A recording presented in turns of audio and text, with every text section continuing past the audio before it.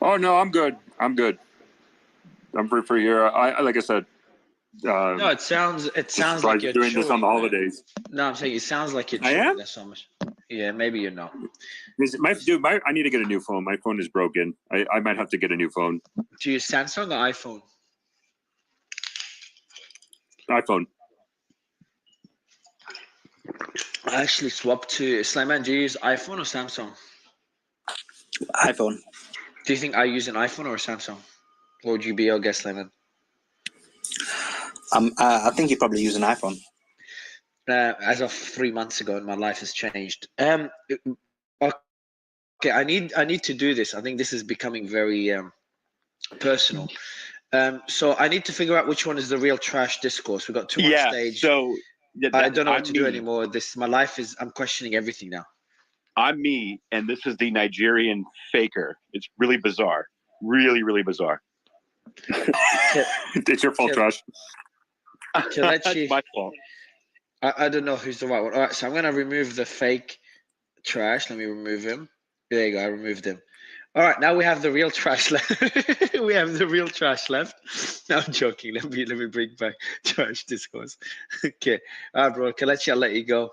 You tricked me again, man. That's twice in a month. All right, let's Kelechi go. Trash is back. Oh my god. All right, let's send that. We got Kyle in the house. Let me send out the invite. Let me start inviting people. I forgot. All right, let me send the invites. Have you gone through the leaked documents, by the way, Allsource? I don't think you did. I've seen the reporting on it on open source, like on the New York Times, and read about it. So, what's your initial take? Pretty damning. Like, that's crazy. And I don't know. It's absolutely nuts that happened. And what do you think of the narrative that this is? Funny, it's like two bits of narrative. One of them is that this is Russian disinformation, and then some Russian sources were saying that this is a trick by the West regarding the military strategy, and that's not accurate. Where do you stand on this? You know what? I mean, it's one of those. It's just hard to tell, and who knows? I mean, honestly, I mean, who the hell knows? I mean, it's kind of crazy that this showed up on a Discord channel, like a Minecraft. I think. Well, no, actually, no. Let me see if I can find the thread. There was a guy who talked about it. There was another Discord channel. Everybody, the first impression was it was a Minecraft, but apparently it was a guy named Luca who claims he shared it from a different one that has been completely deleted. And he's not the original source. Let me see if I can. If you haven't seen that thread, I'll find it and I will share it your guys' way so you can track it. But it's just so bizarre. Yeah, I think we're going to be covering that in a bit. By the way, Golden Retriever, the account, you need to get a new account, man, because I know that you've got knowledge in geopolitics. Your name is Beth, but you've got a Golden Retriever channel, so this makes it hard to remember to bring you up sometimes. Let me get Von up. Von, good to see you again. Schizo sent out the invite. But Simon, where do you stand? I know we're going to start talking about the tensions in China and Taiwan first, but just waiting for some people to join, more people join, the speakers to join. Where do you stand on this, Simon, in terms of the documents? Do you think it is a Russian disinformation campaign? Do you think it's an actual leak and they're using the Russian story? No, I think it's an actual leak because this is just one aspect of a significant number of documents that are going to be leaked, because according to reporting, there's over 100, maybe 200 documents. So this is just one item within, if you can call it one item of documents within a larger plethora of documents that are going to be leaked in the future. So I do think they're legitimate. Should we call them the Pentagon files? I mean, yeah, that would be actually smart to do so. It's a good point, because I think there will be a lot more coming. Okay. All right, and Trash, where do you stand? Do you think it is a Russian disinformation campaign or it's legitimate leaks? So, all right. So I think they're legitimate. And anytime I see mainstream legacy media reporting saying it's Russian disinformation, I know it's probably not. like that's a good indicator these days. But then my question is, what happens where, Brother Nuri, I've just sent you through an invite. It would be a pleasure to have you. I think we invited you. And I've sent an invite. Kyle, you should see an invite on your screen. Make sure you're using your phone. And Mickey as well just sent you through an invite.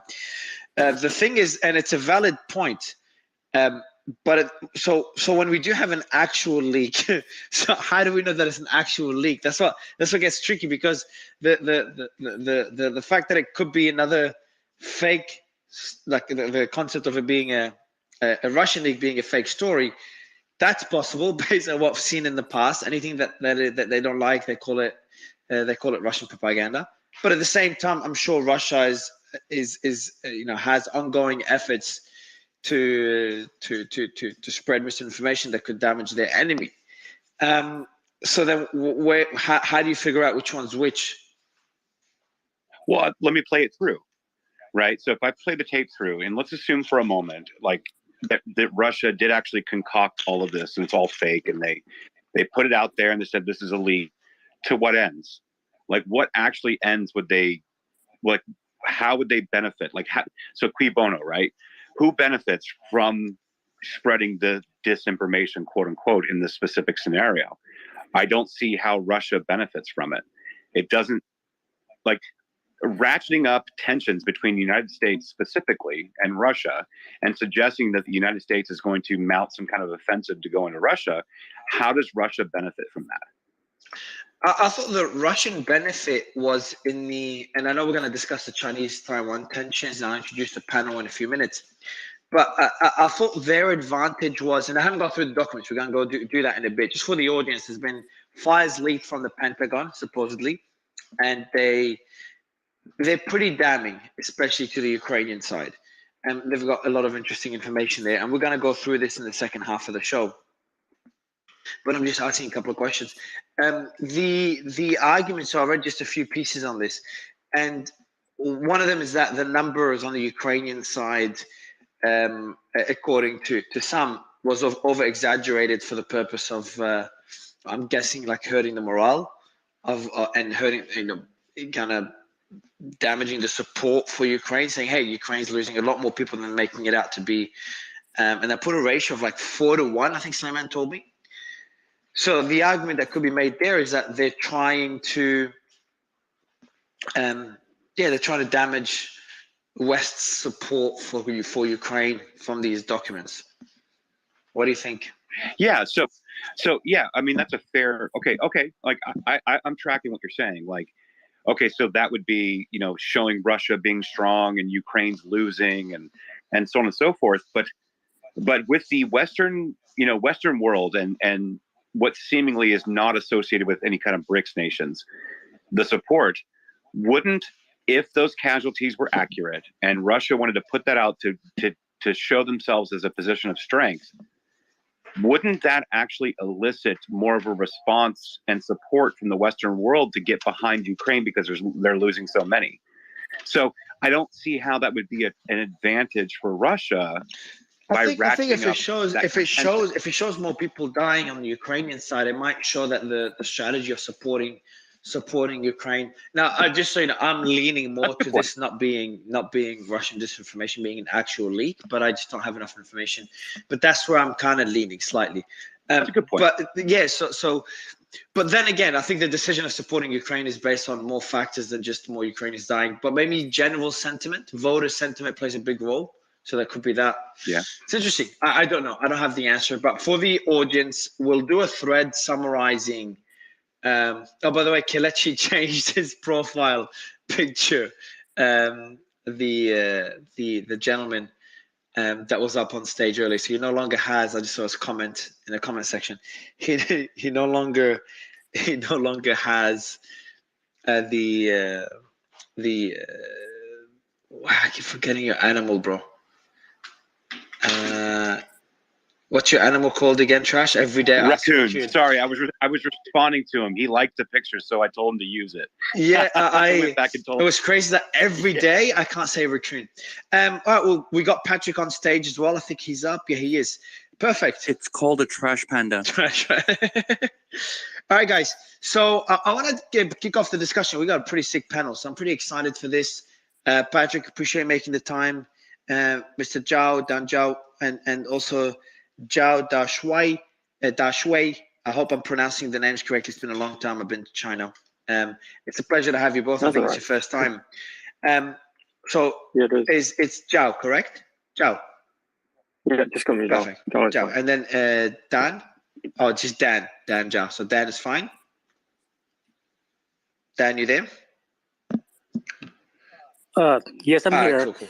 Yeah, I think that Ukraine has been helping China all the way along. Even before the Ukraine-Russian conflict, and people don't know about it. And then Ukraine help China build up their aircraft carrier. Ukraine, You know you're that. saying Ukraine. Yeah, so the relations, it's an interesting point. I know it came out of nowhere, but it's an interesting point.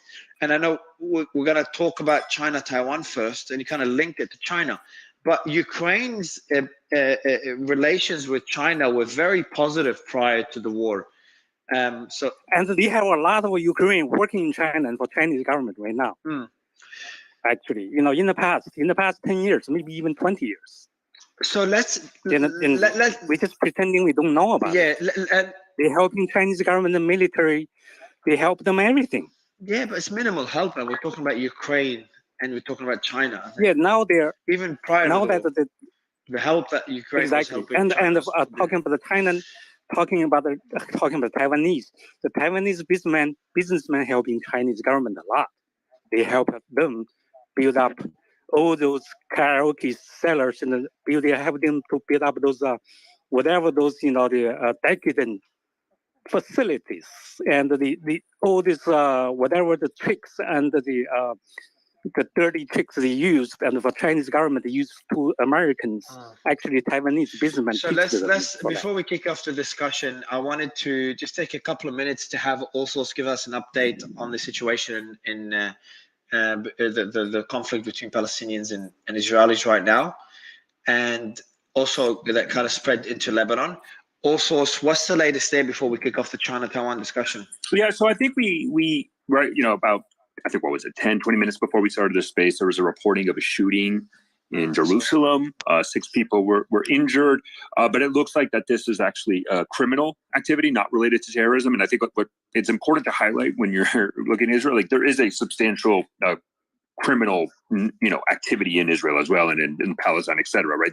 There is a lot of crime, and so sometimes they get conflated, between the Israeli-Palestinian conflict and just normal crime. And so this specific incident that just broke 20 minutes ago looks like it was crime related.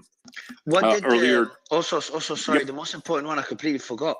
So we saw, just for the audience that wasn't in the Palestine, what was it, the space, the Palestine-Israel conflict space, there was strikes by the IDF towards North Lebanon, deep into Lebanon, after rockets flew out of the border between Lebanon and Israel. And for us, we saw that as a major escalation. Luckily, because there hasn't been that many rockets out of Lebanon towards Israel since the 2006 war, which severely harmed both sides, especially Lebanon's infrastructure. So there hasn't been that many rockets out of Lebanon towards Israel since 2006. So we saw that as a major escalation. Luckily, Hezbollah did not take, so Hezbollah, the Iranian-backed group within Lebanon, did not take responsibility for the rockets. But Israel sent out, did an airstrike deep into Lebanese territory, up north in a Palestinian camp. And we heard a voice note in that space between Hamas soldiers, militants, talking about the strike. And then they said one thing, they said, let's see how Hezbollah responds. Now, if Hezbollah responds in any aggressive way, that could lead to significant escalation in Lebanon, which is already a country destroyed economically. The currency dropped by like 99% in the last 2-3 years. So that was the kind of, since then, it's been a big blur for me because I've just had a lot going on and not much sleep. What happened since, and what did Nasrallah say also? So I think, yeah, Nasrallah said, I think basically it's nothing new, Mario, like nothing breaking. It's the Lebanese front is somewhat quiet. What was significant, I believe it was actually today, there was, I believe, a couple of rockets fired from Syria into the Golan Heights, which could have been kind of the retaliation for the Lebanon strikes of Israel. I mean, again, this is the game, right? This is how it operates. Like, it's something new try to throw something else from somewhere else that shows a retaliation, but maybe not enough to go to full-blown war. Like, I think this is a higher level of tit for tat. Don't get me wrong, this is a higher level for tit for tat, but I think even from Israeli, sources in Palestine, I think nobody wants a major conflict to erupt, right? So it's kind of this back and forth until there's some sort of equilibrium. But the main issue that I did see today that is different, from the typical rockets against Gaza, against Israel, the typical airstrikes, etc., is just the Syria to the Golan Heights. And then we do have... there was three. There was 3 rockets fired. Correct. You're right. Also, there was 3. Yeah. Yeah, 3 rockets, and then, but again, is that today? Is that 3 rockets today? Yeah. Yep. Yeah, it was 3 rockets today from Syria to the Golan Heights, which is probably just if I had to guess, it was probably a retaliation in and of itself for the Lebanon strikes, or just more of the same what we're seeing in the escalations that we see here. So what I think the problem we're going to run into in this and trying to figure out is this escalate or not is the situation in the Al-Aqsa Mosque. Also, yeah. in addition to that, from the Palestinian side, Israeli forces shot dead a 20-year-old Palestinian as well in the West Bank. Correct. Yes. Same, and actually, there was. Okay, go ahead. Sorry, there was the Lions Den. That group that we talked about consistently.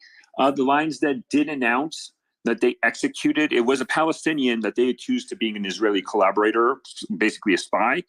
So the Lions did executed a Palestinian in the West Bank, accusing him of being an Israeli spy. Yeah, that was different. Correct. This is different. Yeah. So in addition to what you said, you said about the Golden Heights, and I know this is not what we'll be discussing. First, I want to give a shout out to Censored Men, who's been sending us a lot of information in the background and just keeping us in the loop. And I think me and Sleiman shared some information he sent us both. But you mentioned the Golden Heights. So I know we're going to be discussing China and Taiwan just for the audience. We'll kick this off in maybe another 2 to 3 minutes. Regarding the Golden Heights also, didn't the Golden Heights trigger the last Arab-Israeli conflict? Or I'm way off. I can't remember. So we had the 6-Day War. I'm referring to the 6-Day War. After that, it was the Yom Kippur War in the 70s. I think it was 73. Solomon, correct? The 6-Day War. What triggered it? I remember it was an Israeli. Arab. Go ahead. It was Arab buildup, and the Israelis initiated an attack because of the buildup that they saw, and it was such a lightning success that hence why the term of the 6-Day War, because it was so quick that the Israelis basically achieved an absolute victory. That's when they occupied Gaza. That's when they occupied the Sinai. That's when they occupied the West Bank. That's when they occupied the Golan Heights.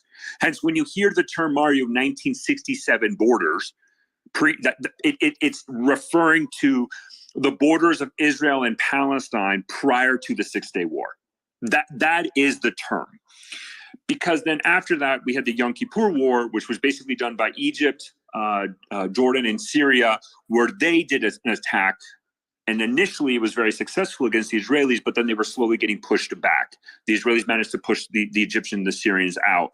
And then the ceasefire was imposed, and that's what initiated the peace negotiations, at least from the Egyptians with Sadat and Israel. But the Golan Heights has been occupied by Israel since 1967 as a result of the 6-Day War.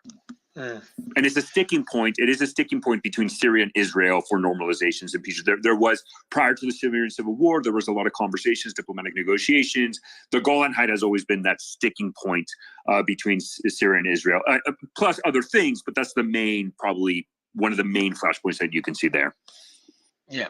And I'm just having a look. I'm going to end it with this. I'm just having a look at the territory, how it's changed. There's a nice picture here. Anyone can Google it. Just Google 1967 borders versus now Israel-Palestine. And then you can see how it's changed. And it seems Gaza hasn't changed much since 1967, but West Bank lost a lot of territory since 1967 versus 2018. Is that accurate? Yeah, the Israeli settlements has drastically increased since then. Yes. So again, and that's a lot of the what you see in those spaces, Israeli settlements, occupation, because the West Bank, which prior to 1967 was Jordanians held the West Bank. Then the Israelis took over. Yeah, we're good. All right, cool. So basically, Mario, just to add to that, I mean, anyone could just Google Palestine-Israeli boundaries, and you can see the significant shift in the boundaries from the start to 1947, to 1967, to now, where there's been a significant decrease of territory, of Palestinian territory, due to a variety of reasons. And one more thing, Mario. I wanted to update everybody. I don't know if you guys are aware of this or not. So you guys remember the attack? There was a shooting, and then there was a car ramming, and the car flipped over. There was one person killed and 6 others injured. Hamas actually took credit for that, by the way. I think it was two killed because they were both. I think there was 2 Italian. So the other one died. Yeah, they were all, but they were all tourists. The victims of this attack Yep. in Tel Aviv terrorist attack they were victims. I mean, I'm sorry, tourists. Yep, and Hamas took credit for it. So that was an update that I got late yesterday. And sorry, Mario, just last thing. We are seeing reports that Israel has canceled vacations for all military personnel. I think Ocean Defender tweeted that, and so the Israelis are concerned. Could this escalate significantly more, or it's unlikely? Because I'm just There's surprised the potential is there. Absolutely, I think everybody's on edge, and anything can trigger it. I think everybody's preparing for an escalation. Maybe they don't want it, but they're preparing for it. But the problem we're running into, as always, and we had this in this phase. I mean, any mirror of issues can trigger an event, and one of the main problem ones would be the Al-Aqsa Mosque. Is just a perfect example of what an event there can occur, and it could just widen into a wider conflict in the region. Yeah, but it's just hard to imagine all this is just for tit for tat, where it's not for strategic purposes. Now, I understand human emotions are human emotions, but it's just a bit too much, in my opinion. Like, there has to be some incentive on one side or the other for this to escalate. I just don't see an incentive. I don't see an incentive by Lebanon. The economy's screwed. I don't see an incentive by Hamas. They're pretty screwed. And Iran doesn't benefit from any conflict there, especially with their discussions in Saudi with Saudi and China, which I want to actually touch on. Maybe it's a good way to pivot to China and Taiwan. And lastly, I just don't see, I don't know, Israel might have an incentive. I just don't think they do. But to kind of move focus away from domestic pressure that Netanyahu is facing. But I still think this is unlikely. Anyway, fingers crossed. Hopefully things don't escalate, and obviously we'll be here to cover it if they do. Talking about the tensions there. Now, I did a tweet in which I didn't intend to compare to the Russian buildup next to Ukraine, because they're very different situations. But the point I'm making in that tweet is that I remember when Russia's military was building up in Ukraine. In my opinion, it was all political posturing. They're trying to negotiate something. I genuinely thought it was close to impossible that conflict will break out between both countries. Yeah, here we are. So the question that I have is, I understand these Chinese drills happen every time U.S. officials visit Taiwan, or whenever there's any flexing on the west side relating to Taiwan, especially when the language gets a bit aggressive. But my question, and maybe also so you can kick it off, and then we'll go to the panel. As you know, you're all regulars. I think you're all regulars. I think Zhao Dashui, I think Zhao is the first time you come on the show, but otherwise everyone's a regular. You can just jump in or put your hand up. But my question is, like, the one thing I learned from the Russia-Ukraine war is just don't be naive. Like, things that might seem impossible in World War II seemed impossible before it happened. Same for World War I. And I'm sure I had people in Ukraine when the war broke out. They were just chilling. On the day of the invasion, they were just chilling. Even within Ukraine, no one was speaking about a possible war. They're going out partying, restaurants were open. Even when the invasion happened, it took a while for everyone to digest what the hell is happening, that the countries are in real war. So my concern is, I'm just worried we could see a similar scenario in Taiwan, where everyone's talking about a possible war. We had other generals, we had Spalding and others come on the show, and they were a bit more concerned. They said that they see a high likelihood of a war breaking out in the next 2 years, by 2025, from memory. And we saw the leak as well. There was a leak by a general on I think he was saying something along the lines of a war between the US and an invasion of Taiwan by China is inevitable. And obviously, Biden said the US will respond militarily. So then my question is, Are we in for a surprise? Is the ratcheting up of tensions there? It hasn't stopped. Could that lead to a potential conflict that none of us expect, none of us anticipate? So, Mario, if I to kick it off, so Yeah, I think jump just the in and then we'll go to yeah. Zhao and Mickey. Yeah. Go ahead. So these military drills, and after this, just a quick summary, and then I'll give my opinion. Right, these Chinese military drills that we saw. By the way, Mario, if you remember, I think Ian was the one who broke in one of the spaces, like all the blockade, and then it was like some cargo vessels. Right, it was kind of like, okay, it's not a blockade. These military drills are a direct response to the Taiwanese president say that visited the U.S. and I think she met the Speaker of the House, Kevin McCarthy, right, a very senior, the third in line for the presidency, obviously, and these military drills and these announcements, et cetera, I think are a direct connection, right? It's Chinese response to the president of Taiwan's visit into the United States, right, and meeting with senior officials, et cetera. And oh, by the way, I believe there's a congressional delegation visiting Taiwan either already or soon to visit, right? And so this is a response. We saw this. This is Mario is very, very similar to when back then Speaker Pelosi visited Taiwan, and then China responded. So to answer your question, so that's kind of what we're at, right? These are kind of like the facts. And so where I look at it is like we're not at a February 23rd, 2022, the night before the invasion between Russia and Ukraine. Like there is no indications like this. We haven't seen any significant, like there has been military, don't get me wrong, there's naval presence, there's military exercises across Taiwan.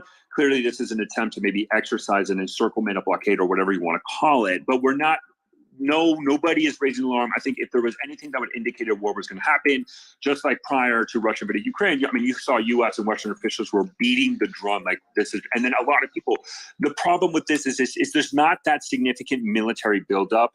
And to be honest, I think it just goes back to everything we've talked about prior China spaces, right? That this is, I think, is China's response to it because they need to send a response because they feel that this is a provocative measure by the U.S. and Taiwan. But at the same time, China has a lot of other pressing issues, not only internationally, but even domestically. So I think this is a response. But Mario, I wouldn't be concerned about China war right now.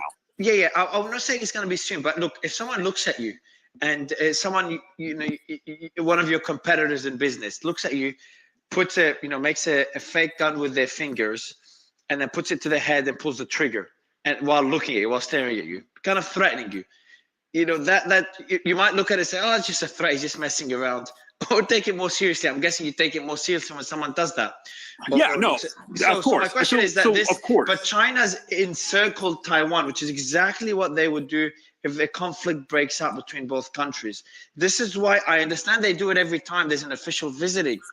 But then how long will this go on for? How long will the U.S. keep supporting Taiwan, keep sending officials to Taiwan? How long will China keep saying Taiwan will reunify with China? And how long will they keep doing these drills?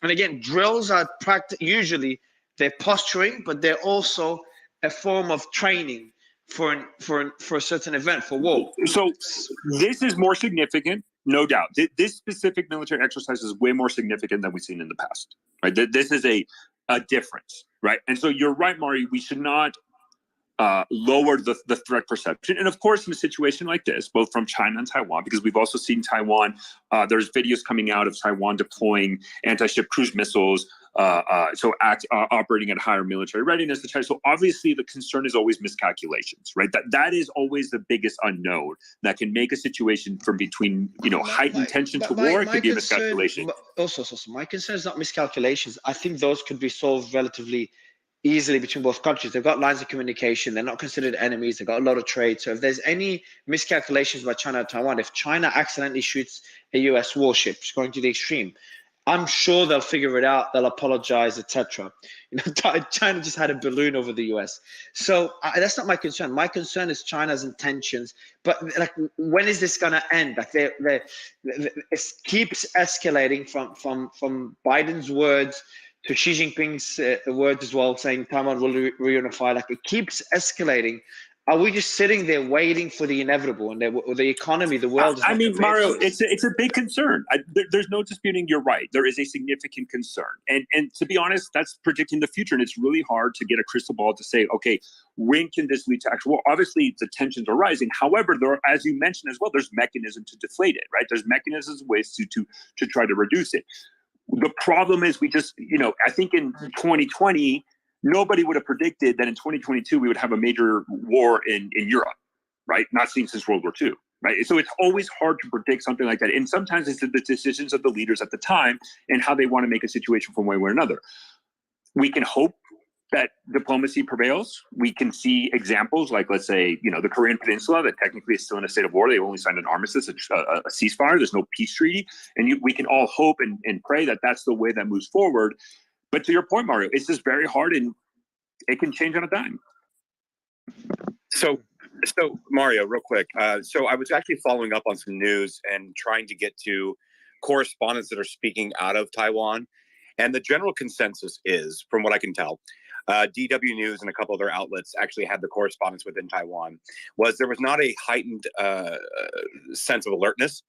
Obviously, their defenses in the country are on alert because they need to be at all times. But what they said was, generally speaking, like, we expected this because our president went to go visit with Speaker McCarthy. And then she actually came out on television and said, look, listen, we expected this. We know they're going to do this. They are getting a little bit closer than they usually are. But the live fire drills were actually closer to mainland China than they were Taiwan. The encirclement was concerning. But what they said was, we expected this by making the visit. It was the same thing that Al Source had mentioned with Pelosi going out there and so on and so forth. What seems to be, and I think there is a cause for concern a little bit, but what seems to be is that Taiwan's official message is, we expect this, we're not worried about it. We're going to have a hardline message against China. China has to continue the message of, eventually we will absorb you back into, mainland China. We will be reunified, but it seems to be kind of like a stalemate and almost like a political football that they get to toss back and forth at any given moment. I like one thing you said, how Taiwan is saying this is nothing to worry about, which I agree, by the way. I just don't think it's something to worry about. But I've left it a bad taste in my mouth. I'm gonna go to Zhao next, but I'm left with that bad taste in my mouth, Trash, because I was saying the same thing to people in Ukraine. Thinking I'm all that fucking smart, saying, look, it's really unlikely anything will happen. If it does, it'll be lasting a few days. There's no way it's going to become a war. So that's why, and Ukraine was saying before the invasion, Ukraine was saying, yeah, they're not going to invade. Don't worry, guys. And now we know later why they did that. They didn't want people to panic, etc. But I think behind the scenes they were preparing for war. But Zhao, I first appreciate being on the panel. How's this going to end? Considering the narrative in China. Correct me if I'm wrong, but in China, everyone sees Taiwan as part of China, and the reunification is inevitable. Is that a fair statement? Yeah, that's absolutely correct. I mean, since we were in elementary school, we were told that Taiwan is part of China, and a lot of people in the West cope up, think that it's Chinese being brainwashed. But even with me having free access to the internet with VPN, I mean, I still stand by my point. I still believe that Taiwan is a part of China. It should be reunified. So I mean, I want to thank you for giving me this opportunity to speak, and I just want to introduce myself a little bit. So I have several family members that are party members, and both my parents work in the state sector. So I'm quite familiar with the sort of the inner workings of the system, and so I hope I can provide a different perspective to the discussion.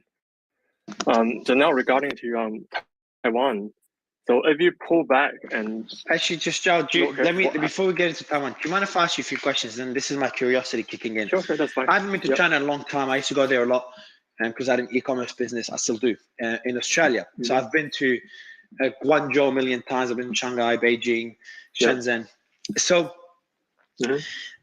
there's a certain perception of the Chinese Communist Party and the way business is done in China.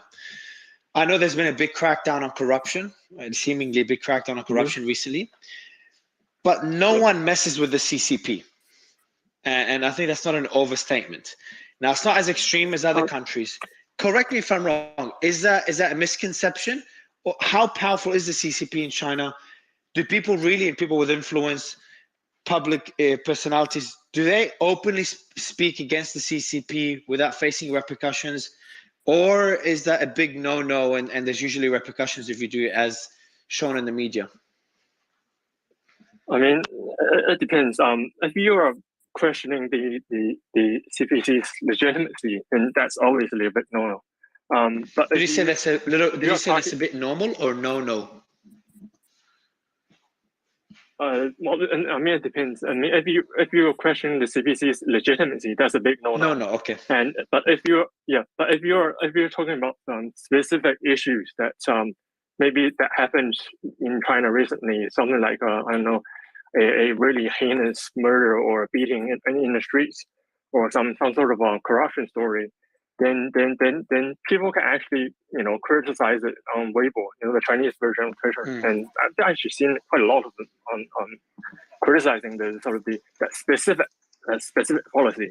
You can't really criticize the CPC itself, but you can actually criticize the specific policy and some wrongdoing within the government. This is not as totalitarian as some people would like to believe. Fair point.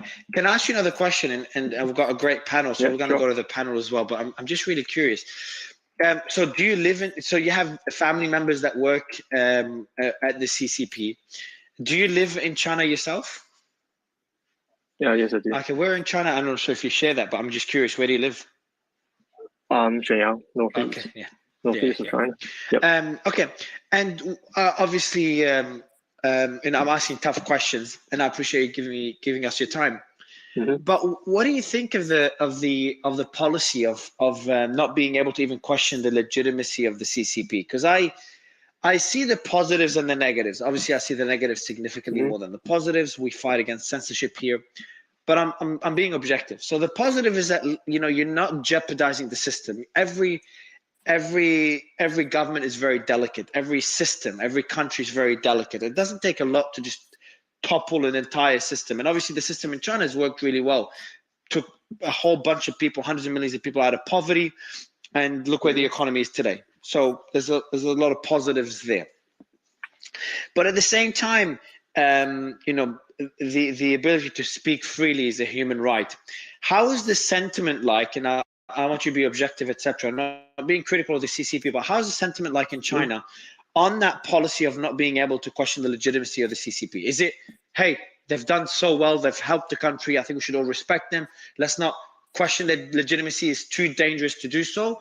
Or is there a bit of pushback in China against that policy? I think the common misconception people have regarding the CCP is that they think that the Chinese people is in this sort of a tacit agreement with the CCP that if you grow the economy, then we'll be quiet. That's actually not the case. People see that CCP is Communist Party. It's actually not a party per se. I mean, it's a sort of a ruling organization or ruling class of people made out of 90 million people. That's like more than the population of Germany. If you add in their spouses and their families, that's like a quarter of the Chinese population. Like, I mean, not quarter, but maybe quite a substantial amount of the Chinese population invested into the system. So the CCP kind of represents this really broad umbrella that covers in quite a almost all sector of the Chinese society that people actually invested into the system instead of seeing CCP as a sort of a manager in a company, if you will. That's all. If you grow the company, then we'll listen. We'll be quiet and listen to you the commands of the managers. So not quite that case. Yeah. Yeah, so Zhao, I've got a lot of questions. I can go on for at least an hour just asking you questions about the way things work in China and the CCP. But we've got a great panel here, so I'm going to bring it back to Taiwan, and then probably throughout the show ask you more questions. Again, I'm really happy. I didn't know you had family members of the CCP and you live in China. So it's just that's why I'm geeking out a bit. It's been a long time I've been to China as well. But so going to Taiwan, I understand the sentiment. You can add on to it because obviously your knowledge is a lot more than mine. I understand the sentiment in China is that Taiwan belongs to China. I know where it comes from. I know the basics of the history between both countries. But I want to hear from you. Why do the Chinese think Taiwan belongs to China? And then the next question, for me, what I find to be more important, how the hell is it going to happen considering the US's stance on Taiwan and Biden saying pretty openly on more than one occasion, along with other officials, that if there's an invasion of Taiwan, the US will respond militarily, which could involve obviously sending, or will likely involve sending military personnel to the region to participate in the conflict. So what's the stance there, and what's yours, but also that of I'm genuinely curious, that of Chinese citizens, because I know that's a big red line for them when it comes to Taiwan. Yeah, okay. So I think to understand the Taiwan issue properly, you have to, stand back and pull back and look at what happened to the cross-strait relations in the past 70 years. And then you'll notice that each generation of Chinese leaders have their own different ways of dealing with Taiwan. And how they dealt with Taiwan was closely related to the sort of the capability China had at the time. So if you understand the context, and then correctly link it to the understanding of China's strengths and capabilities, then you will know where this is all going. So if I can just talk about the historical context a little bit more. So Mao formulated this one China policy where you can only have diplomatic relationship with either China or Taiwan, where you can't have relationship with both. But Mao sort of identified the problems of the deficiencies of China's powers back in the day, and so he sort of put the Taiwan issue in the back burner. Deng Xiaoping, who succeeded Mao, was actually the one who first became more proactive regarding to Taiwan. So he introduced the 6-point for the peaceful reunification of Taiwan. I think in 1983, I believe. So in that proposal, Deng Xiaoping basically was ready to give Taiwan de facto independence, and where Taiwan was able to keep their military. That's back in 1949 after the Chinese Civil War, or no. The 6 points on not the 6-point plan. I'm talking about the independence itself. So Taiwan became not independent. Oh yeah, but had its own kind of an independence back from since 1949 after the Chinese Civil War, correct? Yeah, well, yeah, you can see it. You can see it that way. Yeah. Okay. Go ahead. Continue. Yeah. So in 1983, that's when Deng Xiaoping, the successor of Mao, proposed the 6 points on peaceful reunification. So in that proposal, Deng was basically ready to give Taiwan de facto independence, where Taiwan was able to keep their military and all of their government agencies and systems in place. The only thing Taiwan had to give up in that agreement was their official name and the official name, which is Republic of China, and their diplomatic relationship with other countries. So basically recognizing that they are part of China, but they were able to keep everything else, including military. So Deng's proposition was probably the most generous offer that the Chinese side could have got given even up to this day. But they refused. So after Deng came President Jiang and President Hu, they both sort of continued the Deng's policies. But President Hu did something important in 2005, where he passed a anti-secession law, which legally requires China to use force on Taiwan if certain criteria are met. And that includes if Taiwan gets nuclear weapons or if China deems that some peaceful unification becomes an impossibility. So if the trigger happens, then China will use force legally, and that's what's written in the 2005 law. So let's take a step back. So when would China, and I'm going to go to other panelists now to kind of balance it out. But you said so the 6-point plan was not accepted by Taiwan, correct? Mm-hmm. Just want to make sure I got my facts right. So Taiwan never. Okay. So when you said that this is when China will use military force?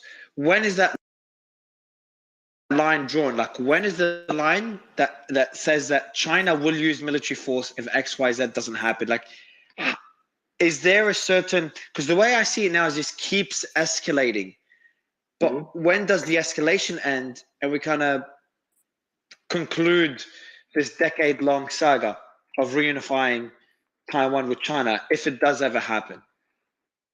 Well, the short answer is my prediction is in the early, in the early 2030s. So maybe 10 years, a little bit more than 10 years from now. And what gives you that prediction? So the basis of my prediction is that if you look at, say, let's just use a recent example that Nancy Pelosi when Nancy Pelosi visited Taiwan last year. China basically erased the median line within the Taiwan Strait that had been there for decades. So in that median line, that Chinese military aircraft wasn't even allowed to fly towards Taiwan directly. But after the Nancy Pelosi visit, that median line was erased and gone. And if you look at just the recent Taiwan and Kevin McCarthy meeting, just 2 days before that meeting, Chinese Coast Guard made a statement on Weibo saying that they will board suspicious Taiwanese cargo ships inside the Taiwan Strait for inspection. And this is erasing another sort of, what you can call the sovereignty of Taiwan. So what you can see is that this gradual erosion of Taiwan's sovereignty, and this salami slicing will continue until the time is right for China to strike. And my prediction is that it's in the early 2030s, because by then China will have around about 5 operational aircraft carriers, and with these carrier fleets, China can mount an effective blockade of Taiwan. How would the judge? I want to go to Mickey, but and then Nuri. Good to have you on the panel. Feel free to put your hand up anytime or jump in. But before going to Mickey, Zhao, one last question to you is: how do you think the U.S. will respond? Because Biden did say the U.S. will respond militarily. Things change between now and a decade, and me and Sleiman went back and forth on this on how likely U.S. policy is to change. But how likely do you think it is for the U.S. to respond militarily? And we are seeing, like, literally as you were speaking, just to kind of show you where things are pointing towards.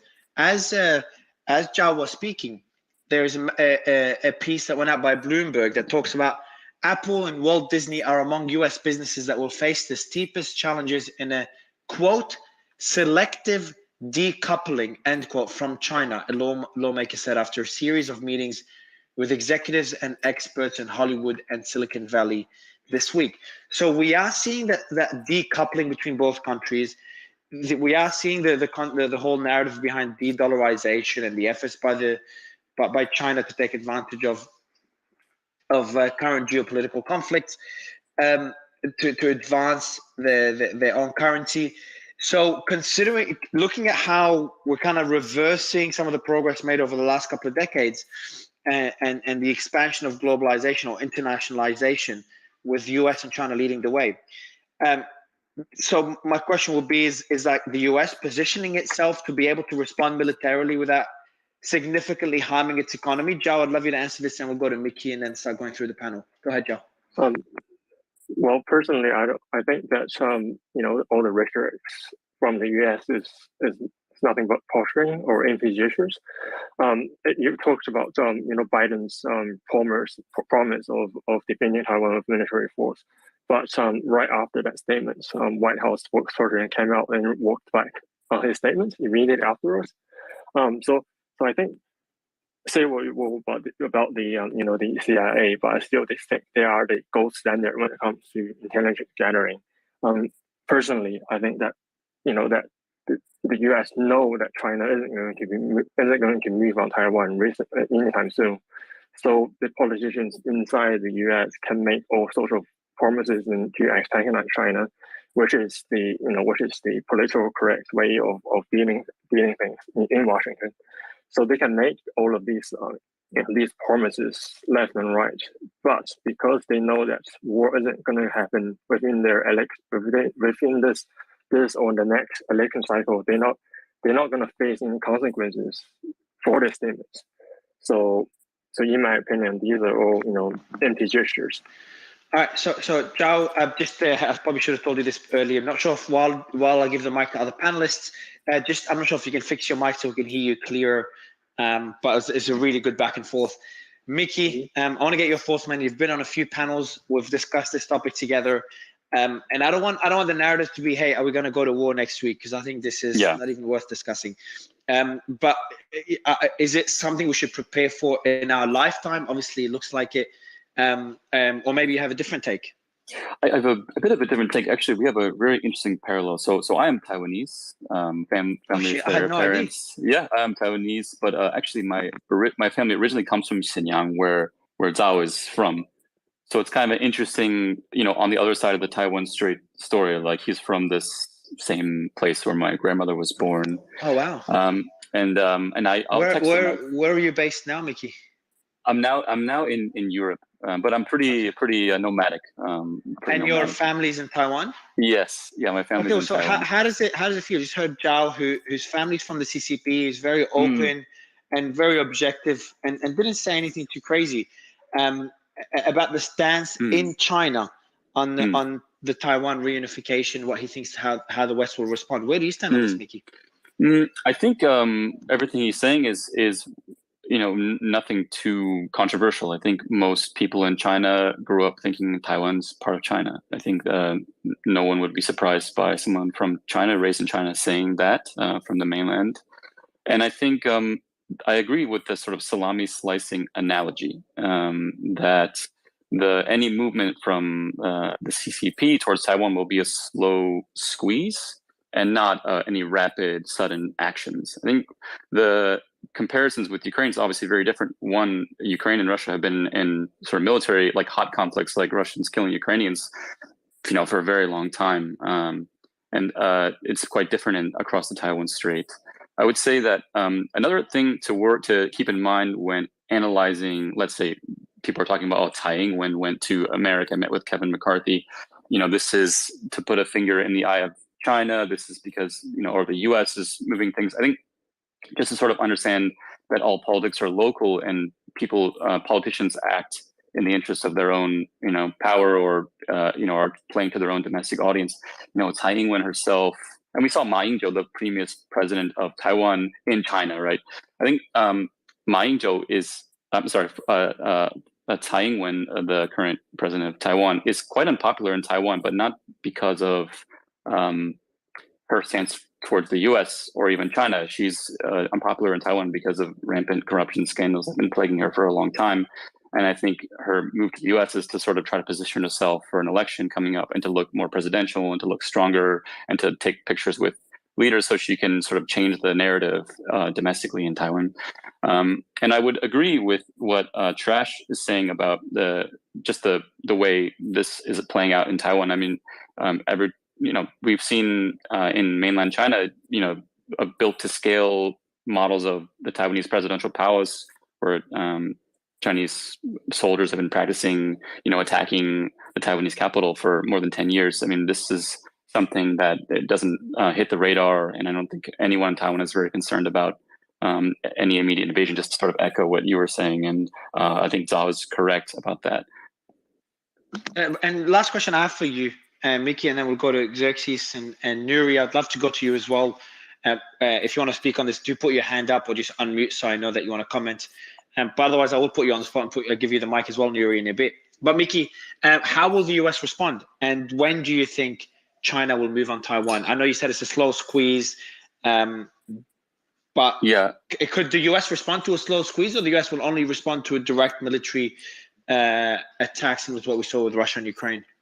I think Taiwan is very useful for both Xi Jinping and for Joe Biden and for any U.S. presidential leader. Right, Taiwan is extremely useful to rattle sabers. I don't think the U.S. is going to do much to respond. There's not much they can respond to, because the actions, although sort of the headline is provocative, the actual activity is not.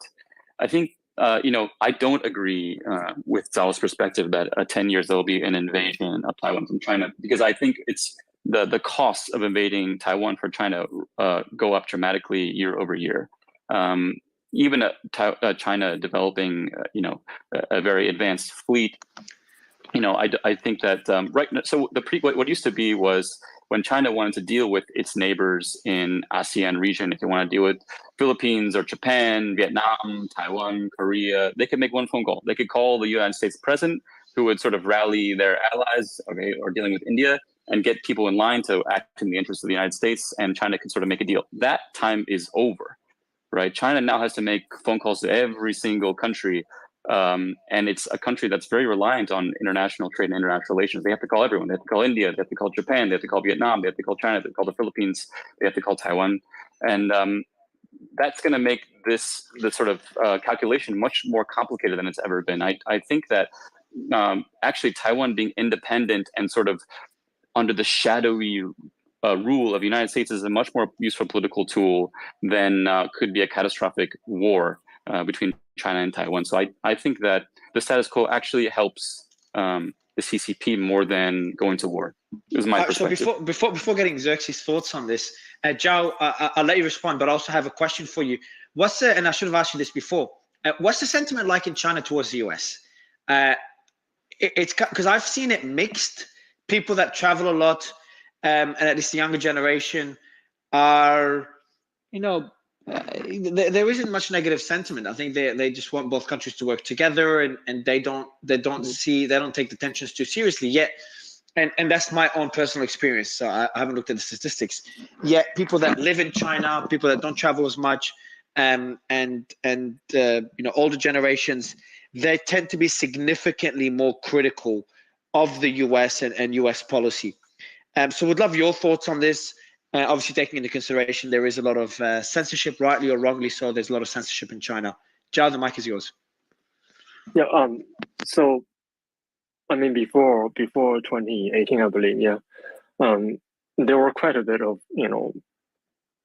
pro-US voices in China, but ever since the trade war, that basically destroyed pretty much any pro-US voices within China. Because, I mean, if you think about it from the Chinese perspective, what the US is doing is preventing China from moving up into the high-tech sector, which includes the semiconductor manufacturing industry. How the Chinese are seeing it is that these Americans, they want us to keep making Nike shoes and sewing T-shirts for them, and they don't want us to Did you say these Americans want us to keep selling T-shirts to them and making what? Yeah, making juice? No. Did you say juice? No, sewing T-shirts. Okay, and I heard making something and selling T-shirts. I don't know what that was, but okay, I like that. Nike shoes. What's the way you describe the narrative? These Americans want us to keep creating Nike shoes and selling T-shirts. I like the way. I know, serious, but like the narrative. I like how you've worded it. But also, I want to point out a fact here that a lot of manufacturing is moving out of China to lower cost countries around China. Still very small numbers. China's still the hub, but it's a trend that's moving. But the point I think you're making with this statement, and I'll let you explain it further, but the point you're making, just for anyone who doesn't understand, is that China's economy is evolving from a cheap manufacturer of goods for the Western world to a much more advanced economy and a big player in the world. Obviously, we're past that stage years ago, but go ahead. Yeah, so if you look at what the problem that China is facing right now is actually has to do with university graduates unemployment, and something like 50% of of the Chinese under 20s, they have tertiary education. I mean, that's at the level of developed countries. And what China lacks right now is actually low-end workers, the assembly line workers. No one wants to work in assembly line factories in China now. I mean, other than the pretty desperate ones that didn't have a proper education. So China's economy is in a transitional phase where they are transitioning from a low-end, low to mid-end a manufacturing base into a high-end manufacturing base, and they're making strides in quite a few areas. But this, the semiconductor area is the last, I guess, the last bastion that the U.S. has over China, and once China overcomes that last bastion, and basically, it's pretty much over for the economic warfare, I guess, between the U.S. and China. Okay, no, I appreciate it. I do want to go to just give the mic to a few other panelists. Xerxes, I want you to jump in on this one. Obviously, respond to points made so far, but also the question that I have, because on a personal level, I really want to be prepared for it, considering my family's in Australia and I travel a lot. I need to have a plan on a possible conflict. First, a possible invasion by China of Taiwan. Possible U.S. response, and what's been said so far by Mickey and Zhao, which is interesting because you got Zhao, both of them from the same city. Zhao's family from the CCP. He's based in China. Mickey's family's in Taiwan, and he's obviously a nomad. He's in Europe right now. What are your thoughts on everything, Xerxes? Yeah, first of all, great space as always, Mario, Soleiman, Trash. Good job, guys.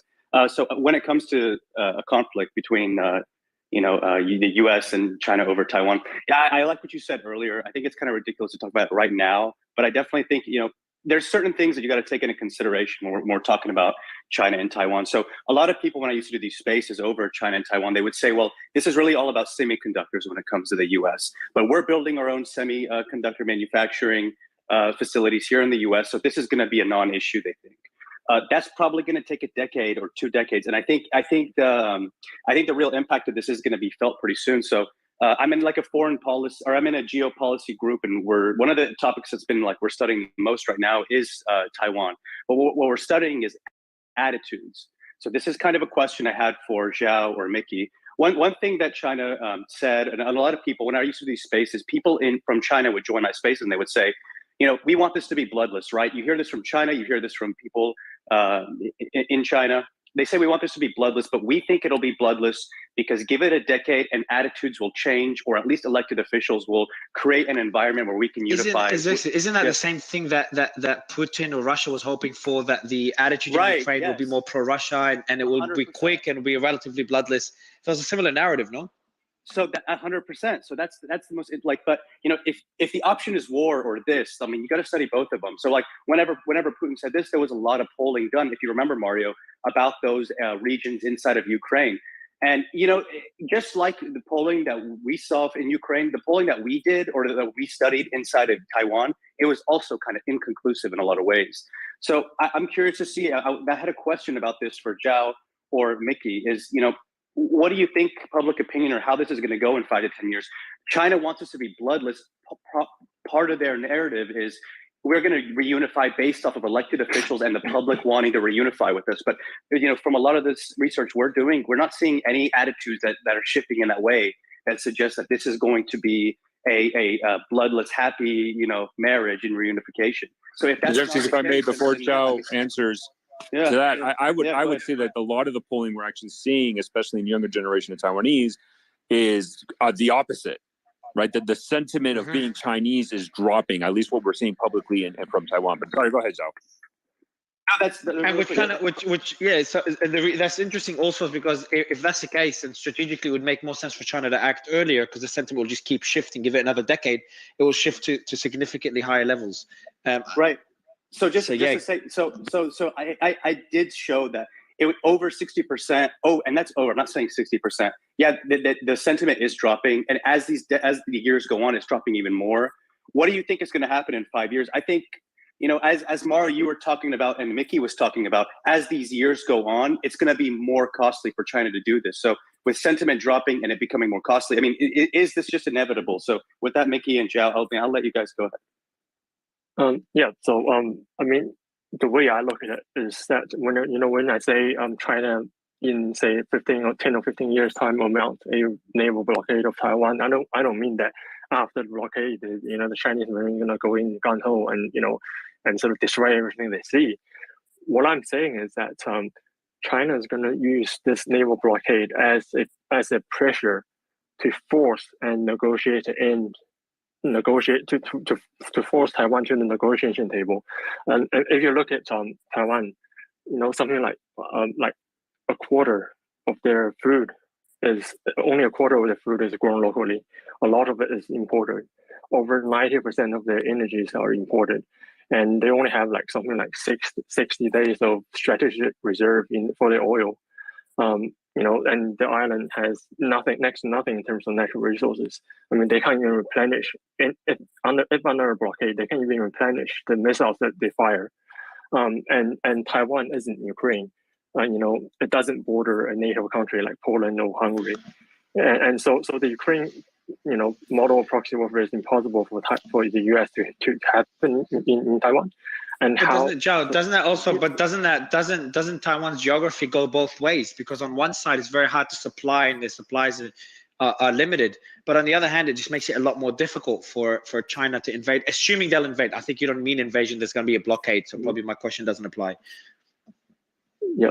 So yeah. Well, there's many different scenarios how this might play out, but I think from the consensus of from the earlier discussion of how this is going to go in terms of bloodless unification, it's not going to be dependent on how many Taiwanese identify themselves as Chinese.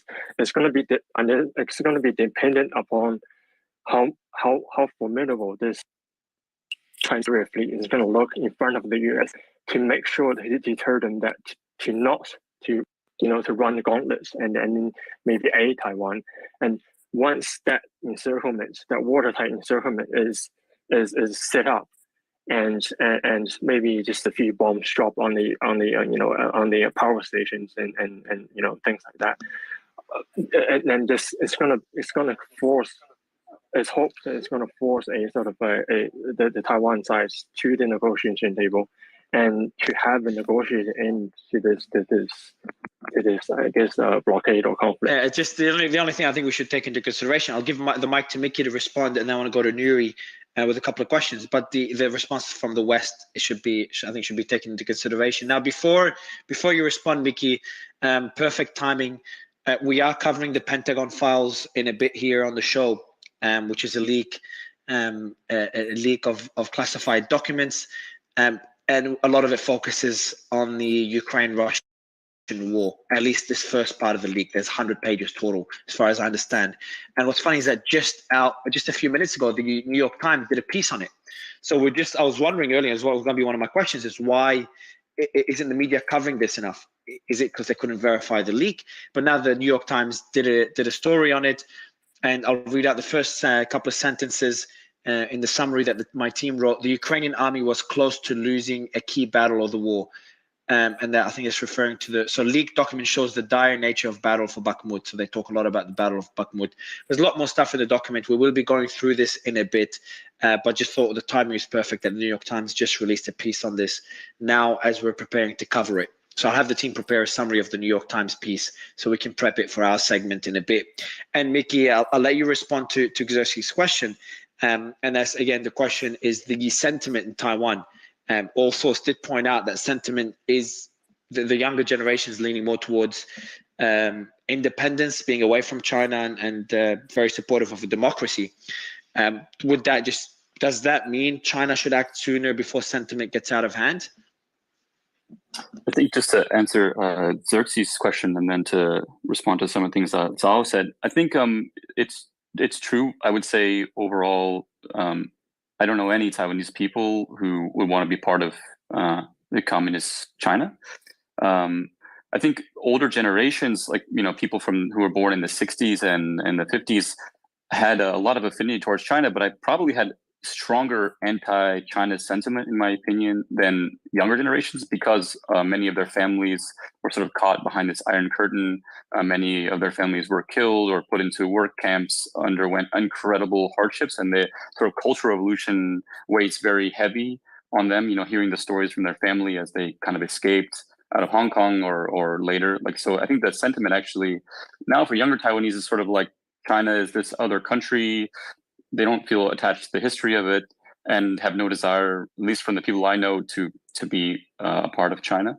Of course, and people raised in China have a different perspective and want either through military or violence to take over Taiwan in the future and sort of have this. It's part of the China dream, and now it's sort of an egoic thing between their battle against the West. But as for Taiwanese people, like most people want nothing to do with a change in the status quo, and most people want nothing to do with violence. I do agree with the peaceful thing. I think, and this is something that is maybe hard to hear, especially for people in the West and even myself, who's very very pro Taiwanese, is that I agree in the sense that Taiwan isn't like Ukraine in the sense of the people's willingness to undergo violence or to be violent. I think I was having a conversation with my cousin I was in Taiwan like 3 months ago, and we were talking about this exact thing. What happens if China does invade? Am I going to come up here? We're going to bring the AKs and we're going to fight off the Chinese people? And they said, listen, if China comes here tomorrow, I am going to hide all my books and I'm going to put a big Chinese flag on the balcony because I don't want to fight. And I think that was interesting for me to hear for someone who is Taiwanese, but lived in Taiwan briefly, but didn't grow up there. So I have maybe a different culture. And I think that's true. I think there's no desire for fighting and for violence. And I think that's true as well in China. I think that's kind of a cultural thing that's different from the West. And I hope that an invasion in the future, it doesn't happen. And I'm not one to speak about, I'm sure someone will talk about naval tactics and the likelihood of a embargo. I think Allsource and John would probably be great to cover this in a bit, and Vaughn. I do have breaking news, and I'll give the mic to co-host to our host Trash. Are you going to mention the breaking news, Trash? Is that what you're No, go for it. No, go for it. I want to. Yeah. So my team did tell me there's going to be a lot of leaks coming out, and we just had it literally 4 minutes ago. The leak came out. I'll read out the heading: Ignited security concerns. Leaked confidential documents about Buckingham Palace and the King's residence. So it seems there's leaked documents relating to the Buckingham Palace that ignited security concerns. It's a piece by some Arab media outlet, so it just came out by the looks of it. So we're going to be waiting, but that could be related to the leak. The team is saying it's related to the Pentagon files, and we could see ongoing leaks as the files come out. Slyman, is that who replied yes? Who confirmed it? Yes, Slyman and Trash, both of you confirmed it. So what are your thoughts, Trash and Slyman, before I go to Nuri on the leaks? It's related. We're going to get some significant documents. The original post by the New York Times said there was hundreds of documents, and I read elsewhere, but I can't remember the source, where they said there were at least 200 documents. So not pages, but documents. So that means that there's going to be a significant amount leaked than what we first. So this is a lot more. This is a lot more serious. It was on the front page of Reuters and CNN, so it seems to be gaining attention. I did say that the media is not covering it. I will take that back, because yesterday I was looking at the various outlets, and some of them, including Reuters and CNN, had it on their homepage. But you're saying there's going to be a lot more documents, so we don't know how much more intel there is, and that kind of dispels the notion of this being a Russian disinformation campaign, because it wouldn't be just one. It's not just one document relating to Ukraine. It's a lot more now. We're seeing. Palace. If you're asking for my prediction, what will happen is, and this is a well-known tactic by the United States. I forgot what it was called now. It's called Project something anyway. And essentially, what they do is proliferate the media with misinformation, so that when this real information comes out, then people can't discern the real information from misinformation and then assume all of it's misinformation. So this is definitely legitimate, and we will have a lot of content that is legitimate, but then the deep state, or as you call it, Mario, the establishment, will probably put a significant amount of misinformation out there as well to like make everyone believe that all. It's gonna be like a Twitter Files campaign of us just covering it live. I think it's gonna be a pretty. We're gonna be pretty busy with this stuff over the next few days and weeks. Trash, I know I interrupted you, so I'll go to you, man, and then we'll go to you in a bit. Go ahead, bro. No, you're 100% right. Like, I'm laughing because it's hilarious, because this is going to be like a crazy entourage of like what's real, what's not. How do we parse this? Like, that's why I'm laughing. But I wanted to go back to what Mickey said specifically. There's not much of an appetite for most Taiwanese people to resist any kind of occupation, and there, in the inverse, there's not much of an appetite, from the Chinese people to impose any kind of incursion into Taiwan. So one of the things that I talk about a lot, and people like ramp up the rhetoric, and they're like, "Oh my God, if China invades, Taiwan, our computer chips, and like they'll take them in a day." And it's this whole thing. And one of the things that I've always talked about, and I want to get the feedback specifically of Zhao and Mickey here, I would like to know, because my theory has always been, number one, like the point when Taiwan was actually established themselves, when the previous government escaped out of China, when the new government came in after the Civil War and they established Taiwan, everything that they've done in the course of their history was to build up their defenses. And I've looked at Taiwan and the ability to be able to actually make a land incursion, not just a navy, because China's navy is whatever. I'm not an admiral. It's not my business. But it doesn't seem to me that it's that clear or crystal clear that they can actually take Taiwan in a day or two. And one of the things that Taiwan has been doing, I mean, like, keep in mind, guys, Taiwan, not even based on per capita, they are number 23 in military expenditures, but they are very low on population. So like the military expenditure versus population is out of control when it comes to Taiwan. I mean, out of control, like bad. I'm saying that they focused on defense. And I'm not so convinced that China can just take Taiwan very easily. And so the Taiwanese people may not be, they don't want to fight, but I don't see a situation where China can just take Taiwan in an instant. And so what seems to me, and what's very clear to me, is that it is politically and geopolitically expedient to have a saber rattling event between China and Taiwan, and party members in China and party members in Taiwan can both talk about this. Even American politics can talk about this, and actually have platforms, political platforms, based on the fear of China taking Taiwan. But the reality is, I'm not so convinced that can actually happen. One of the things that last thing I'll land on, Mario, sorry for taking so long. One of the things that I've always been concerned about is the shipping lanes.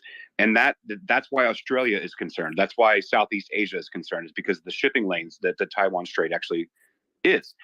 And so what I've said from the beginning, and I want to fact check myself against two people that would clearly know what they're talking about, is an actual war or invasion of Taiwan doesn't make sense. However, a blockade of the shipping lanes do.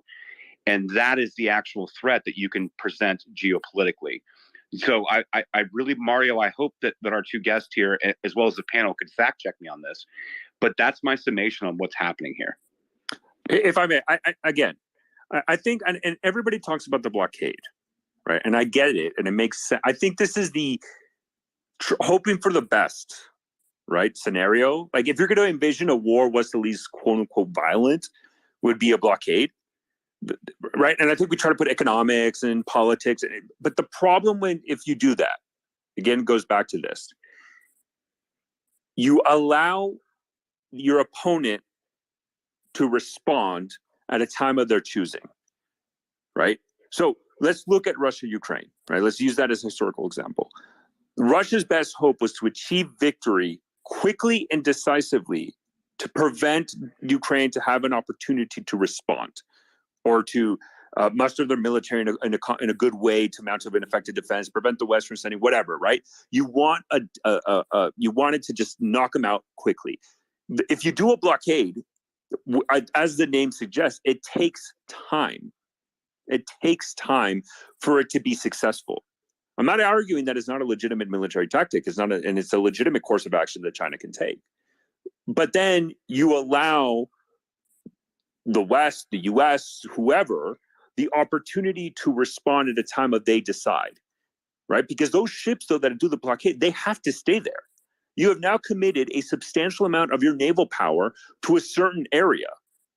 What says the U.S., let's say if they respond, if they're going to respond to the blockade, they don't have to go straight at the blockade. They can go in a million different areas. They can do their own blockade against China. Like, you see how this goes, and they can just drag on.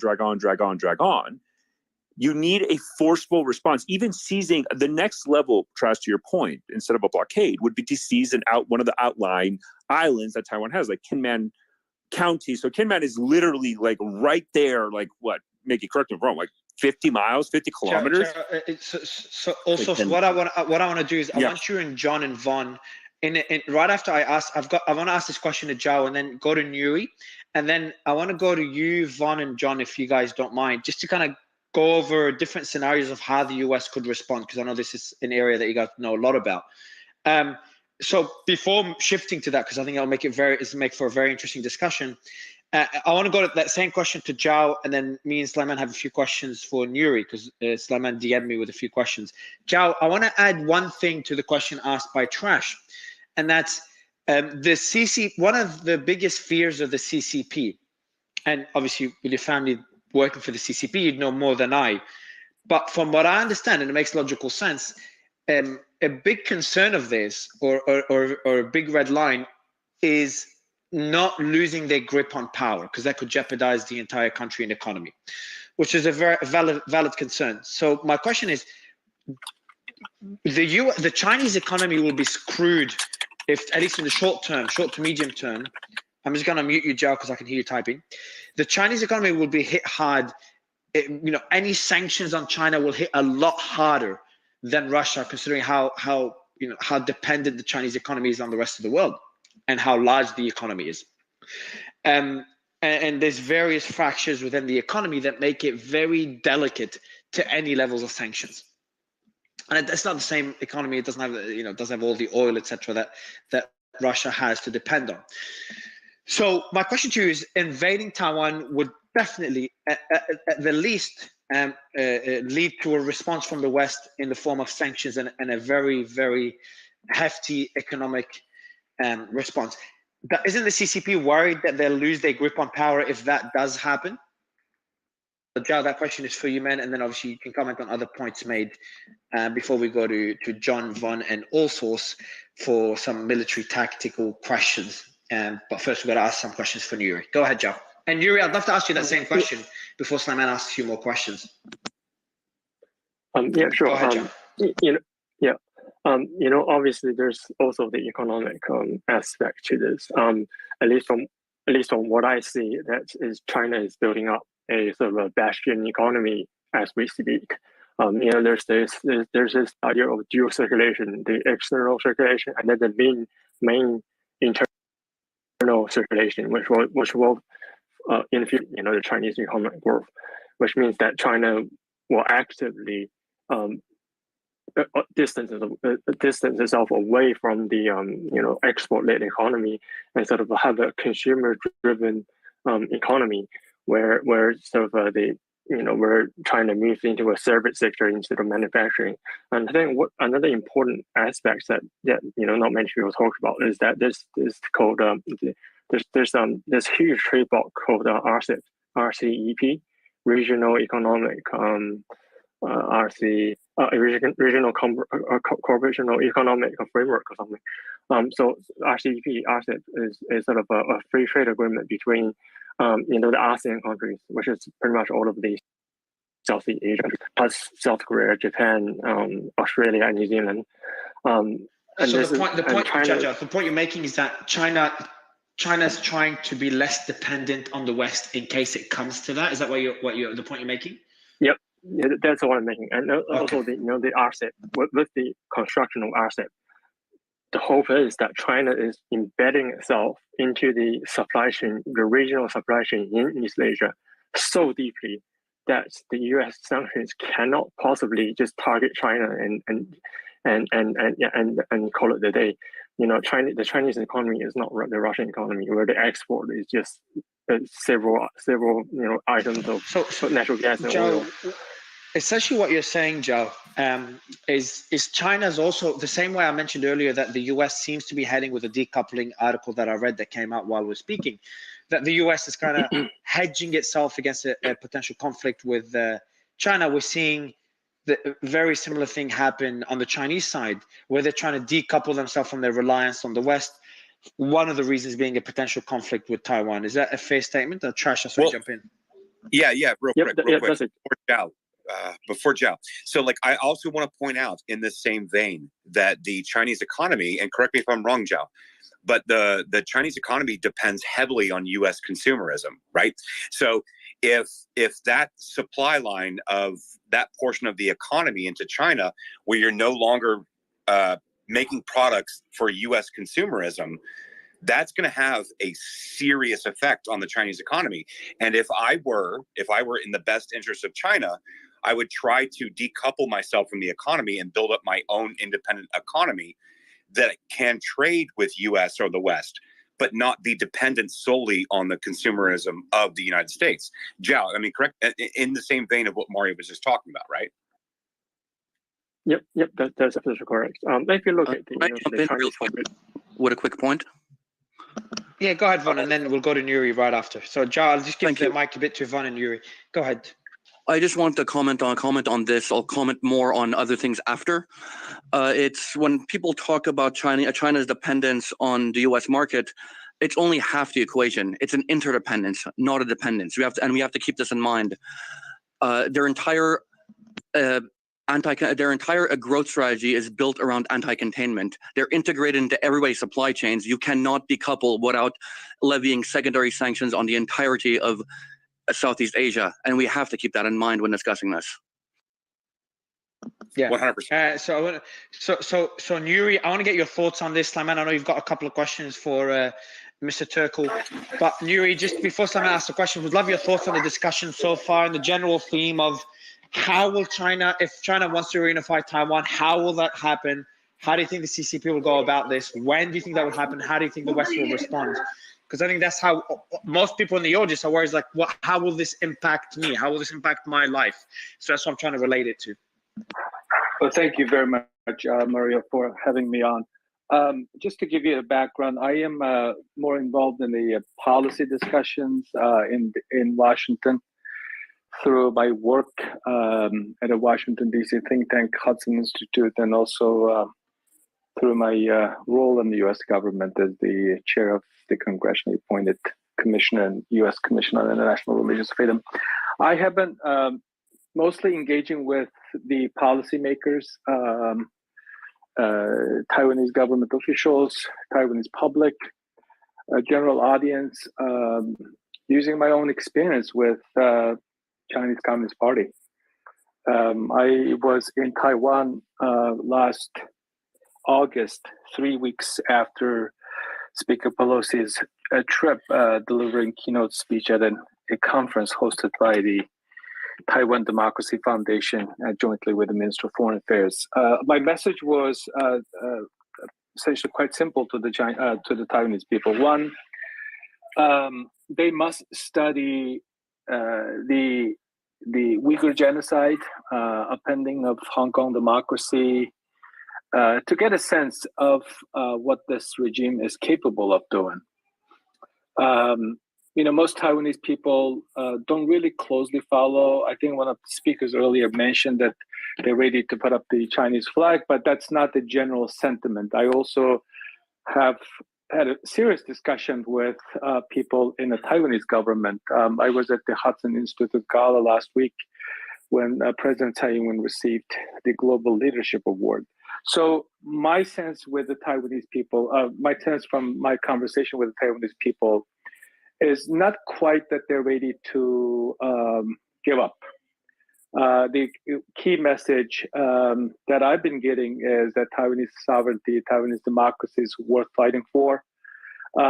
President Tsai Ing-wen made that very clear at the Hudson event last week. I listened very carefully, and she repeatedly said that. And also, the other aspect, that as somebody who, just to give you a little bit of background on my own history, I was born in a re-education camp during the height of the Cultural Revolution.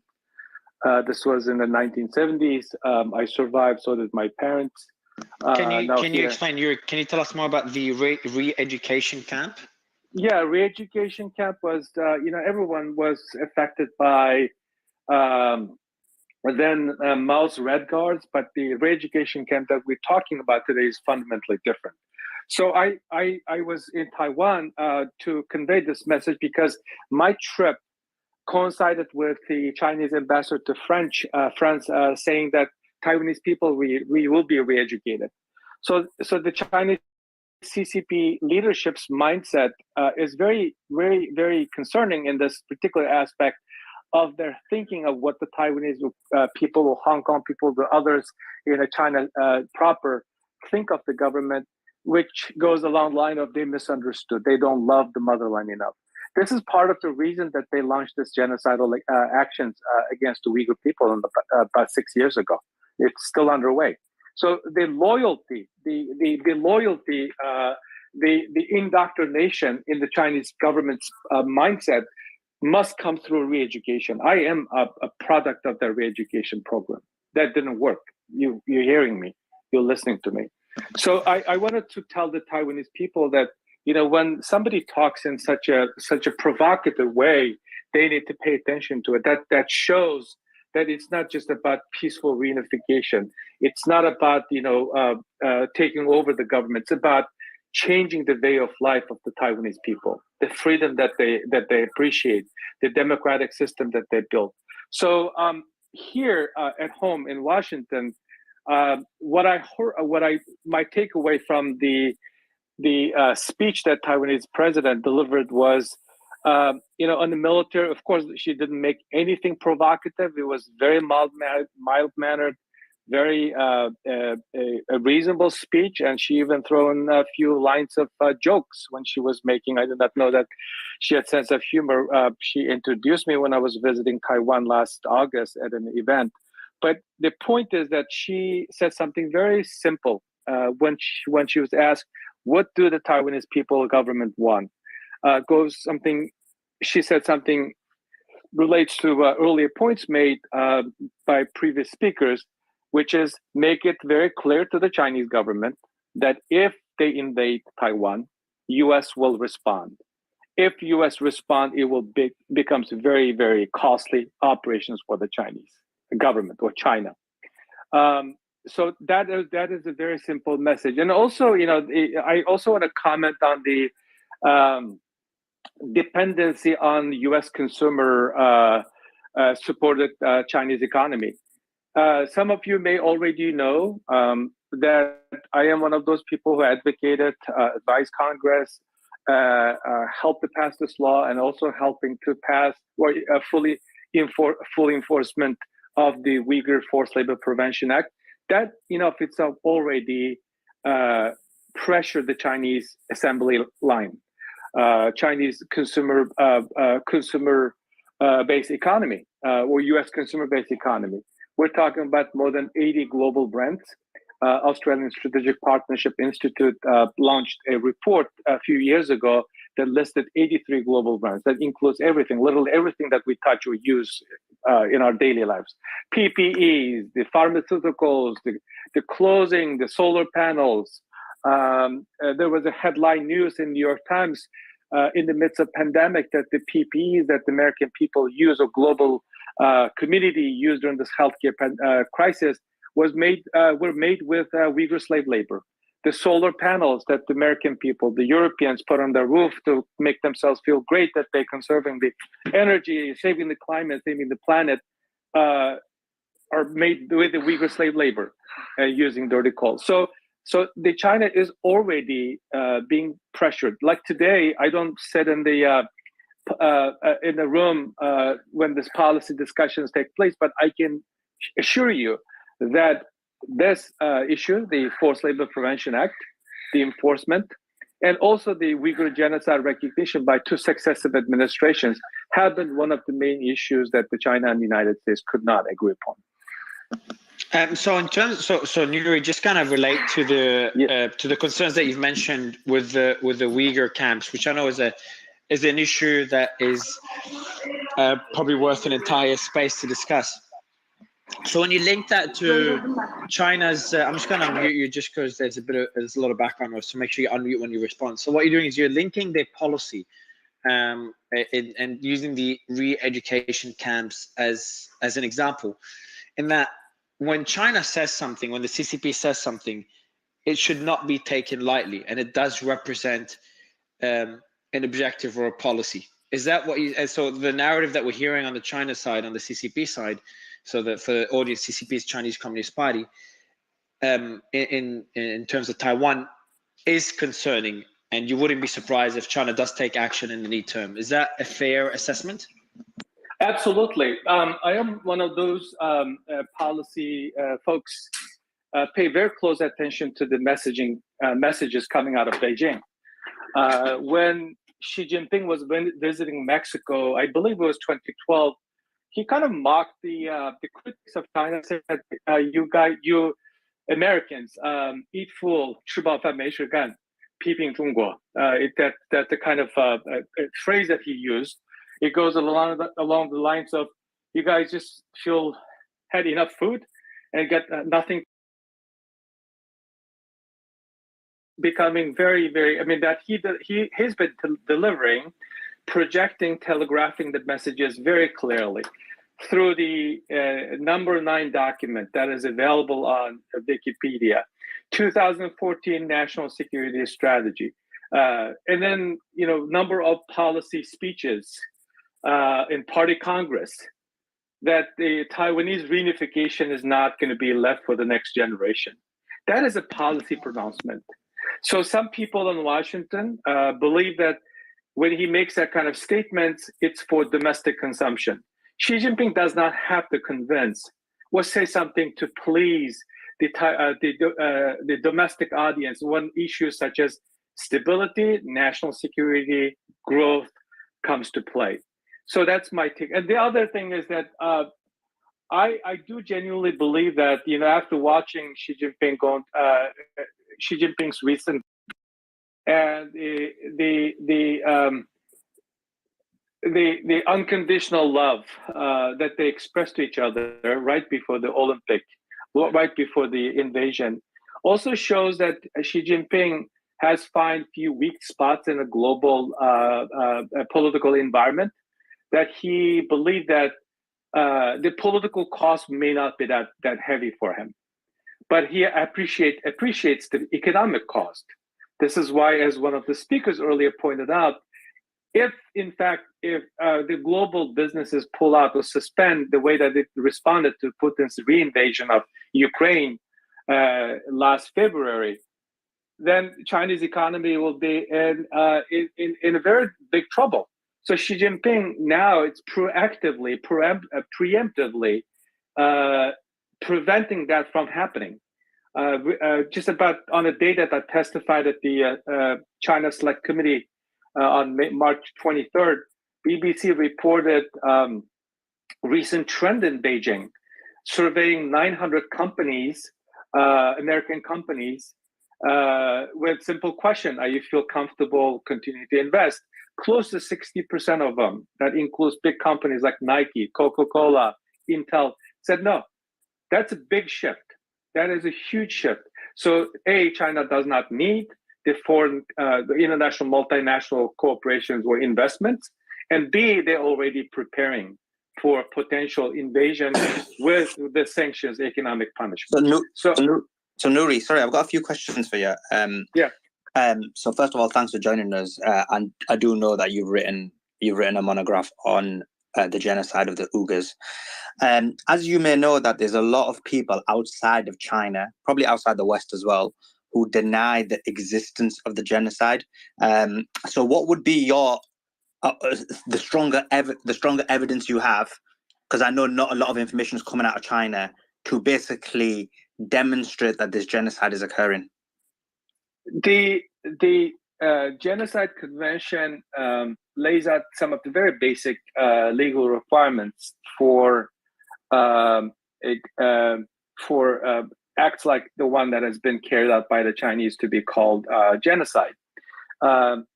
Nuri, sorry, so let me rephrase the question, because what it is, I mean, I love the technical aspect, and we can go into that in a second, but we have a lot of lay people who are listening. So just from a layperson perspective, like, give us some proofs or some evidences you have and some of the genocide that's occurring, if you know what I mean, just in a very basic manner.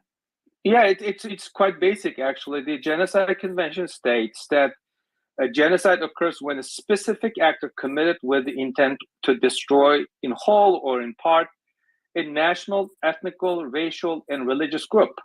So here we have not only a systematic, deliberate attempts to destroy the Uyghurs as a nation, we have a strong evidence, case in point, 800,000 to 1 million Uyghur children have been forcibly removed from their families and transferred into state-run orphanages. That goes to one of the key requirements of the genocide definition, legal definition. And then two, systematic, deliberate prevention of natural population growth. This has been also documented in the period of 2019-2020. In just one county alone, the population growth declined by nearly 60%. This has all been publicly available information. So at least two of those legal requirements under the Genocide Convention goes to the heart of what the Chinese government has been doing. So they also have shown these statistics through their own open source. Like if you look at the Chinese government's white paper, they express actually they state very with a kind of satisfaction that they put through 1.3 million Uyghurs through a re-education camp from 2014 through 2019. So that you have, again, this is one of my repeated lines, that you have to listen, you have to read, you have to listen to the Chinese, you have to read their own statements. Yeah. So another question I've got, and that is this: you know, the persecution of the Uyghurs. Do you believe it's on Uyghurs? Yeah. Do you believe it's on a religious basis or an ethnic basis? Because obviously we've got Han Chinese Muslims who don't basically get persecuted. So do you think it's more the fact that they're Turkic, or like, what's your thoughts? It's both. This is both. Let me try to keep this as simple as possible. The Uyghurs have gone through various types of persecution as long as I can remember, as long as I've been breathing for. The Uyghurs have been accused of being separatists and extremists, and since 9/11 they've been accusing the Uyghurs of terrorists. So this is like something that the Chinese government, this is something has been part of their policy agenda for at least in the last 20 years. So since 2016, right after the Xi Jinping put in place a very brutal Chinese Communist Party official, Chen Quanguo, relocating him from Tibet to Urumqi, they come up with this idea that everyone who should be rounded up, and also the CCP regime also severely, heavily focused on Uyghurs' religious identity. So that's religious identity goes to the essence of this pushing, essence of Chinese government's one of the key policies, pushback against Western influence. The foreign religion, Christianity and Islam, particularly problematic to the Chinese policymakers and Chinese leaders, thinking that this religious belief, religious background, will eventually become a source of political opposition. And then the ethnic identity aspect, the Chinese government believe ethno-religious identity is something, they liken ethno-religious identity to thought virus, that need to be cured before it spreads to the vital organs of the state. So in a way that they're rounding up people into the camp, they looked at thought leaders, influential individuals, professors, stage actors, religious leaders. So they rounded up, just like the same way that Hitler's Germany rounded up Jewish intellectuals. I mean, Mario, the reason why this is, the reason why that bit was important is because essentially you have a scenario where we have basically two different narratives. One narrative is obviously the West, and they are saying there is, they're against China, they're pro-Taiwan, and they say there is an Uyghur genocide. And then you have the rest of the world who obviously disagrees. And so it's important to basically frame it and see hold on. the situation. Yeah, so I wouldn't say the rest of the world disagrees, but I just also think that. I mean, why would you not say that? So, for example, if you look at the voting record of the recent vote that occurred when they were basically accepting whether it was occurring the Uyghur genocide, generally speaking, the Western world said yes, there is, and a lot of the non-Western world said there is. Sulaiman, let me interrupt you there. It's not. First of all, it's Uyghur. You should be able to pronounce it easily. It's called Uyghur. It's not Uyghur. Two, you have to look at what kind of what kind of countries that China lined up. If you refer to the Human Rights Council vote, that vote was based on the motion to debate on UN Human Rights Council's report released by Michelle Bachelet, literally minutes before her term is expired. It was an innocuous motion. The motion actually was supposed to help the Chinese if that debate was allowed, but they are able to rally 19 countries, and the United States were able to get 17 countries. That 19 countries, most of them are vast majority Muslim countries. You tell me if that has any credibility. So man, I don't know enough about the topic. So first, and I want to go to the war games of how a Chinese Taiwanese conflict would look like, how US involvement would look like. So we have John and Vaughn that could comment on this, and then slowly shift to the Pentagon files, the big leak that is taking the world by storm, right? At least taking the intelligence agencies by storm. So in terms of the Uyghur genocide, I'm going to use the word genocide. I haven't looked into it. I don't know enough. But in terms of your point, when you say the rest of the world, it's a pretty big statement. So if I understand your statement, is like the US might convince its allies to vote the Uyghur genocide, and that was done before tensions, and that's been going on for a while. And there's criticism that the US has not done enough because there's too many interests between. So there's an argument that, hey, why isn't the US doing something about the Uyghurs? Just because the economies are so interconnected, but they respond more aggressively to other genocides. So the argument, at least that I've seen when I looked into it, is that the argument is that the US has not done enough. The narrative has gotten stricter now, especially with the tensions, the geopolitical tensions between the US and China. And the countries that did not, call it a genocide, the main ones here, so these have publicly denied or downplayed the existence of the Uyghur genocide. That's China, Russia, Belarus, and North Korea. I'm just using ChatGPT here. And then some were more neutral, or they didn't comment on the matter. And these are Pakistan, Iran, Egypt, UAE, and Saudi. So it does show a lot of interconnection. These economies are very dependent on the Chinese economy. So just an important point to make here. Again, that does not mean there is a Uyghur genocide. There could be mistreatment. That's not a genocide. It could be a full genocide. I don't know. But I also see that the West could also use their political influence to get support for labeling this a genocide. But I definitely, from what we've seen so far, the reports, the satellite images, etc., there's definitely something going on. But there's always a possibility that the West could use this to make it up to be significantly more than it is. But there's also an argument to be made that the West is downplaying this, considering the economic dependence or interdependence between China and the US. But that's just like my quick general thoughts on the Uyghur situation. And I think it is worth doing a full discussion on this. And Nuri, I appreciate coming on stage. Zhao, I know you have probably some comments to make on this. So Zhao, I'll instead of, before getting you to make comments, what I'll do, if you don't mind, I want to get Vaughn and John's thoughts on how a conflict, and anyone else who can add context to this, how a conflict between China and Taiwan would look like, and how if the US does respond militarily, how would that look like, and what capabilities does the US have, considering Taiwan is a small island, it's a very different situation to Ukraine, and that's both a positive and a negative thing to China, because on a positive side, it could just encircle Taiwan and choke it, but on the negative side, it's also very difficult to invade Taiwan militarily, to get personnel on the ground. So would love your thoughts. Maybe Vaughn, you can kick it off, how a war would look like and how that would impact the global economy, because that to me is also a very concerning point, especially considering the shipping lanes near Taiwan. Sure, but what time frame are we talking about for a potential conflict here? Good question. Because I'm China, and my PRC. Let's say I'm the PRC, and my calculus is that we're on the rise while the U.S. is in decline. The further away in the future the move is made, the more successful it is likely to be. Yeah, so that's a good point, and that's arguing that China will continue being on the right on the rise. Yeah. And the U.S. influence will drop.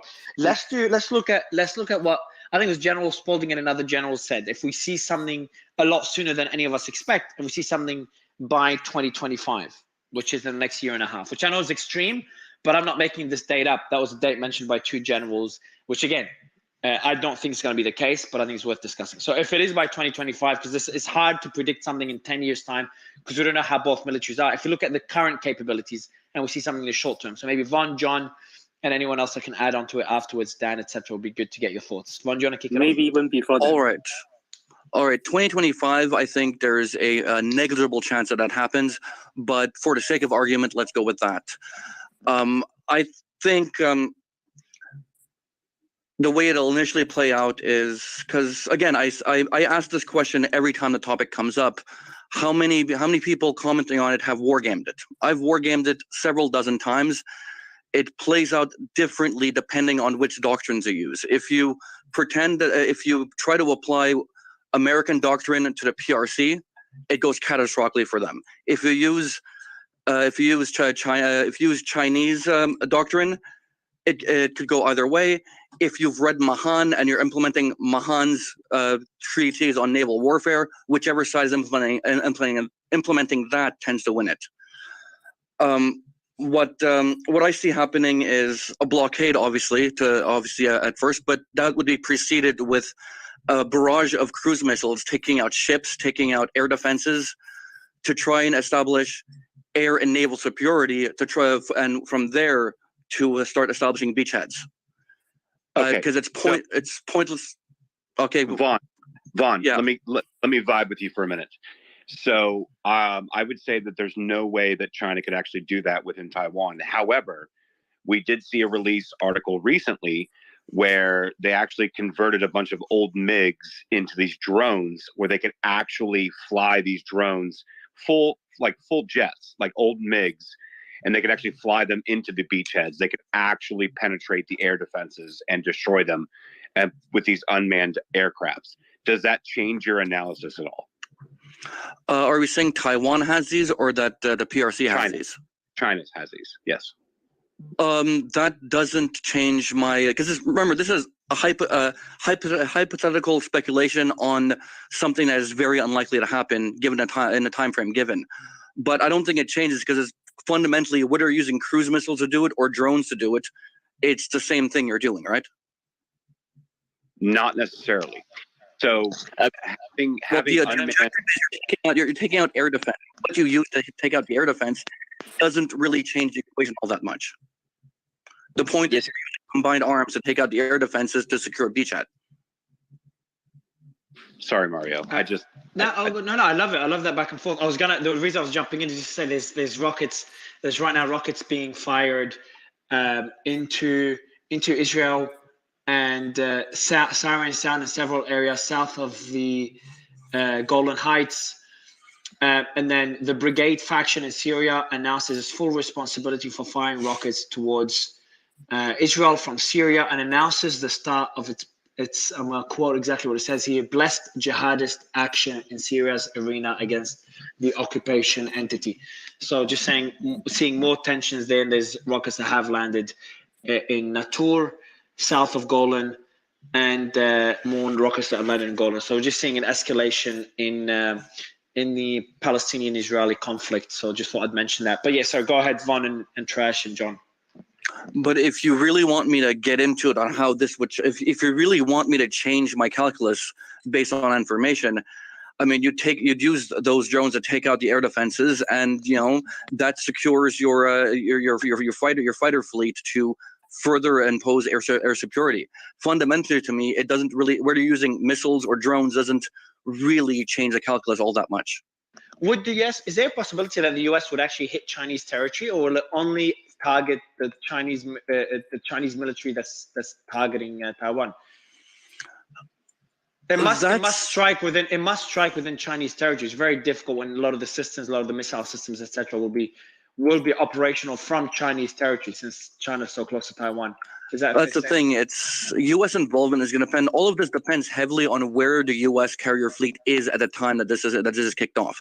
If it's near, I mean, that's a deterrent effect. If it's far, then they do have advanced cruise missiles anti-ship missiles at long range that could theoretically, and I'm emphasizing theoretically, keep the carrier fleet outside of an air wing's effective range. If that's the case, then they will have no choice but to, I guess, use standoff weapons to try and take out those systems, and then so they have no choice but to hit the mainland. Makes sense. John, where do you stand on this? Yeah, so sorry, I can't talk that much because I'm in the car, and I don't know if you guys can hear me well or not. Yeah, the mic is good, man. The mic is good. Okay, cool, thanks. So we're basically, Army doctrine, right, has stated for almost a decade now on the situation of the Taiwan Strait crisis, right, that basically essentially what Vaughn said, right, standoff fire. So these long range munitions are going to be leaned on heavily. That's why you see us revitalizing our industry to kind of build that our stockpiles up.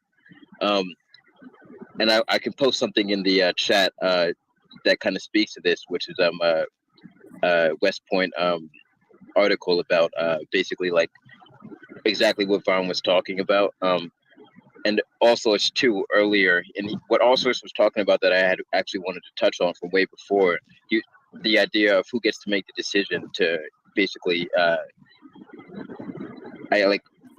the idea that the United States can get involved whenever they want to if China enforces a blockade. That's an idea called decision-making dominance or decision dominance, which is a doctrine heavily leaned on as well by the United States, and it's this idea that we'll let you open up a conflict so that we can react any way we want to. And I would also just say to Trash and Vaughn. Trash mentioned this idea of UAVs, right?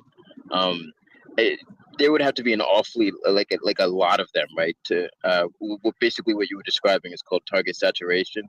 And it's the same thing Russia's doing in Ukraine right now by firing Dud missiles that have dummy missiles and stuff. It's just saturate the air defenses so that that the actual payloads get through. So Trash, you do bring up a good point. But one thing China does maybe not know how to do as effectively as the United States, but does show they know they need to learn it is the idea of SEAD, right? Suppression of enemy air defense. Because if you and I forget his name, but he was up here and he made a good point that Chinese white papers are pretty. You can find them. There's a lot of them essentially, right? And one thing they consistently say is they're very critical of Russia and their lack of SEAD in Ukraine and their inability to have their air force affect any type of change in the battle space. And there's a white paper, and I hope I can find it again, specifically and it's all about why Russia isn't doing SEAD. And their kind of confusion on why they're not, because they have this supposedly capable air force. So China will most likely, and they have the capabilities to do this as well.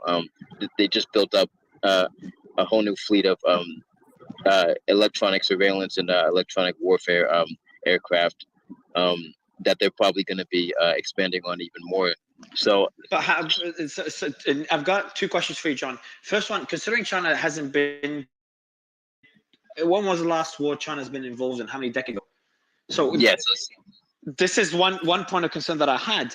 And then the second one I wanted you to touch on, how will that impact the rest of the world? If the conflict does happen, we saw how the Russian conflict impacted the world, the global economy, but a Chinese conflict with US intervention, I cannot begin to imagine the impact it will have on the world. For example, already my companies and all the products we import from China, what will happen to all these supply lines? I don't know if Emma's up. Let me bring Emma as well. She can talk about the economic impact. Can I make a comment, Mario? Yeah, definitely. So you can. I know a great deal about this whole field. Yeah, of course. I'll give you. Right now, Hold on. Yeah, right now the Chinese have got an aspirational blue water navy. They're not fully there yet as far as having Oh, a so sorry about that. worldwide presence.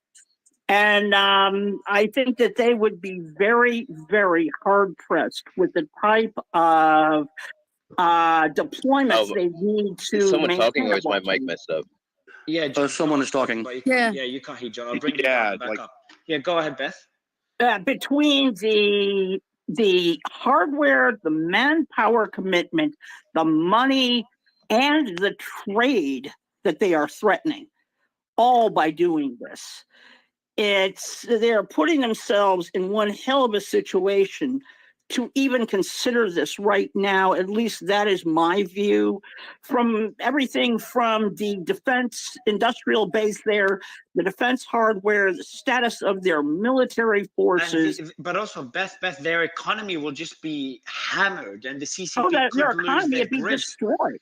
Yeah, their but economy this is would be this destroyed. what surprises me. This is what surprises me because the generals that say the war and many are saying it's inevitable, but the narrative in China worries me because I'm not sure when this will change. Maybe they expect it to change in a decade or two, but in the short term, and we've had some smart people say a conflict is possible in the very short term, in the next year and a half. I know we all think it's unlikely.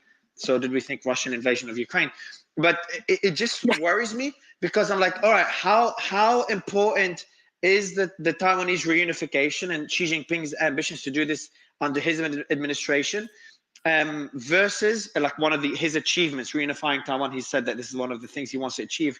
So that wish where he wants to take credit for versus the risks involved in doing so. I'm just worried that the consideration is not going to be given to the risks relative to the benefits of reunifying Taiwan. And love you get your thoughts on this, Beth. Like, could they make that mistake? Could they risk losing their grip? Mickey and John would love your thoughts right after Beth. Go ahead, Beth. I think every time he gets together with Vladimir Putin, it puts stars in his eyes. He thinks, wow, I could be the next guy. But I think realistically speaking, were China to make a move on Taiwan, and realize this, they have been saying this since we normalized relations with this. They have been saying this about Taiwan since the 1800s. Now they're getting, some attitude about it, and they're making their intentions and their interests known. The question is, where does reality and a little bit of fantasy land begin? And I think that's a very blurry line here, given all of the strategic calculations that may or may not get made. And that's the big question. If anything happens now, it would be just catastrophic for them. Zhao, what do you, because obviously you know the CCP better than many of us. What's the CCP's stance on this? Like the question that I had in Beth's thoughts: does Xi Jinping, do you think, get stars in his eyes when he sees what Putin did in terms of reunifying Taiwan? I think people tend to paint a really broad stroke in terms of categorizing autocratic governments into one under one umbrella. But China is not Russia. Xi Jinping is not Putin. If you understand how the CCP works, is that the Communist Party is at its most basic level is run by the party committees at all levels.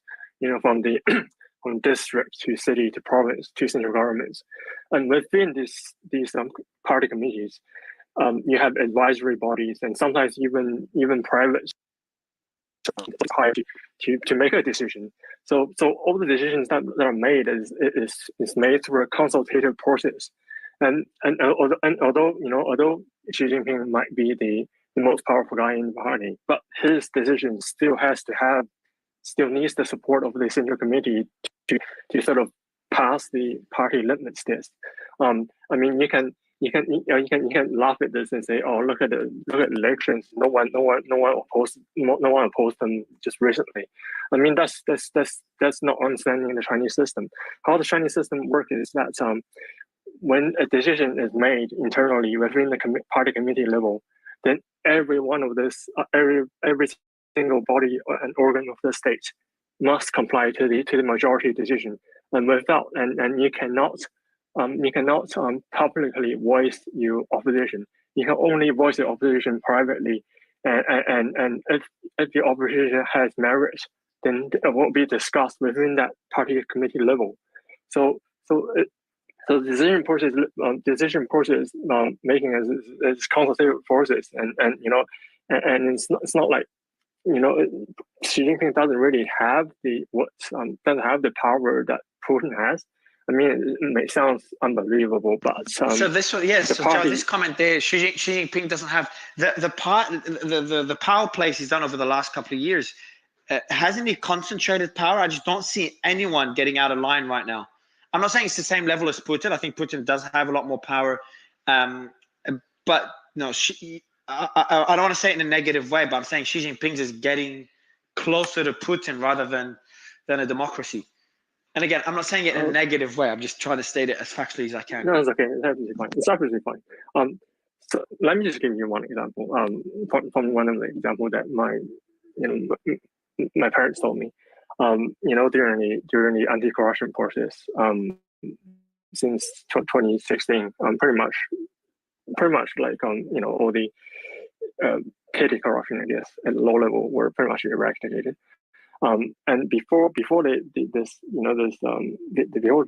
anti-corruption campaign was started, some party officials might go out and say, for example, and go out and like eat lavishly. But since the corruption campaign, some of the Joe, let me jump in. So you could have, and sorry to interrupt, but you could have a corruption campaign and target corruption, while at the same time leveraging, like doing it right and actually fighting corruption and doing a good job there, while at the same time concentrating power. So it could be both. And I think it was both. And it's hard to argue differently. I know your stance and your position, and I don't want to put you on the spot. But I'm sure you know where I'm coming from as well. No, but you could also make the argument saying, yeah, but Xi Jinping's intentions are good. Like, Elon concentrated power within Twitter, but a lot of us say Elon is, we trust in Elon. He's going to decentralize it later, etc. So there's an argument to be made that Xi Jinping is the right person to have that level of concentration. And there's examples to use where it went well, where countries concentrated power went well. But obviously, a lot of us would be on the opposing side of that argument. Yeah, I get what you mean. I think what you're trying to get is that he basically installed I think what you will categorize as yes men within inner circles. What I would counter to that is that yes men. Men. So just I'm not sure if you can try to get your mic closer, Judge, so I can hear you. But yeah, you said he put yes men in his closer circle. So just people that will just agree with him, which there's advantages to this, because we saw the ugly side of democracy when there's just standstills. So that's one argument you could make. But yeah, go ahead. Hopefully your mic is better. Yep. Can you hear me now properly? Yeah, bro. Yeah. Go ahead. Yeah. So if you go along with this argument of yes men, the problem is that these yes men are actually quite capable. If you just look at, for example, the new premier that was installed in the newest National Congress. There could be great yes men, but I'm saying the system itself of having yes men around you my concern is not the people, it's the system itself of just having yes men. Because with those yes men, it's all dependent on Xi Jinping's ability to make the right decisions without the bias. So when if he makes the wrong decision or he starts, he veers off course and making decisions based on his own personal preferences rather than the good of the country, which could happen to anyone. Power corrupts the best of us. This is where it gets concerning, where yes men are the opposite to have. Like in my company, I try to have people that disagree with me intentionally. But in the CCP, I just feel like people are scared to disagree, and I think this is dangerous. I see a lot of hands up, so I'll kind of go to other speakers right after, Joe. Go ahead, and go to Mickey right after. Yeah, so I'm not categorizing them as yes men. I'm simply saying that I agree that I understand where you're coming from, but yes men are sort of, I guess, if you categorize them yes men, then they are very capable. The newest premier, he had 30 years of experience governing 3 different provinces, and each of the provinces was the size of a European country, and with that experience comes with the proficiency and the valuable resources and advice that they're going to give to President Xi. I mean, if you're trying to say that he likes to listen to yes men, then you're falling into the trap of this madman theory that all dictators are madmen and they just like to hear what they want to hear. But that's predicated on the basis that they're stupid or something, and that Xi Jinping wants to see the party fail. So, for example, this unlimited prison for life thing.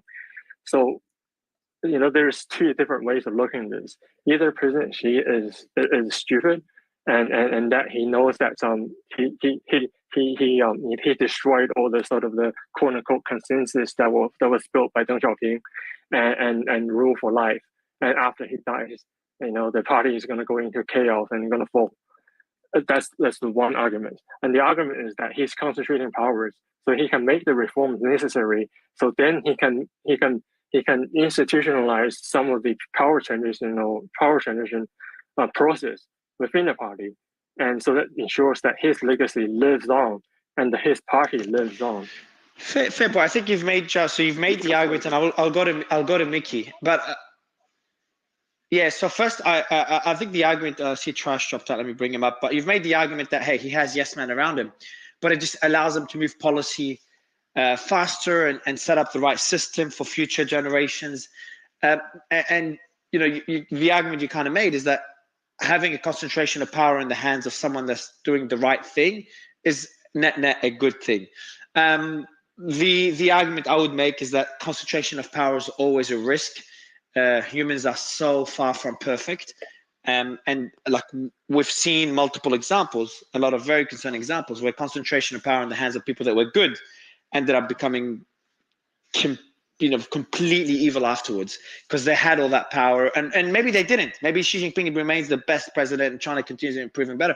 But that system of concentration of power, who replaces Xi Jinping is going to have that power. How do you know they're going to be good as well? So this is where the risk comes in. But I want to also applaud you before going to Mickey and other speakers. Joe, let me just I'll get other speakers to jump in. I'll give you the mic. But let me give you some credit. Like first, I'm enjoying you on the panel, and considering your family works for the CCP, you've been extremely honest with us, and I think the audience has been very appreciative of your take. Like you have a stance, and you're being very objective and open about it. So I respect that. I'll let you quickly comment before we go to Mickey. Yeah. So you wanted to comment, Joe? Yeah. So how would I say this? What was I going to say? What was it? What did you say about? That's okay. You were going to say thanks, Mario, for the nice words. Thanks, Mario. And you make a very good point, Mario. I agree with you. No, I'm joking, man. I'll give you when you remember. Just put your hand up. Put your hand up, and I'll give you the mic again. Yeah. So Mickey, and I know Robert wants to jump in. There's a few speakers I want to jump in. So and Carla as well is with us. Good to have you back, Carla. It's been a while. Thank you so much for giving us the time. Mickey, I'll let you jump in, then we'll go to other speakers. Yes. Go ahead. Thank you so much. I think there's one thing that's super, super, super important to understand. And this is a huge cultural misunderstanding that I'm noticing. As a Taiwanese and an American, I see it, and it's something that's been repeated. Something Zhao said earlier, which was completely missed by particularly the military experts we have here. As a Taiwanese, we want to make sure Taiwan lives. But people talking about this confrontation war between China and Taiwan, it's extremely unlikely, and let me explain why. Like how China does conflict and war is extremely different culturally from the way the West does it. And this is a story that's so important to understand, particularly around Xi Jinping and the way he ascends to power and the way he operates globally. How did the Chinese Communist Party take power in China? Because at the time, there was a nationalist government, as you understand. What happened was the Japanese invaded Manchuria, and Mao Zedong called up the leadership of the Chinese nationalists and said, hey, let's be brothers. Let's fight together against the Japanese. We're going to push them out. And then the nationalists said, yes, we're going to do that. So the nationalists fought against the Japanese. And then what happened? Mao didn't do anything. He waited patiently. He hid his strength.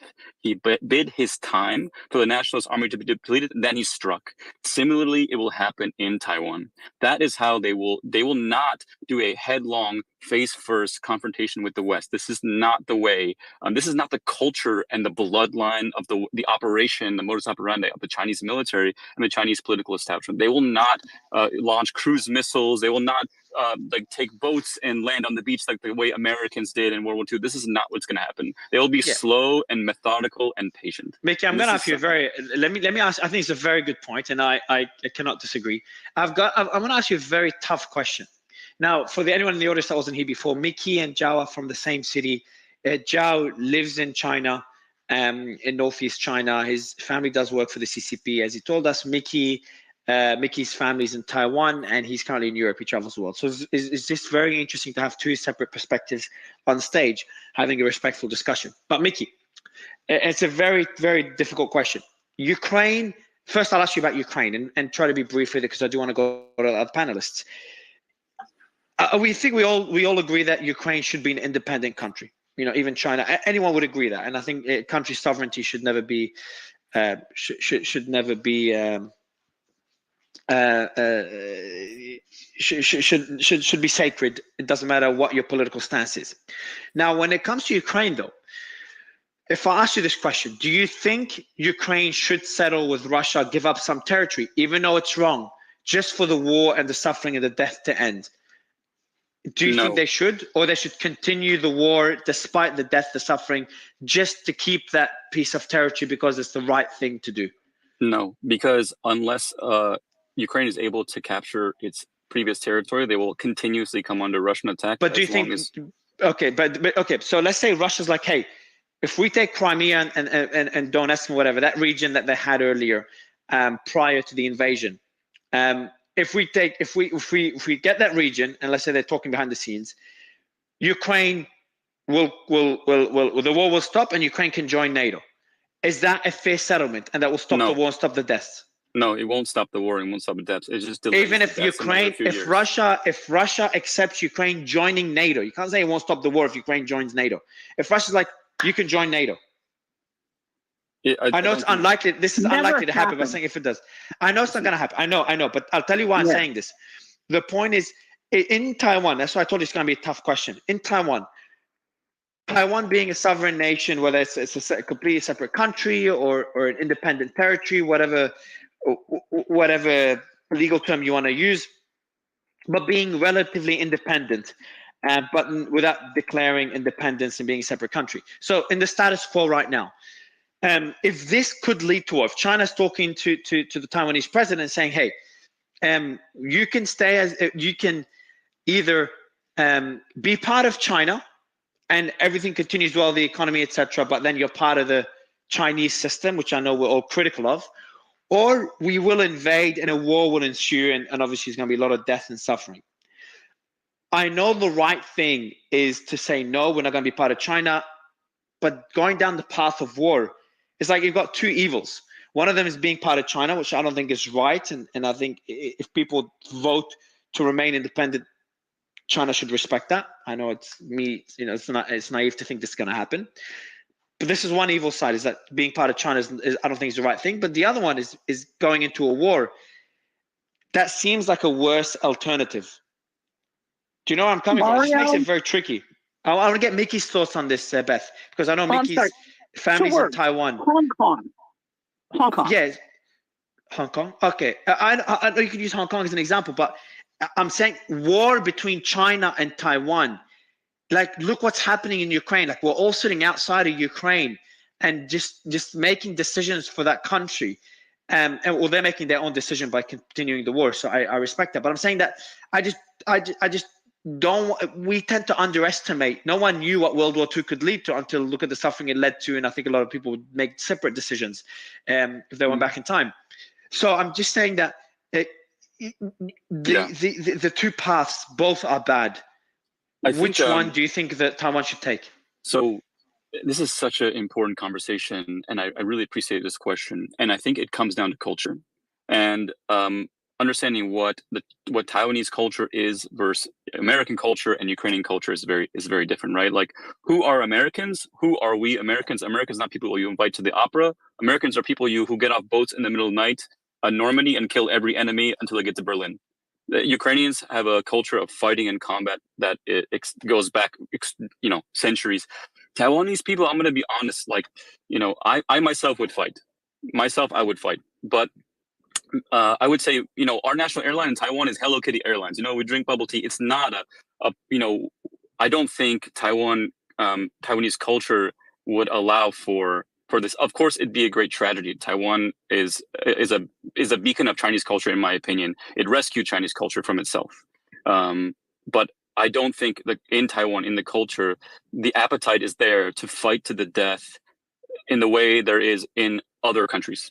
And I don't think that a full-scale war is in the benefit of Taiwanese people. I don't think. I think in this case, if it were, like, again, this is a hypothetical, right? A guaranteed option, guarantee which I don't think China would do. I guarantee we are going to waste the millions of lives crossing the strait and invading Taiwan, or you become part of China. It's like dying slow or dying fast.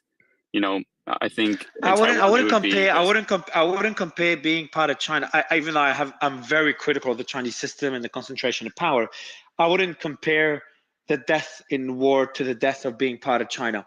Now, I don't want to seem, Mickey, I'm being careful the way I say, because I don't want to advocate Taiwan reunifying with China, because I just think the people's will should be respected.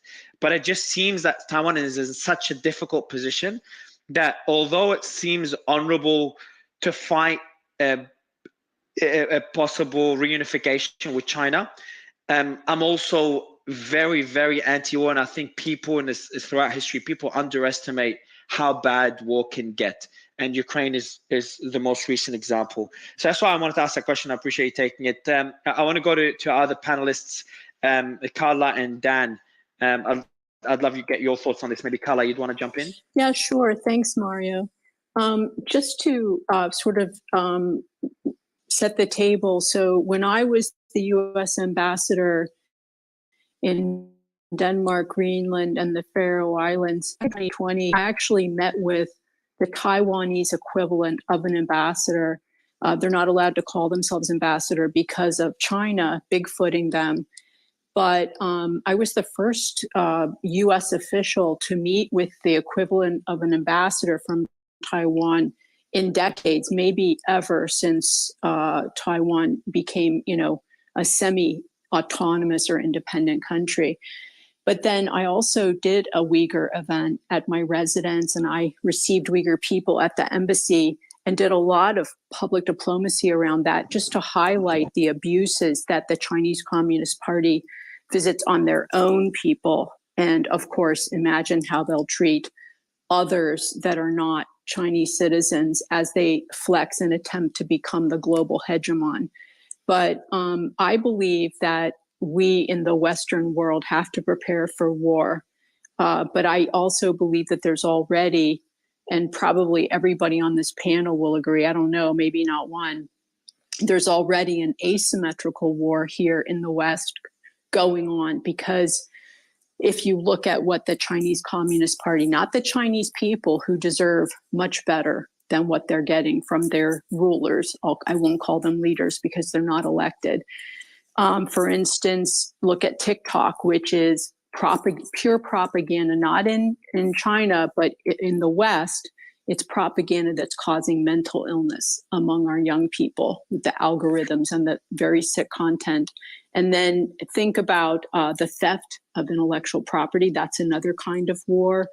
Hundreds of billions of dollars have been stolen under the rule by law of China. And then the theft that our U.S. and Western research universities, the research in the U.S. paid by U.S. taxpayers, and then you have the CCP, sometimes military members, not in uniform, or members of the party or coerced by the party to go and steal and take it back to China, or steal companies. And then we have corporations. Look at the NBA kowtowing to the Chinese Communist Party with the power.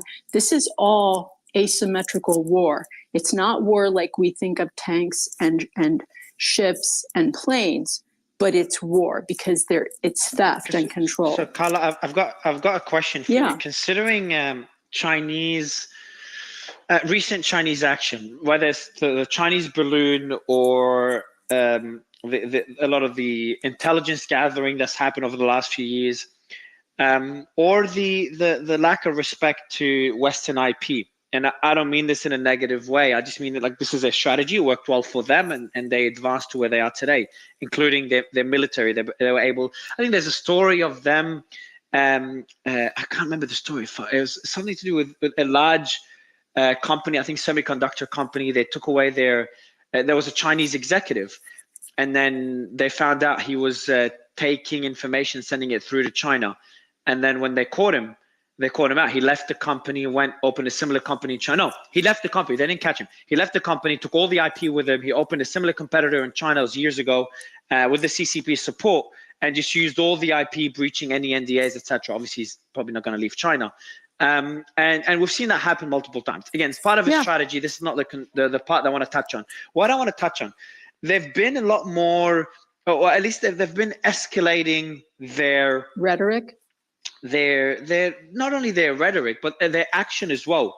Like they've just been more blatant with their action. And look at the visit now, Xi Jinping's visit to Russia, and their stance on Russia, and a lot of the efforts they've had in with the BRIC nations and that new currency they want to launch. So it's just China's really stepping up as a new superpower. Look at what Xi Jinping said to Putin.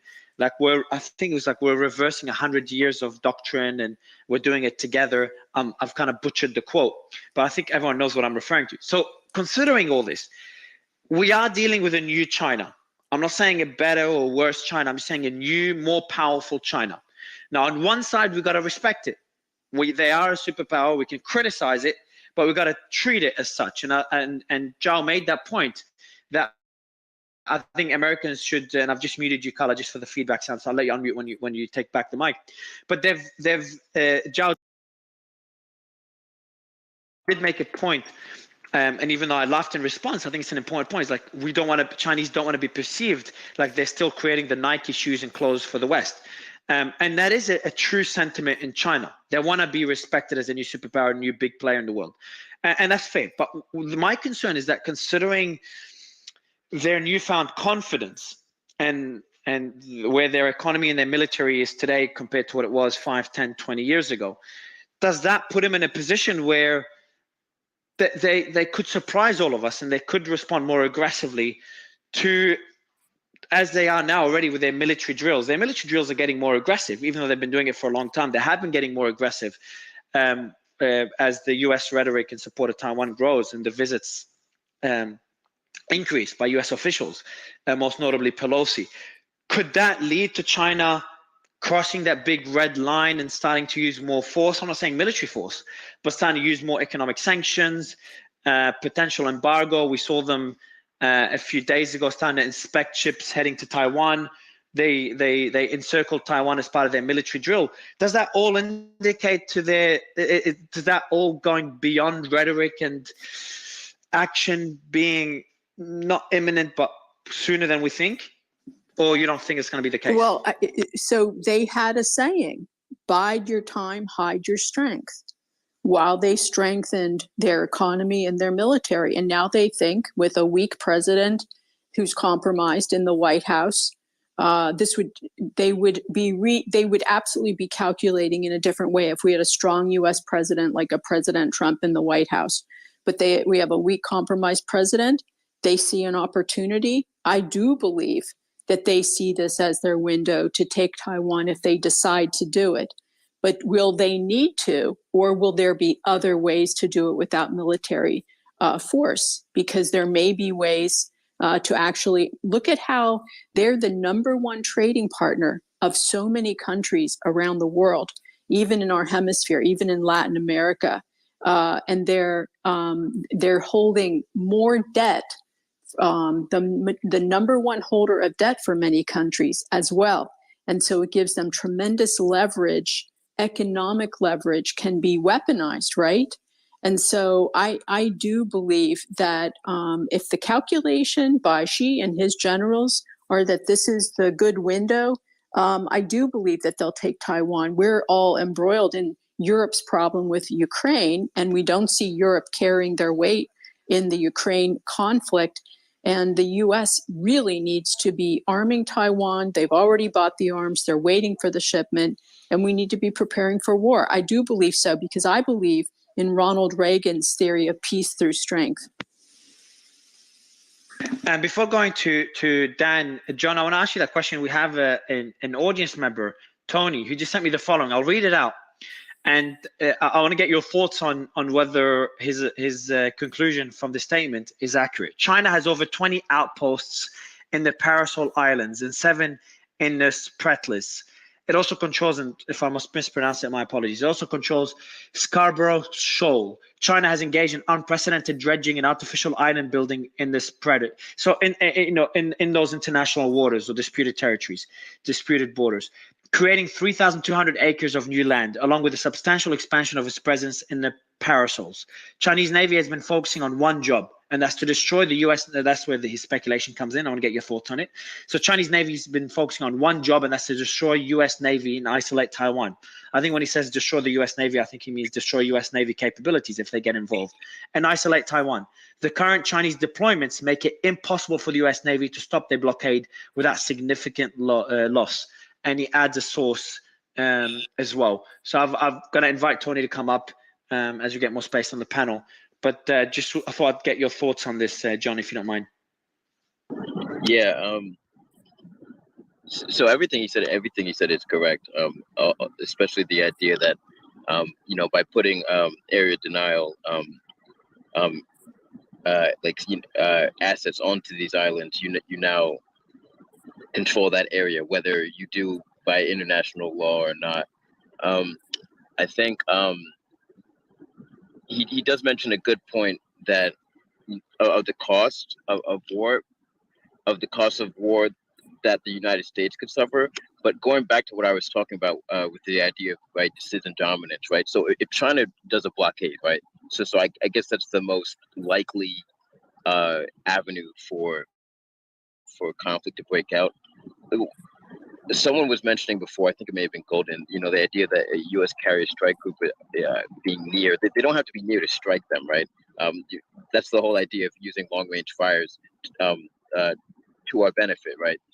So with capabilities like JASM and LRASM, these are long-range cruise missiles, anti-ship cruise missiles to be exact, right? Now our stockpiles are low now, but the idea is that by the time threshold of conflict, arrives, our stockpiles will hopefully look far better than they do now. But the problem with China, though, is that they don't necessarily have and arguably neither with the United States, to do both at the same time, like effectively blockade Taiwan, because what they're doing right now is not a blockade. One carrier strike group, I just want to stress that, one carrier strike group and arguably under strength carrier strike group, right? Because this isn't on the same lines as U.S. Carrier strike groups, which are a little bit more in depth.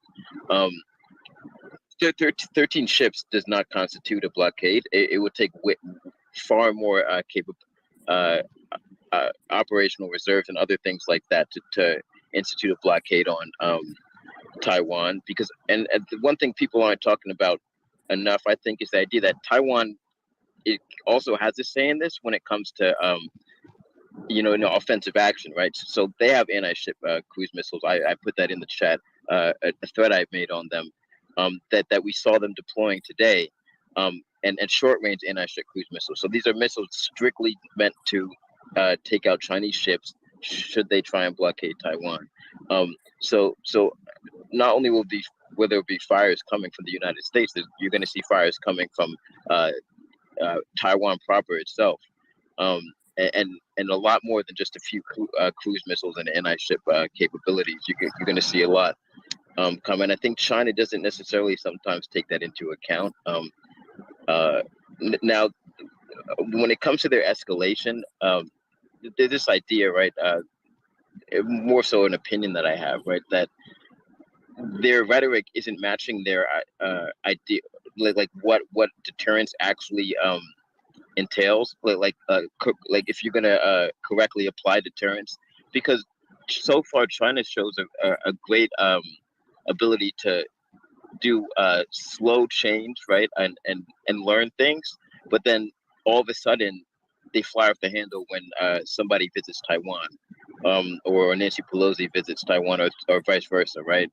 And I think there's China could make the mistake, right? And just to wrap it up real quick, China could make the mistake of their capability not matching their rhetoric, and then when they fly off the handle in what they assume to be deterrence, which is basically what Zhao described as deterrence, which is actually just coercion, which is two different things, right?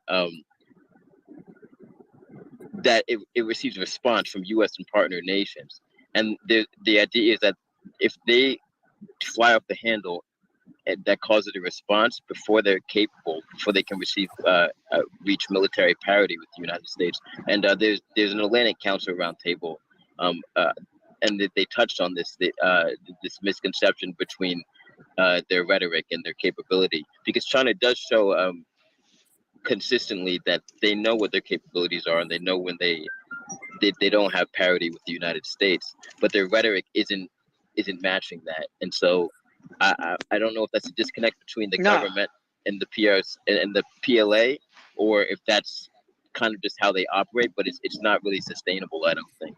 Emma and Dan, I'd love your thoughts on that same point. Yeah, so I mean, I think it's kind of shifted since she took over. It's more of a and also, Emma, I want to add one more question as you respond. Economic impact on the world, because I think this is something that's not being taken seriously enough, in my opinion.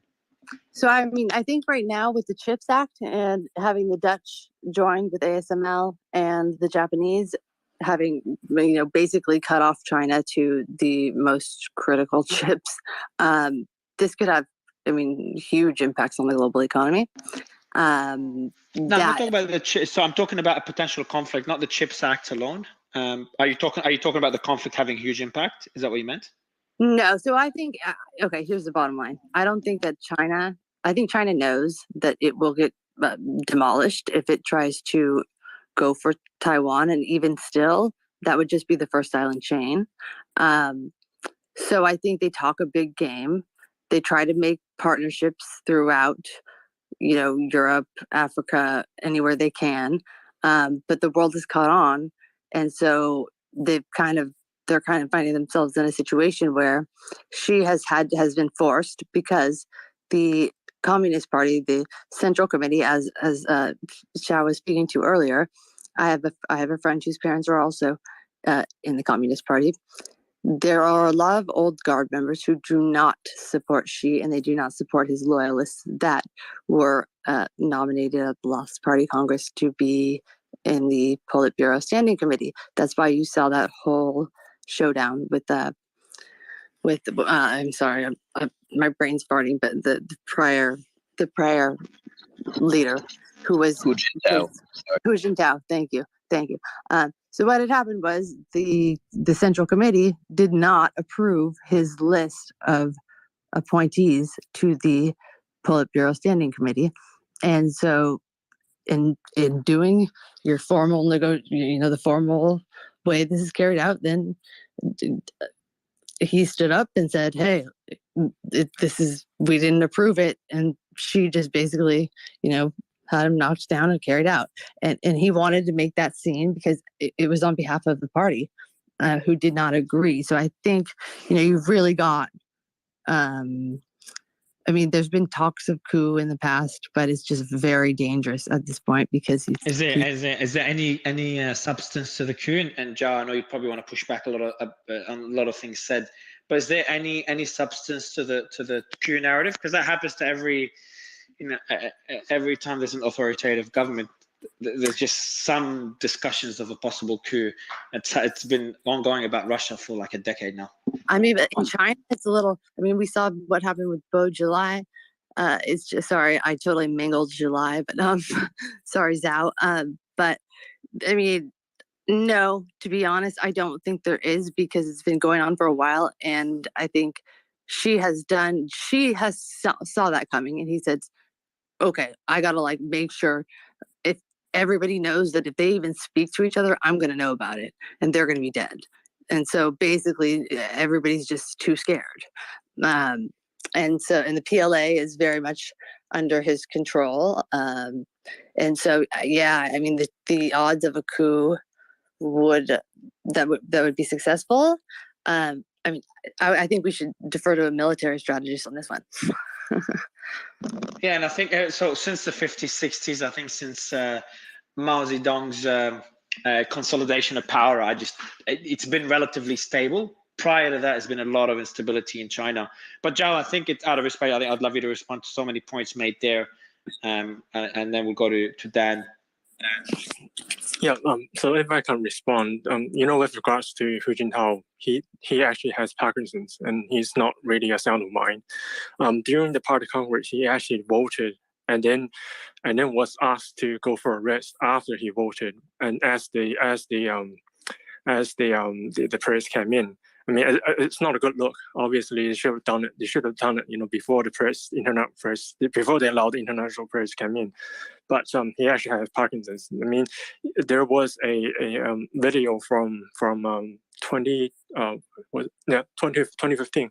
No, actually 2019, during the 70th anniversary of the Chinese founding of China, and during the parade, you could actually see Hu Jintao was standing beside Xi. His hand was actually shaking uncontrollably. So and there was diagnosis back then that he had Parkinson's.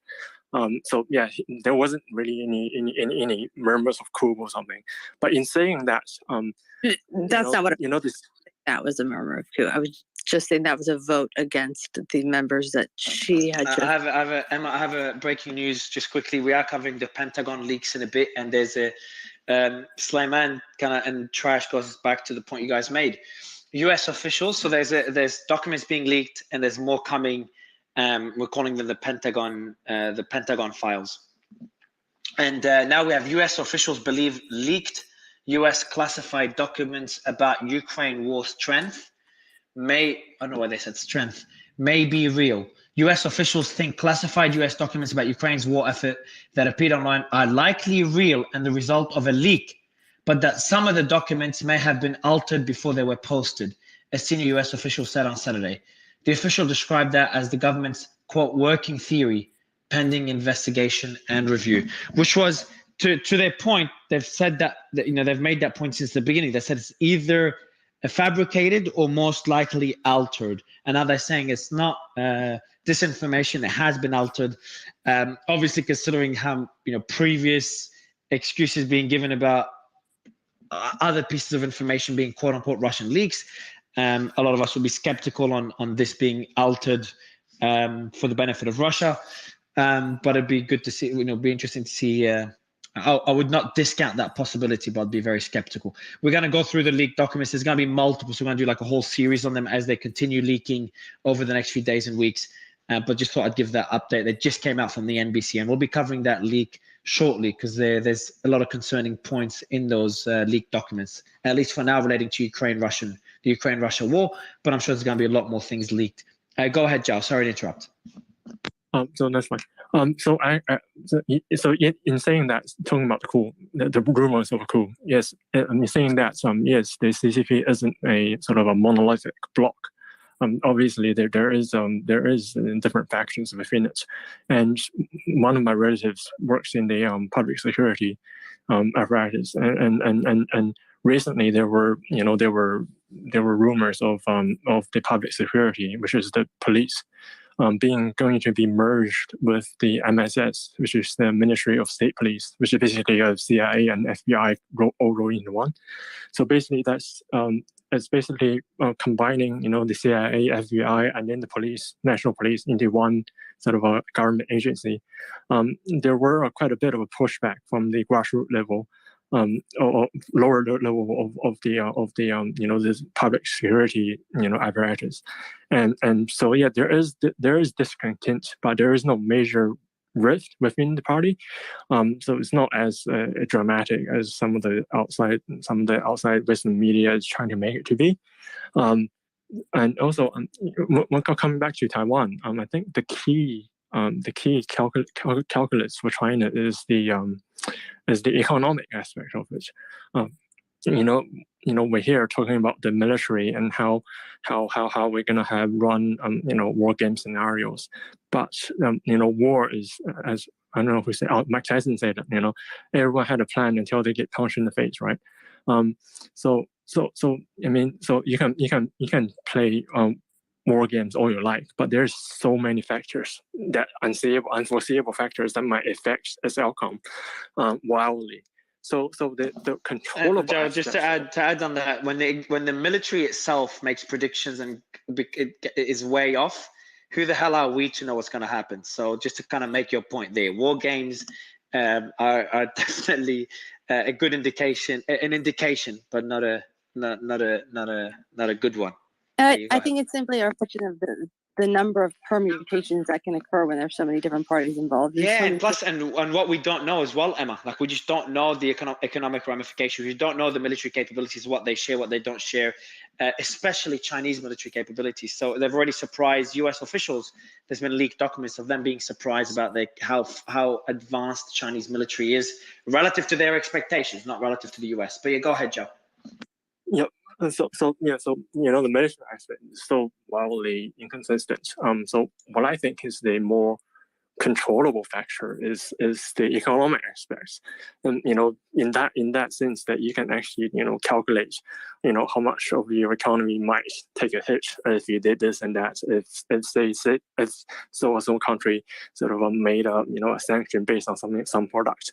So I think China will make a move on Taiwan when its economy is ripe, but when this economy is strong enough to withstand the sanctions, not necessarily the military aspects.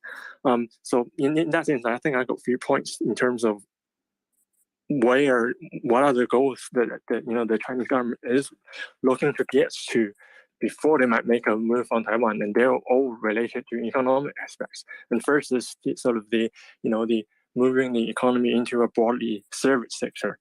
In that sense, that if you think about it, a hairdresser in New York and a hairdresser in Chengdu, a sort of a quite a big but not the biggest city in China, they make wildly different wages. Why is that? It's because the hairdresser in New York, they serve a more richer clientele, and the hairdresser in China, they serve a poorer clientele. So that's this disparity in terms of consumer aspects of an economy, and service-based jobs do not have to compete across borders.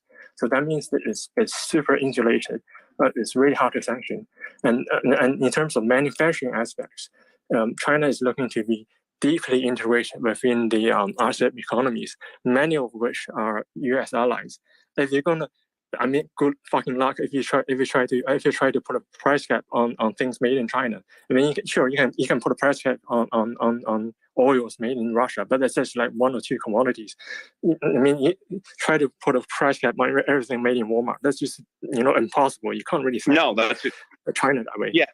Yes. So, Zhao, that's actually a good point. I actually wanted to bring back to that for a minute. So that's actually a really good point. So, good luck putting actually a price cap on it, right? Because China will do it cheaper. I do a lot of business in China. I actually have an office in China, in Nanjing. And I do a lot of business there. And one of the things that I've noticed is good luck putting a price cap on it, right? That's actually a great point. However, I would counter that at the end of the day, even if that the West tried to do something stupid, like trying to put a price cap or some kind of limit on what can be or cannot be charged out of China, that they would fail miserably. There still relies the same fact that they can only operate under that hubris as long as the West are buying the products, right?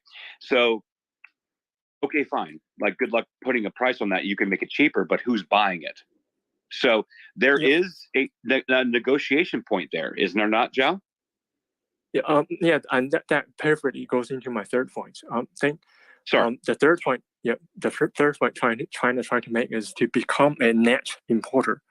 So that means that for example, I mean, if you think about it, what makes the citizens of the U.S. richer compared to China? The strength of the dollar, right? And they can use the U.S. dollar, which is and to buy cheap imports from China, and so they can use a smaller portion of their income to consume, and that's how the consumer base is built up within America. It's based on the strength of the dollar, and it's based on the cheap imports of China, and I mean, when people are talking about hyperinflations, they always talk about how you print more money and your money will worthless. But in terms of you got to think about the supply side hyperinflations. If there are nothing to buy. Okay, that's an interesting point. I mean, let me bring in Piotr. Piotr, what do you think about this notion about China moving towards becoming a net importer? Is that a realistic task? And also, just a heads up, Sulaiman, just Dan has been waiting for a while as well. So right after Piotr, maybe go to Dan. Dan. Yeah, I mean, look, I'll be very, very quick because, look, I'm going to Ukraine in about 2 weeks, and a lot of us can talk on the outsides about it, but there is something to be said for those of us who work on the inside. China has a lot of issues. As I've always said, the demographic crisis is nothing to be snubbed at. Now, the West has a lot of issues. We have a financial crisis. We have a populist crisis. We have a internalization crisis, right? In the sense of the US in many ways wants to focus on America first. But we've also got a lot of people in DC and other places that want to focus on America still being the hegemonic or whatever global leader and so on. So what you're seeing now is a rare moment, which is a power transition. And I'll be very, very quick with this in that you can see this encapsulated in the Saudi Arabian-Iranian agreement that was established a week ago, and also France's visit, von der Leyen's visit as the head of the EU. These are important moments to take stock of if you follow international relations or geopolitics, because China is replacing the US, arguably, in some analysts' eyes, including mine, in the Middle East. Because America is leaving the Middle East, they've dropped all that into focus, and they're focusing either on their own issues, and they're focusing on Taiwan, Southeast Asia, the Indo-Pacific. So, we're seeing a massive shift in power dynamics. But I also want to underline that China has a lot of issues. And so when I hear this constant thing, I like China's doing all this and that, and they're going to carry away with it. I mean, Mario, your team even published the statistics earlier today, right? The amount of renminbi, which is the currency, the yuan is a type of unit of the renminbi, which I don't think enough people know, is less than what, a billion or whatever. I can't even remember the statistic, right? The American dollar is still, at least for the short to medium term, the undeniable default currency of the world. The euro is the only currency that has even taken off a fraction of that, and it's still even a fifth, a third. So China is working behind the scenes, and we're getting there. They're doing a lot of stuff, but they've got to sort out a lot of domestic issues, demography, the situation with Evergrande or Everglade.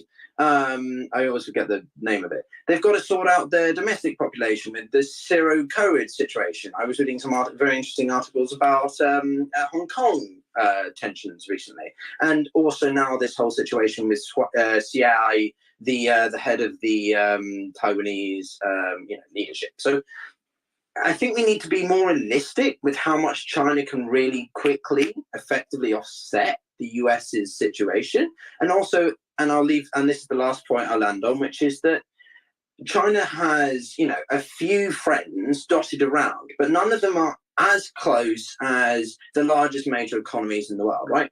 China has Russia. Sure, Russia's a very large country and will be always important in the world economy for natural resources. It has Pakistan. Sure. It has... just 30 seconds, I could just wrap it up and then another one. Yeah, absolutely. But America has a lot of countries that are just still the wealthiest. So I'm not against anyone who pushes back on this. You know, Patrick, I know he's been talking earlier and so on. So I just think we should try and keep in perspective the timescale and rapidity at which the overall dynamics of the international system could change, because we're in a definite transition, and it's a very interesting one. But yeah, that's all I would say. So one quick, I've got one more question to Piotr, because I think you've made all the points you've made are valid, and I also want to stress, like, things do take a lot longer than people. People tend to overestimate the short-term developments or impact of policy, but they underestimate the long-term repercussions, if that makes sense. So long-term, I think we underestimate what could happen between the US and China. So my question, and I know Simon, you wanted to jump on to Dan, so I'll keep my question quick, and I think it'll be a quick answer for Piotr as well, a simple one. I just don't. How could it end? Like, what's the end game with Taiwan? And I know that the term end game is being used very loosely in this case. But if Taiwan's saying it's going to be reunified, and they're pretty strict about it, and they did not. They did say that military force is. They didn't discount the use of military force. And then Biden and obviously other administrations could change policy, but at least for now, they will use military force to support, if required, to support Taiwan in case of an invasion. So while I don't see that to make any sense in the near term to happen, despite some generals saying it could, if it does happen in 10, 20, 30 years, is that the only end game? Like, eventually one of those two scenarios has to happen. Either Taiwan becomes independent because China lost a lot of power, economic issues, etc., internal issues, or China's power continues to grow, begins to rival the US even more, and it kind of leads to the inevitable reunification with Taiwan, either peaceful or... Yeah, so I'll be very quick on this because I know I can drone on. So, and I'll be more objective than I was before, which is my opinion for listeners. So basically, in the Chinese eyes, or in the Chinese versus West eyes, there's a fundamental lack of understanding. In the West's eyes, they see Taiwan as a legitimate group of people or country that, well, wants to be a full recognized country. In China's eyes, and this reverts to the tweet by Senator McCarthy or Speaker McCarthy earlier tonight, he said, I will not be told how to act on, as the Speaker of the House. Okay, number one, McCarthy, the Chinese don't give a shit whether you're the Speaker or the janitor of the House, and I don't mean to be rude to Speaker McCarthy, but they don't give a shit.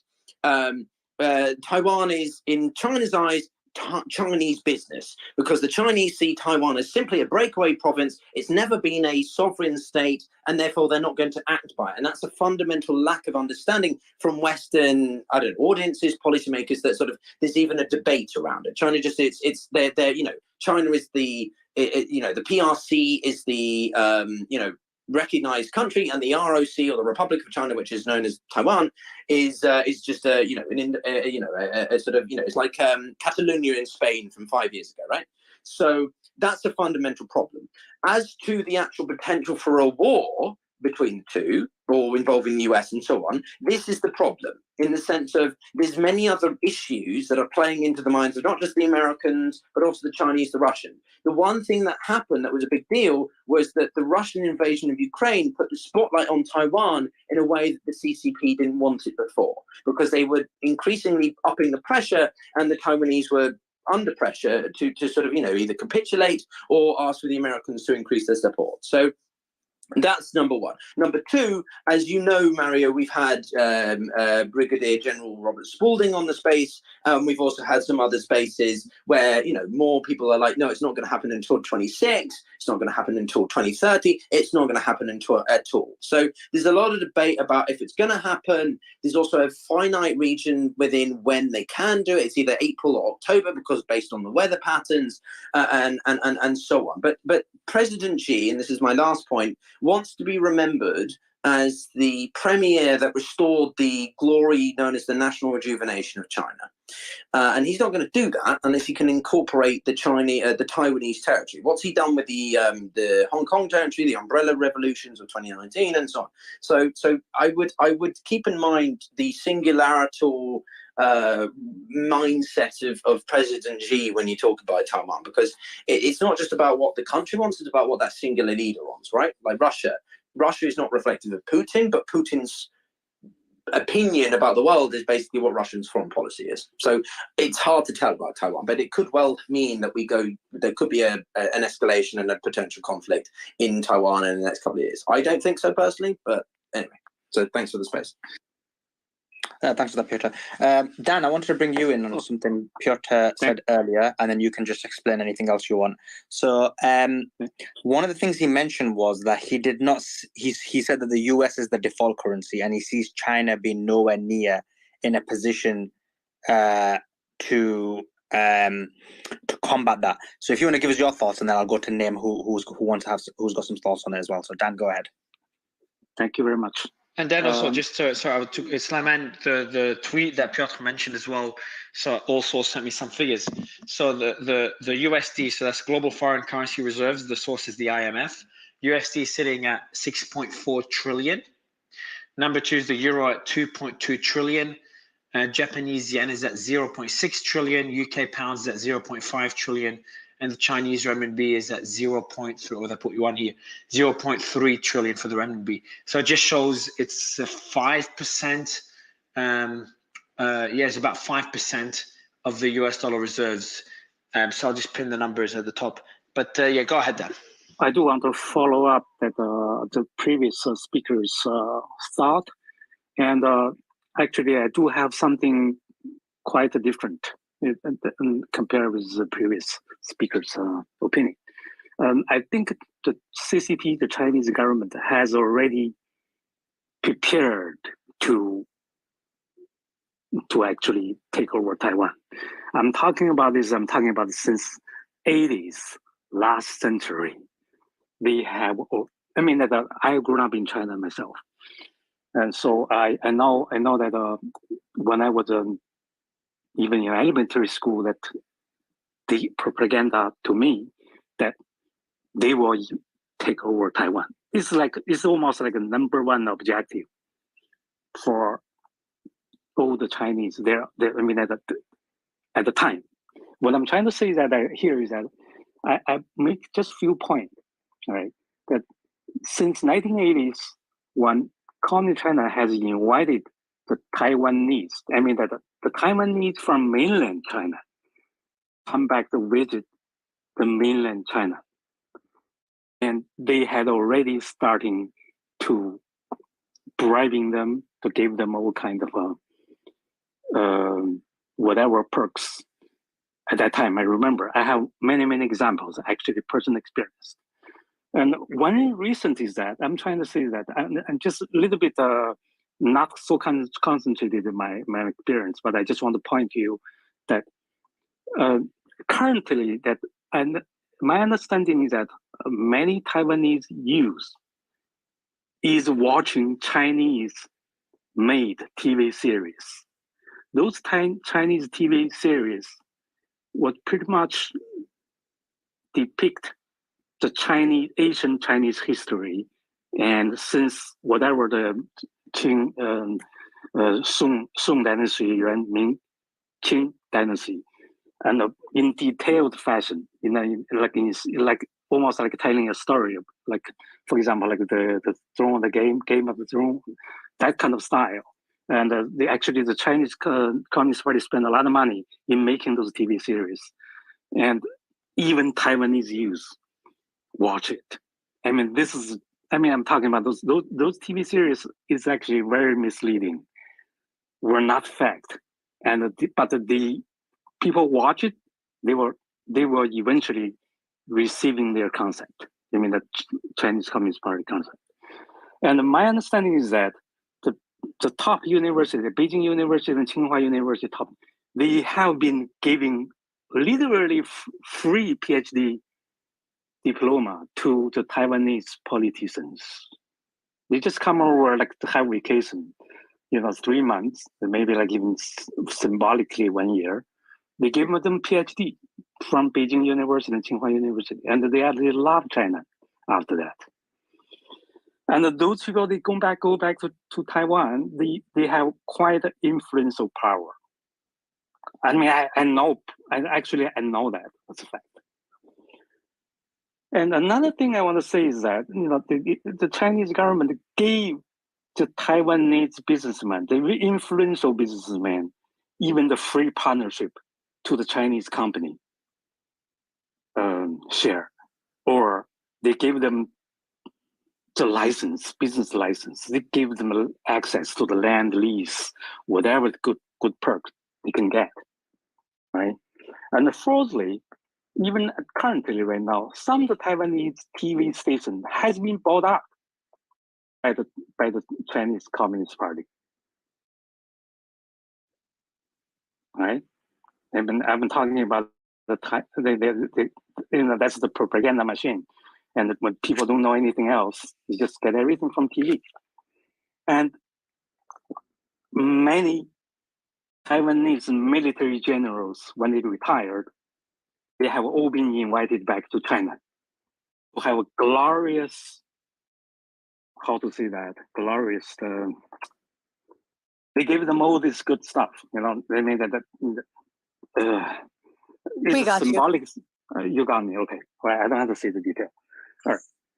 Then, you know what they say. They literally, I'm talking about it, they actually gave them the military secret to Chinese already.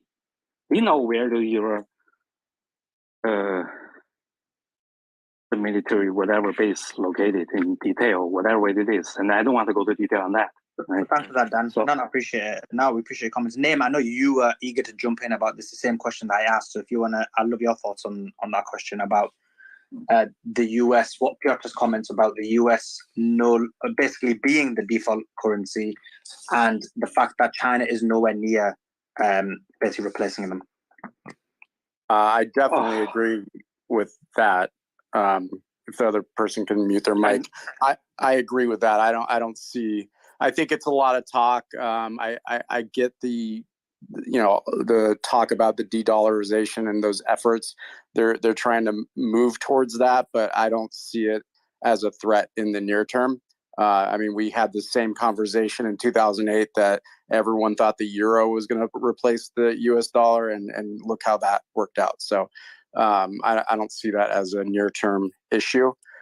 So the China-Taiwan issue is not my area of expertise, but I have some thoughts I want to throw out there. This all settles around the one China policy. Okay, so China considers Taiwan as an inalienable, it's their territory. So, and the US's stance is they do not see Taiwan as a sovereign country. They view it as an unsettled matter. Okay, yet, so that's where the US stands, and I think China would be happy with the status quo. I think everyone would. If that just remained that way, I think things would be fine. I don't see any sort of imminent invasion of Taiwan. There has been saber rattling like we've seen for a long time, many years, as long as I can remember. It's nothing new. It's when one side does something. But it's more, but name, just to kind of add, it's more now than before. Like Taiwan Defense Ministry a minute ago, they said in the last 24 hours, the incursions have been by 71. I'm guessing they're referring to around Taiwan. So 71 Chinese aircrafts and 9 Navy vessels spotted around Taiwan. Again, that's probably the training of the encirclement that's ongoing. So while this is saber rattling has always been the case, and posturing is relatively common in that region, it is escalating on the Chinese side and the American side as well. It goes both ways. And that's what I wanted to discuss is, why is China doing this? And again, I'm an American, but I view the United States as an antagonizer. In my opinion, we're causing a lot of these problems in the world. It's pretty obvious. Well, you have to go back to that, how they've been educated. Okay, all right. Let me finish my thought. Hang on. So let's look at, the U.S.'s stance on the one China policy is that it's an unsettled matter, okay? But they won't, I think the red line for China is if the U.S. comes out and declares that Taiwan is a sovereign country. That's when you're going to have a problem, and the U.S. has not crossed that line. Yet our actions, the U.S.'s actions, are provocative to China, okay? And China responds by doing military exercise. And what is the U.S. doing? So we've been providing direct military aid to Taiwan for decades. And, since it started probably under Jimmy Carter, it's just increased under, Obama, Trump, and Biden. Billions of dollars a year in military aid and sales to Taiwan. It's in every defense So, budget. quick question on that. Yeah. Should that be continuing though? No, I don't think so. But that's just I don't think we should be doing it. We do it with Israel as well. I just, as a matter of principle, don't think so. But I don't want to really debate that. But that's just what I think. So, what else is the U.S. doing? Why is China having military exercises like this? And we're talking about this and thinking that they're going to invade Taiwan. Okay, but why are they doing it? So we have earlier this year, we have the U.S. and the U.K. have this nuclear submarine deal with Australia. That to the Chinese is a threat. I see the thumbs down. That's fine. But these are just things that have happened, and China views these as provocative actions. And then they're going to respond. It's saber rattling. Just last week, the Philippines, just south of Taiwan, gave the United States access to 4 military bases. That's also a threat to China. We have this, it's called the Quad. It's Japan, Australia, India, and the United States. They have large military exercises. That's a threat to China. So, and then you have, while the U.S. will sit here and not declare, Taiwan as a sovereign country, and they view it as unsettled, then we have our political leaders that are going into Taiwan and visiting and, say what you want about that. But China just views all these actions that don't match our words. And that's the problem. So I think ultimately the red line is if the U.S. changes their stance on the one China policy.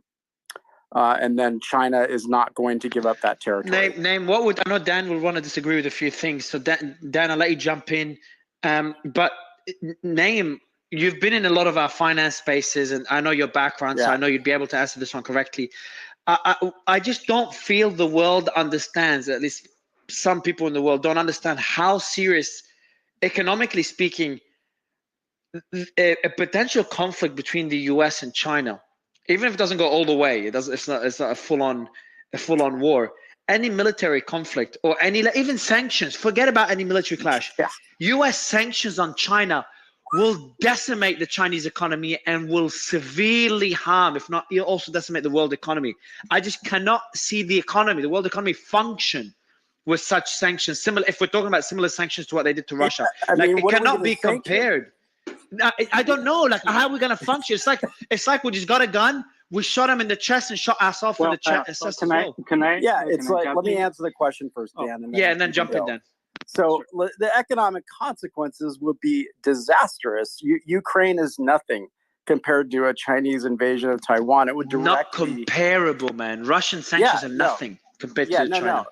How do we sanction China when we import what percent? They're our third largest import partner after Canada, Mexico, as far as I know. Maybe I'm wrong on that, but how do we sanction China when we import a large percentage of our goods from there? It doesn't work that way. And in any invasion of Taiwan, there would be, in my opinion, a direct conflict with the United States. So we have a ton of I don't know how many aircraft carriers and other naval presence we have out there, but what are they going to do? An attack on that, on any of our military out in the South China Sea? Listen to this. You want to see the numbers? Listen, bro. So U.S. imports from China, that's 2021 because I'm using ChatGPT. Yeah, I saw that. So it's almost double the second trading partner, which is Mexico, and double Canada, which is a third.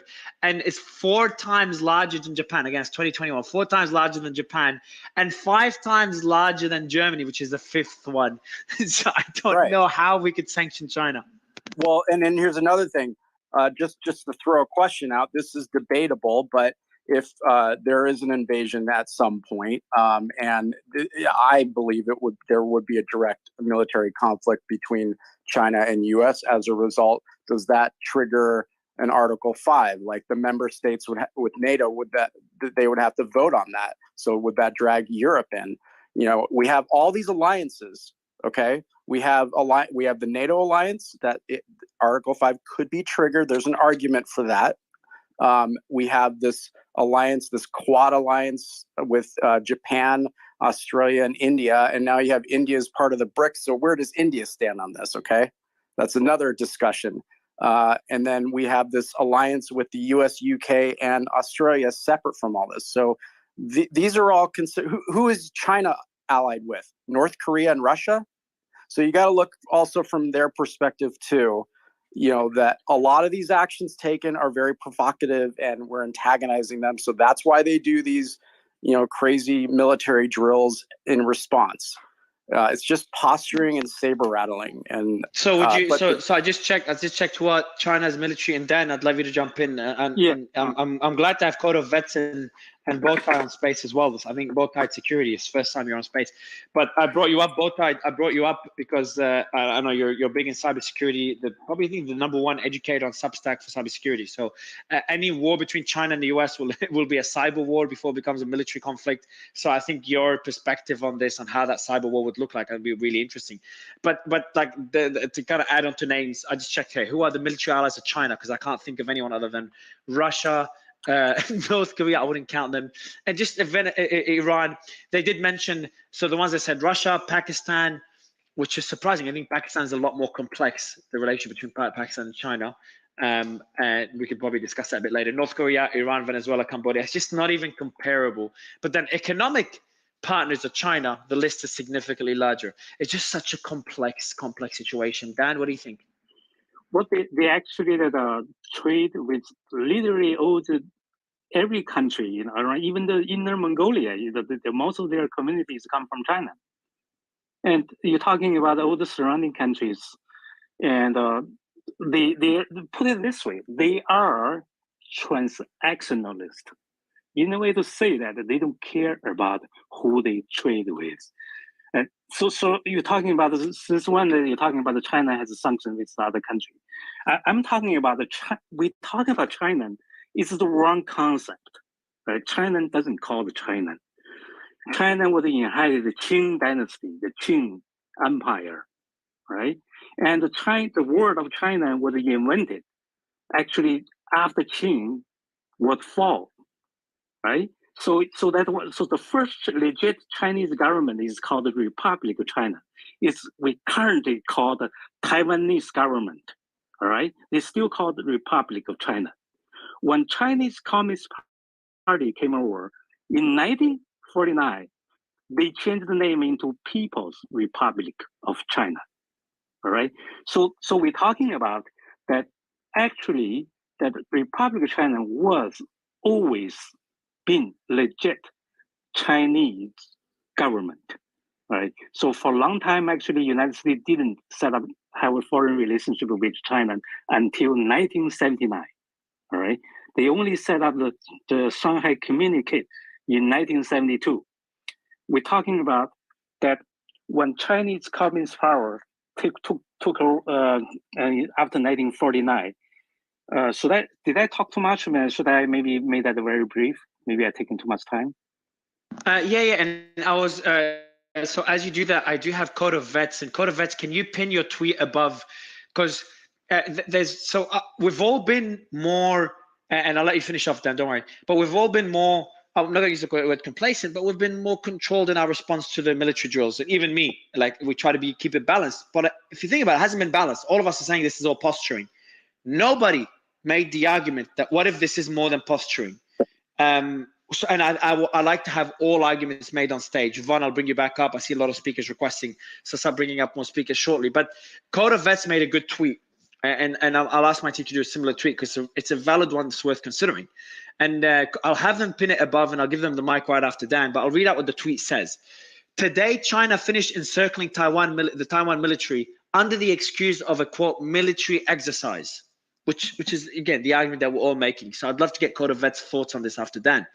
The island is surrounded by 9 destroyers, an aircraft carrier, 71 fighter jets, and missile launchers. Taiwan is on high alert. the Chinese military exercise will last 3 days. So technically speaking, even though every person on stage, and rightly so, made the argument that this is highly unlikely, technically speaking, right now, and Code of Vets, correct me if I'm wrong, right after Dan is done, China's in a position to, is essentially encircled Taiwan. So if, from what I understand, from what you've tweeted here and the picture I'm looking at, and I know this is your expertise, and you're based in Taiwan as well,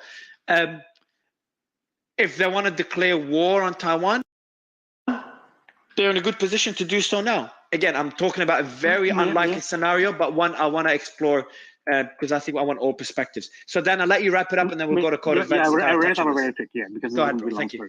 Thanks. Okay, so look, the Republic of China, when they been defeated by the Communist China, with the help by the Russian, by the Stalin, actually, right? When they went to Taiwan, they try to they said the same thing. They're going to invade the mainland. So if they say, okay, let me independent, I will be the Taiwan, whatever, the China Republic of Taiwan. And I think that there's no such story of today. So it's not going to happen. So Taiwan will be independent already. But what happened is that when Chiang Kai-shek was still trying to get back the mainland, so that's why the civil war was never ended. Even I think technically, even right now, was never ended, right? So of course that the Republic of China leadership made a lot of mistakes. They made a huge mistake, and so that's why they have this progressive party called Minjina. They actually the Tsai Ing-wen leader of this party. Eventually took all the power. They get the people's vote to be in the power. So I think that to save all of this, the Chinese CCP United Front, if you heard about that word, United Front, they are actually they already finished up their work already. They've done their work already, all right? So basically, when I give you one example, they actually liberated the city of Beijing with no one bullet spent. I mean, even though that there's you're talking about, then they surrendered. What they did is this: they actually make the general's daughter as a Communist Party member. The general's daughter actually persuaded and actually made his father surrender. That's we got to learn this lesson. I mean, I'm not even surprised one day that the Taiwanese president say I surrendered to the CCP one day. Dan, I'll let you wrap it up. Let me finish up. Yeah, go ahead. I'm done. Yeah. Cool. I appreciate that. I think you summed it up well. I just want to go, and I'll give you the mic right after, Mickey. I just want to go to Code of Vets. Just on that tweet, that's just a fascinating take on the. He just stated facts. So I'd love to kind of get his interpretation of pure facts that he stated. Are we being too complacent, Code of Vets? Well, it's a very complicated situation. We're here on a 2-year assignment. My husband's a supply chain expert, and so we're here for 2 years. We're living in Taichung City, and the mood has definitely shifted, even in the short time that we've been here. The Taiwanese have always been under this threat. They've just learned to live with it, and they live their daily lives. However, recently, you can definitely tell the mood has changed on the ground, just with your average everyday Taiwanese that I interact with. They are seeing this more as it could possibly happen. And just to give a quick personal example, my husband just jumped into the car with a coworker, and he looked at him. He said, "For the first time in my life," he said, "I'm afraid." He said, "I have 2 small children, and I do not know what I would do if China does decide to invade. How am I going to feed my little ones?" So those are the type of thoughts that your average Taiwanese is having. So that I think that really shows that this is it's potential. It could happen. It's highly unlikely. But through recent months and recent events, the Taiwanese have really perked up, and you can just feel that the mood has changed, and they're taking it so much more seriously now. Okay, this is an interesting take. So I know, Mickey, you've got your family in Taiwan, so I'd like your thoughts on it. But what you're saying, Code of Vets, is that the mood now is different to what it was before, because we've seen a lot of military drills by China, but Can anyone tell me, has China ever encircled Taiwan through those drills, or this is the first? They actually did it in 2020 last year when Pelosi came and visit. They've encircled Taiwan as well. Yeah, that last. And have they done? And Zhao, is that the only other time they've encircled Taiwan? No, yeah, 90s. Pelosi was in the 1996. That was the Taiwan crisis. Was they didn't encircle it. They sort of Chinese back then the Chinese Navy couldn't really operate too far from the coast. They sort of just loitered around the Taiwan Strait, but they didn't encircle Taiwan. First time they encircled Taiwan was in was last year when Pelosi visited. Also, can I? That's the only. So Zhao, yeah, before you do, so Zhao, what you're saying is the only other time Taiwan's been encircled by China in the last, let's say 2 decades or 3 decades is when Pelosi visited. Yep, that was the first time when there was a full encirclement of the island. And this is the second time now. Yeah, this is the second time. So so with every single time, as from China's perspective, every single time there's a provocational move from Taiwan's part, there will be a sort of a drive. Yeah, but I think but the response is getting more aggressive. They've encircled it twice now. Yeah, then that's what I want to get into. So, and I think people are just concentrating too much on the military aspects of it, but I think the threshold for whether the Chinese government will make a move is dependent on the economic aspects. So before we're talking about how yuan is not even comparable to the USD in terms of the reserve currency status. I mean, that's mostly because China is not a net importer. I mean, what the government is aiming to do, and that's stated in the second centennial goal of the CCP to achieve by 2049 is that to achieve a all-round socialist modern prosperous country. And the way they do that, they achieve that is what I think is that the government will take on more debt denominated in yuan, and which will increase the social welfare like healthcare and salary. And when the Chinese economy is mostly service-based, this salary can be increased quite easily because you're not competing with factory workers in Vietnam. And once that the salary increases, and once China imports more stuff from countries like in Southeast Asia through the ASEAN free trade agreements, and that's when the yuan is going to be flooded into the international markets, and that's going to be more prominent in terms of international trade. And so the Chinese citizens will become richer through favorable exchange rates, and so that means the average Chinese guys can use smaller portion of their income to consume more things, and that's when the government truly unleashes the consumer basis in China, which combined is actually more than the entire population of North America, EU, South Korea, Japan, and Australia and New Zealand combined. I mean, that's the total amount of actual consumer base that is ready to be unleashed. And if you look at the percentage of consumption to the Chinese GDP, is in 2021 it's only like 38%.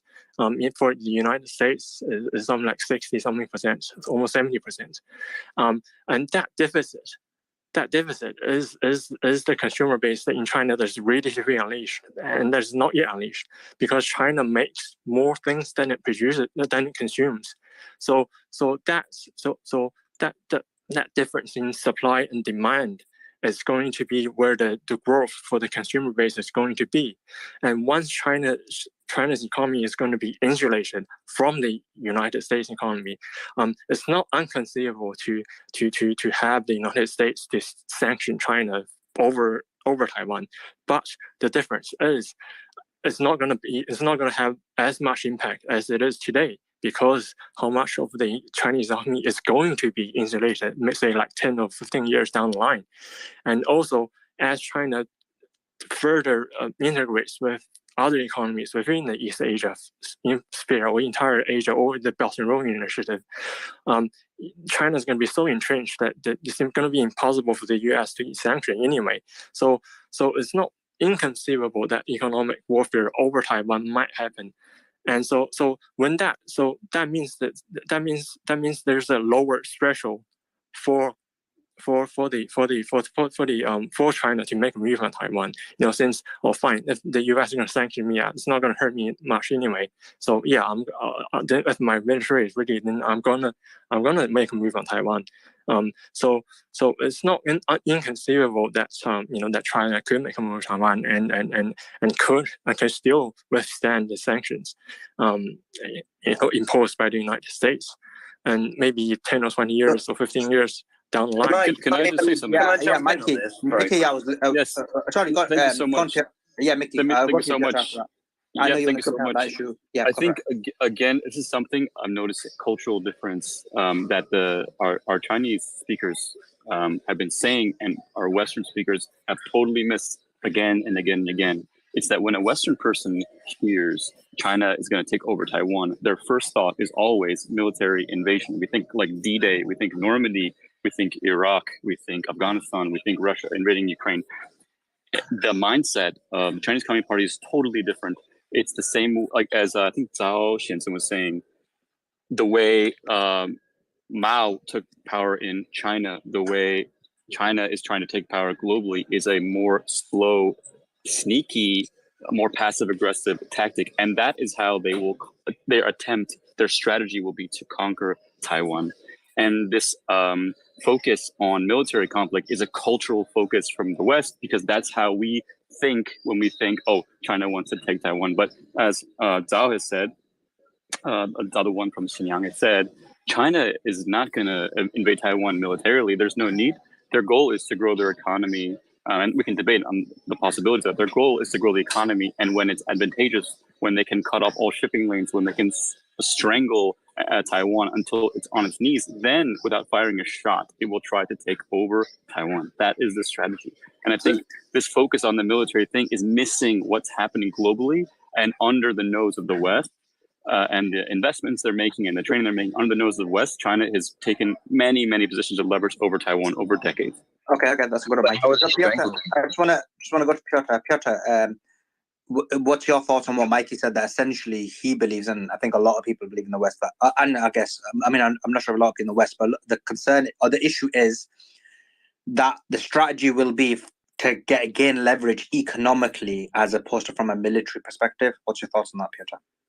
Yeah, I mean, look, I'll be brief. I mean, I wrote my thesis on this sort of shit. So, I mean, I think Mickey's very astute, and I encourage people to follow him because he is very understated, but he speaks a lot of sense. And I'll put it this way, right? So, under the past 10, 15 years, the Chinese government has shifted the way that it conducts foreign policy. And that's because in the past 10 to 15 years, you've had a new leader, a new premier, President Xi. And President Xi has initiated what the West, and I want to make that very clear that this is the Western term for this, wolf warrior diplomacy, which is basically how China conducts itself in the international stage. The BRI was the premier flagship initiative of the Chinese in an economic policy, to your question, Suleiman, of how China wanted to conduct itself on the international stage by producing and leveraging its, financial, stronger financial position than other countries to help, influence countries' agendas and conduct its foreign policy. But as time has gone on, BRI has been criticized, and I'll come on to that as a tangent in a second. But to your question, to Mickey's points very quickly, they've been doing this for years. Taiwan used to have, 45, 35, 25, and now it's got less than 12. Or 12, 13 countries that used to recognize Taiwan as the legitimate / an alternative form of a genuine country.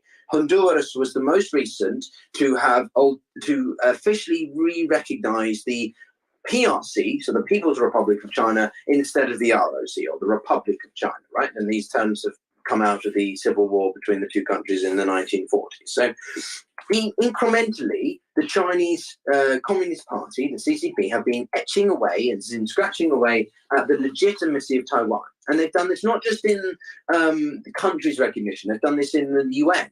When China, which has, and this is a debate I think I would encourage us to have in this space another time, which is China's role in the UN. The UN is legitimate because China has increased its activity in the UN in the past few years. And you can see this because of the way that they've changed the language. So if you go through any UN statement, you can go to the UN website and you can all look this up. It's public access information. They've actively lobbied, basically, advocated for the way that the Taiwanese name to be addressed in UN data or UN statements, which is significant because if the UN states that it's the Republic of Taiwan versus Chinese Taipei, that's different. Then the Olympics, it's known as Chinese Taipei. And then the last one is the private sector. Multinational corporations have increasingly decreased the amount of times that they refer to Taiwan. They refer to it in a different way. These are all non-military ways of delegitimizing Taiwan's existence.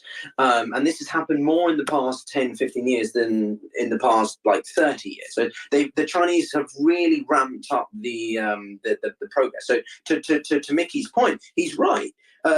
You don't need to necessarily land, amphibious vehicles on the beaches of Taiwan to reduce the recognition of Taiwan. But the problem is the Americans have the TRA, the Taiwanese Relations Act, which by default is a treaty, which means if there is a legitimate military occupation or campaign launched against the island in whatever capacity, even if it's just a blockade, the Americans have to respond.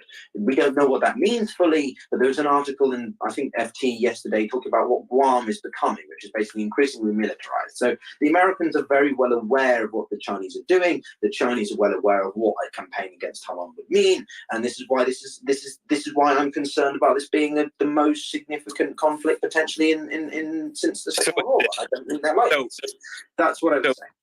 Yeah, no, Piotr, first of all, you're 100% correct. So I believe that this is also the geopolitical conversation that needs to be had. This is actually the conversation. And so we can talk about Ukraine and Russia. We can talk about BRICS. We can talk about, what's going on in Trash, just sorry, bro. You jumped in perfectly. And I just want to say Israeli warplanes are now flying over Beirut at low altitude. That was 2 minutes ago. So the reason I jumped in with this one, and I know I've seemed disrespectful for jumping in, but no, we were covering this 2 days ago, and the Israeli warplanes, when they struck northern Lebanon, and they were flying on the coastline, intentionally not flying over Lebanese territory. Now I don't know why, but their warplanes are flying over Beirut, the capital city of Lebanon, at a low altitude. And I'll just post it in our group. You can see it there. The team just posted it now. So that would be really surprising. But yeah, I'll keep you posted if there's more developments. I'll jump in. And War Monitor is just reporting as well that there's been, again, for the fourth day in a row, and I'll just read out what he said. Zionist regime forces have now besieged Al-Aqsa Mosque and are now attacking Palestinians that are trying to pray at the mosque. Yeah, so just to be clear, Slyman is reading exactly what War Monitor wrote, and he comes from a certain narrative. But yeah, so I hope... I'll check with all source, but the flying over Beirut at low altitude, and hopefully there's going to be no airstrikes because that will be significant escalation if that's the case. But we are seeing videos as well of clashes right now. I'm seeing it came in 3 minutes ago. Nothing major, but just pushing and shoving. Hopefully it doesn't escalate. I'm guessing it's around the mosque. It's in Arabic, so I can't read it, but I'll try to translate it. But yeah, so that caught us by surprise. But hopefully things don't escalate there, and our thoughts are with everyone there. Go ahead, man. Sorry. Yeah. So first of all, let me table China for a second. So low flying missions over Beirut is not insignificant. That's actually very significant. I'm not trying to be escalatory. I'm not trying to be rhetorical. I'm not trying to. I don't know. I'm not trying to gas people up. Low flying missions over Beirut is a different conversation altogether. When you're talking about Israel and Palestine and so on and so forth. Wait, Mario, to be clear, can you come back? They're flying, so Israeli jets are flying low flying missions over Beirut? That's happening?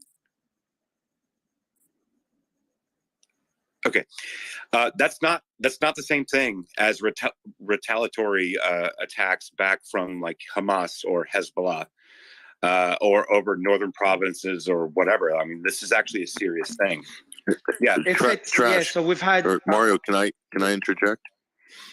If you have, Patrick, you're here. Yeah, do you have any updates? Do you have any context on this? Yeah. Is that, have you looked at other sources that say this only just came out from one of our sources? Okay, well, it's likely that that's happening, and you know, like when I was in Beirut, that I've witnessed that happening, because if Israel is going to launch, for instance, to fire into Syria, they'll most likely always do it. If it's by plane, they'll do it over Lebanese airspace. So they'll fly in from the coast and then and sometimes just buzz the city just for whatever reason. Lebanese don't have an air force. They've got like, you know, a couple planes. That's it. Yeah, so I'll just quick give a bit more context on this as well. Not sure if you know this already, Patrick. So there were rockets fired, and that was the point I was going to make as well. There were rockets fired from Syrian territory into Israel that I didn't mention earlier. And the IDF did say they're going to be responding, and that's by a tweet by the IDF. So I'm just going to read out exactly what they said, because that relates to the. But are you sure planes? So Israeli planes don't fly over Syrian territory. No. They fire from over Lebanese territory. That way they'll evade Syrian air defense. Okay, so a short while ago, the army attacked using a drone the launch pads in Syrian territory from which rockets were launched towards the Golan. So that was by one of the sources. And IDF continues. So about less than an hour ago, IDF continues to attack source of fire from Syria. Recently, the IDF attacked launches in the Syrian territory, which it fired into Israel by a remotely manned aircraft. So that could relate to further attacks.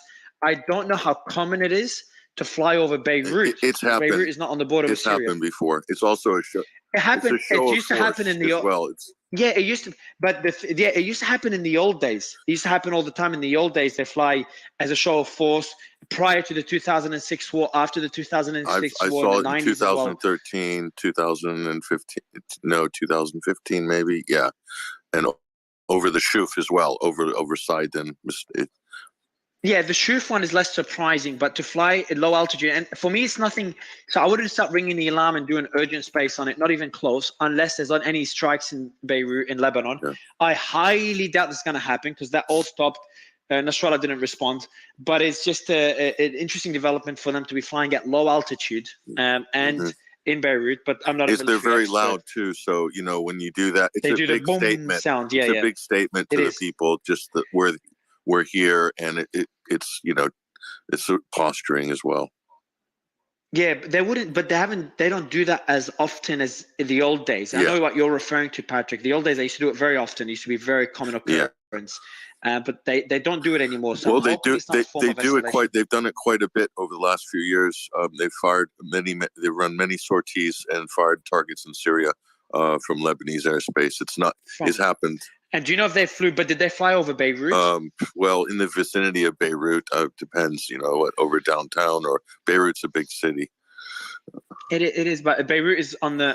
But you can fly over Sidon. West. You can fly over Sidon with a jet like that, and then you know people in South Beirut will see it and hear it, or hear it at least. Yeah, the only reason is I would say because if they're attacking Syria, I don't know why they would need to fly over Beirut, which is on the west. It's the same. So it's the same distance wherever. Lebanon's very small. Tiny, yeah. It's very small. Fair point. Okay, so fingers crossed nothing gets escalated further there. I did interrupt Trash. I'll give him the mic back. But Vaughn might be good to weigh in on this because he's very familiar with this area.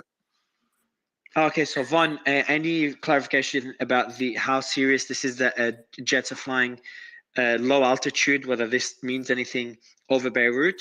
And before Trash continues the China discussion, Vaughn, the mic is yours. Vaughn? You're muted, Vaughn. Can anyone hear me? I think you all can hear me. Vaughn, we can't hear you. So Trash, I'll give you the mic back. Trash? Can anyone hear me? Yeah, no, I can hear you. I'm sorry. I had to get. I thought it was gonna crash. You know, like yesterday when that happened, it crashed. So it scared the shit out of me. All right, go ahead. No, it's my mute button. I was looking in the back channels to try to find what Patrick I'll update you. I'll update you as well if I find anything new. Vaughn, I'm going to remove you from stage. Oh, there you go. You dropped down. I'll bring you back up. And then maybe I'll give it for a few seconds for Vaughn to come up and maybe give us some clarity on this before you continue. Vaughn's back up. So Vaughn, as Patrick said, can you give us a bit more clarity on the low-flying Israeli jets over Beirut, the capital of Lebanon? Vaughn? All right, trash. I think he's got issues. I'll DM him. I'll give you the mic. All right. Yeah, no problem. So I think we were talking about shit. Like I got completely sidetracked because that's actually I thought was big news. Thank you, Patrick, for bringing some color to the conversation because it has happened a couple times, but it is an escalation, and it actually is a signal of escalation, which actually bothers me. So I've actually talked to a lot of Lebanese people, and they're not quite vibing with this narrative that just because there are Palestinian camps in Lebanon, that they're aligning 100%. So I do find the escalation to be interesting. I think it's superseding any kind of other groups. As far as China is concerned and Taiwan. So I'll bring this back. And John, I want to go to you. So bringing this back, this encirclement of Taiwan and proving that they can actually prove a blockade and show that they can actually do a blockade, I think is important to note. But they always do this every time China disagrees with a move that Taiwan does, right? So like the president, she went to meet Kevin McCarthy here in California. They didn't like it. Pelosi went to Taiwan and made that arrangement, and every time we've seen the escalation. But I think the encircling of Taiwan is actually very important to note because they're showing that they can blockade at any given time. And so it is escalatory, but I don't think that China is doing anything other than what was already expected. Maybe John can actually help me on this. We've just bounced between Israel and Palestine and Lebanon, and we've also bounced between China and Taiwan. I'm doing the best I can to go through both. But do you see this, John, as an escalation, either the Lebanese side? Do you see this as an escalation in Taiwan? Like, how do you see this, John? And then I'll get to you, Zhao. Yeah, and kind of to add on Trash's question, like John, the specific escalation that I would see in Taiwan is that this is encircling Taiwan, happened twice in the past 8 months. So once 8 months ago, and according to Zhao, in the last 2-3 decades hasn't happened. So the encirclement is one, and then John, the low altitude plane over Beirut, which could be nothing major, could be just part of the strikes in Syria. If you can offer more clarity on this while waiting for Vaughn to come up, he's fixing a glitch. But would love your thoughts. Yeah, thank you. So I'll start with the Lebanon issue and Beirut. Patrick kind of summed it up at basically what I would have said. The two main ideas being, one, it could be them doing simply just flying low with their afterburners on, which is very, very loud, and it sent a message. It was a tactic often used by U.S. forces in Iraq and Afghanistan. When they came under fire, they would just have jets do flybys with their afterburners full up, and they would peter off simply because the message was they didn't even have to drop munitions. But he also made a good point, talking about how Israel has consistently in the past used Lebanon's airspace as kind of a safe haven against the area denial assets that Syria has to launch missiles into Syria, kind of avoiding these A2AD, as they call it, blankets that are provided by their SAM systems and whatnot. So that's kind of, Patrick kind of summed it up with how I would say it for that. When it comes to Taiwan and the encircling Taiwan, you've consistently, Mario, made the good point that and then it kind of gets glossed over directly after. I've noticed that while people are making the correct argument that China does have this consistent, very slow economic centered strategy for gaining some type of hegemony on the world scale. At the end of the day, you've seen them escalate drastically twice in very recent history over things that they've in the past either just made statements on, condemning, or they haven't made it an issue at all. And so I think you're kind of alluding to the point that I was talking about, which is the idea that their overall strategy, which is supposed to be, marked progress, right? And in tandem with their capabilities. When it comes to them trying to do this form of deterrence, I don't think they understand how to do deterrence, essentially, because I noticed even Zhao was calling a blockade deterrence, but that's not deterrence, that's coercion, right? And the U.S. has said in the past that if a blockade were actually implemented on Taiwan, it would I'm sorry, I'm trying to do two things at the same time here, but it would intervene. And I'm not 100% certain what that means, because that comes to that ambiguity of a lot of U.S. And by the way, I just want to give a shout out, Mr. Spencer. If you'd like to join us, I've DM'd you an invite. Love your books on the matter with connected soldiers. So if you want to come up, that'd be great. Sorry about that. I do have. But yeah, go ahead, John. No, I was inviting someone else. But yeah, go ahead, John. I'll let you finish up, and then I did. Vaughn is back up as well to kind of give his thoughts. So I'll let you, John. I know you got to jump off, so I'll let you wrap it up. Go ahead, bro. Yeah, I'll wrap it up real quick. Basically, it's the idea that their capabilities may not match their rhetoric, and when they fly off the handle like this, I'm not sure that.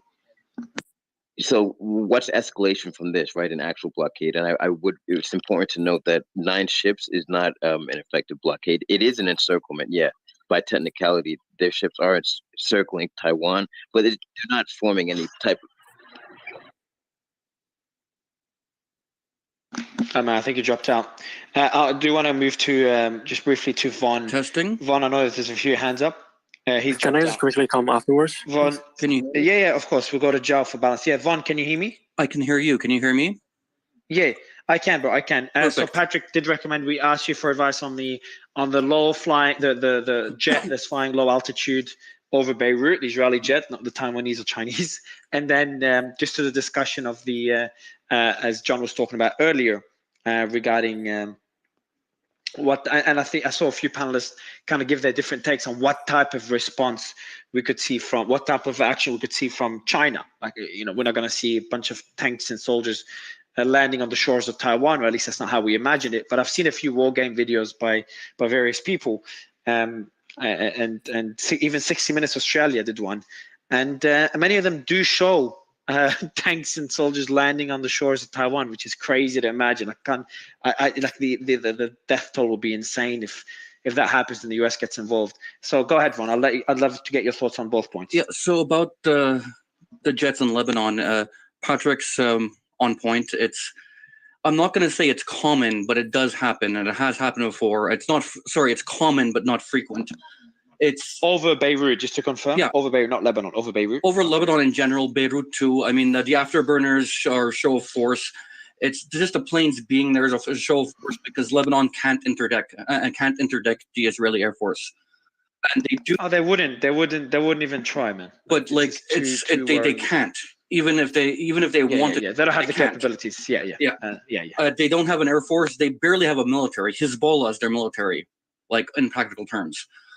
It's so they typically fly over Lebanon to fire into Syria because Syria does have interdiction capability, but it doesn't reach that far west, or it doesn't reach into Lebanon. It just looks bad if you're shooting things down in Lebanese airspace. It's so they don't fly into Syrian AD range. As for Taiwan, I mean the quote unquote encirclement isn't, as somebody else pointed out, isn't a real encirclement. It's messaging. It's to show, hey, look, we could do this if you wanted to. We could surround the island if you want to.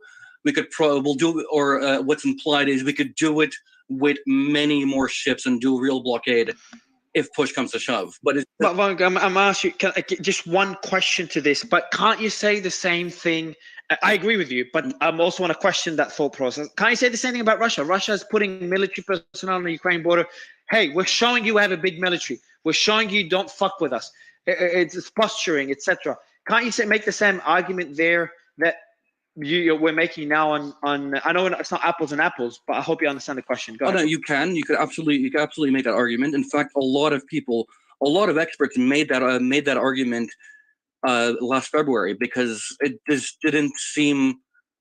seemed to a lot of people that there was a lot more that along the escalation, a lot more rungs amongst the escalation ladder before actually invading. So that's an entirely valid argument. It's a bit different because Taiwan's an island right off China's coast, doesn't border anyone, but it's hard to compare them equally, because this isn't like 200,000 soldiers on the border and a bunch of heavy equipment. This is what is it? Nine ships encircling the island. This is I think this is messaging. If they were serious, there would be 4, 5, 6 more. There would be a much bigger presence, and it wouldn't just be inspections. It would be, this is a blockade. So I don't think we're going to. Pardon? Well, not only that, we saw the buildup. Go ahead, Nathan. Sorry, interject, but we saw the buildup on the border with Ukraine. 3, 4, 5 months out. Can you come afterwards? And if you're going to see a similar buildup and amassing and concentration of forces, if China was going to make some sort of mass invasion attempt, one, they don't have the logistical capacity to make such an attempt right now. I think the interdiction and threatening to board Taiwan is definitely massive escalation. But one of the things that this may do, interestingly enough, is it's going to continue to spook the Japanese. It's going to continue to spook the South Koreans, because all of the oil that those countries are getting is coming right past the Straits of Taiwan. And so if China seizes the Straits of Taiwan, seizes Taiwan itself, then China could theoretically cut off and just starve the entire northeastern, Asian economies, which would be a nightmare scenario for the United States, because suddenly you have a single hegemon with this massive manpower, massive industrial capacity, and pretty solid research capabilities that can build up a blue water navy, that is building a blue water navy that can challenge it. It is a true nightmare scenario, geopolitically speaking, for the United States, which is why the United States cares so much about it. It doesn't want any sort of Eurasian hegemon from emerging. It's why the U.S. intervened in the 2 world wars. It's why the U.S. took the strategy it did with NATO and containment against the Soviet Union. It's why it cares about the Middle East too, because of the oil that is needed to power modern economies. That's a different area altogether. But the point is, one thing that's interesting is, China's seeing, it's defensive. I'm here to protect my own sovereignty. But to other countries like South Korea, into Japan, into the Philippines, etc., this is a very hostile action that threatens their national security. And so in the international relations sense, these other countries like South Korea and Japan are going to bandwagon with the United States to try to protect their own sovereignty. You're going to continue to see interesting collaborations between the South Koreans and the Poles to build up industrial capacity. You're going to continue to see Japan normalize. To be fair, is it really bandwagoning if they're already aligned? Further alignment, maybe. Yeah. Also, Nathan, if you can touch on, just Nathan, also I want to ask a question. If you touch on the fact that yes, the argument of China doesn't need swift military action, can plan. There's a lot of escalations that can be done before military intervention. But what if they learned a lesson in which maybe from Russia's, the way Russia escalated, the West started ringing the alarm of a possible invasion well before an invasion took place. Obviously, the buildup kind of played a role. So if another argument would be like China, the US and the West is stretched extremely thin, and there's not going to be another Ukraine war for a long time. So Mario, they're probably not going to be a stretch. Yeah, I understand. Hold on, guys. I'd let Nathan finish. I know Jai, you're waiting for one and Vaughn as well. Because I got. But just to kind of let me finish. I know. But guys, let me just ask my question, and I interrupted Nathan, so I'll give Nathan the mic. But I'm trying to make the other argument. The US and the West is stretched very thin. If China wants to act on Taiwan, it will be swift. Okay, and they can't afford to do it slowly because then the West will have time to respond militarily. But if China does it swiftly and succeeds quickly, the West will not have enough time to respond. And again, it's very preoccupied with Russia-Ukraine. So while I'm in the camp that a military conflict is extremely highly unlikely and an invasion of Taiwan is extremely unlikely, I'm at least making the argument of where it would make sense, just using the current state of things, the Ukraine war being the biggest chess piece here. Nathan, I know I interrupted you, so maybe you could respond first to that point.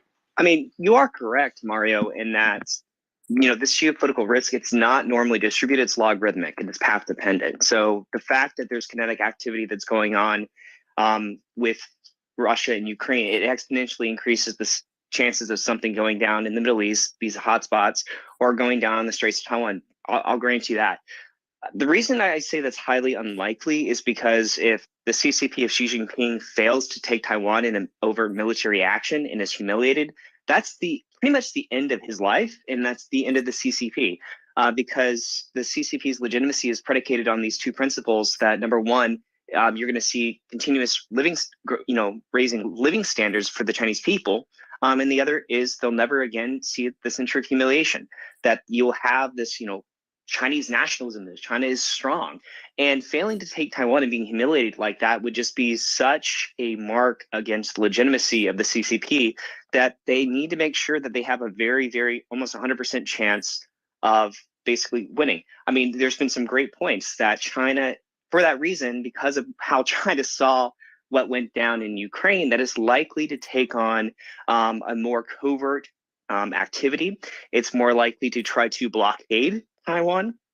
But again, China doesn't have the blue water navy and logistical capacity yet.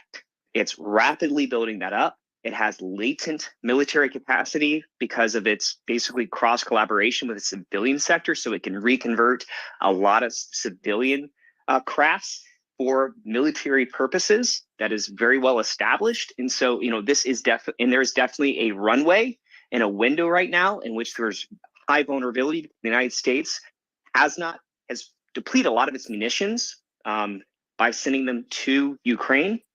Also has not built up its blue water navy, has let it decay. China's ramping up. So there's this 3-4 year period right now where that would be an opportune moment for China to make a move on Taiwan. So I'm going to butt in just because I'm going. I would agree with Nathan to a point. I think that the legitimacy and existential existence of the CCP may not be entirely predicated on whether or not they retake Taiwan. It's a difficult one, but this is the thing about single party states, which is that, if you literally don't have any other thing to replace it, then how can we be fully sure what would come after the CCP, even if they weren't to take back Taiwan? I mean, Nathan is correct in the sense that President Xi is putting a lot of the emphasis on that. He wants to be in the same bandwidth, the same remnant, memorability of Mao. In the sense of he was the one who restored, as I said earlier in the conversation, national rejuvenation. But the main thing I wanted to just emphasize before I leave was a bit of a thought experiment for people, right? So geography is very important. I'm sure some people are aware of Peter Zion. I don't agree with him on everything, but I do agree with him on aspects of the Chinese element. And the one thing I want to remind or share with people is the Manchurian element, which is that in the 1970s, I was not really aware of this very well, and I read up on it in the past couple of weeks because I felt I needed to be educated on it. And I didn't realize how much of a potential conflict that the Chinese and the Soviets reached in the 1970s, 60s, that kind of period, over Manchuria. Manchuria is a part of southern Soviet Union or Siberia and northeastern China. Basically, speaking very bluntly, you've got 8 million Siberian Russians in that part of Russia, and you've got a lot of Chinese and, you know, population element, and then you've got the largest body of water, I've forgotten the name of it, but basically the Chinese are eyeing up, like Baikal, thank you very much. And basically the Chinese private companies have been buying up from China lots of areas around Lake Baikal because they're interested in securing the supply links from Lake Baikal into China as water scarcity, right? Climate change, if you don't believe it, it's happening. But anyway, Manchuria was a conflict that basically Mao Zedong and whoever was leading the Soviet Union at the time, I can't remember. But basically, there was a huge amount of issue over this. And the bottom line I'm making is that this tension still exists. And Putin, in the end of 2021, made a very explicit statement at basically, if you remember the Summit of Democracies that Biden had, the Russians and the Chinese had a second one in response.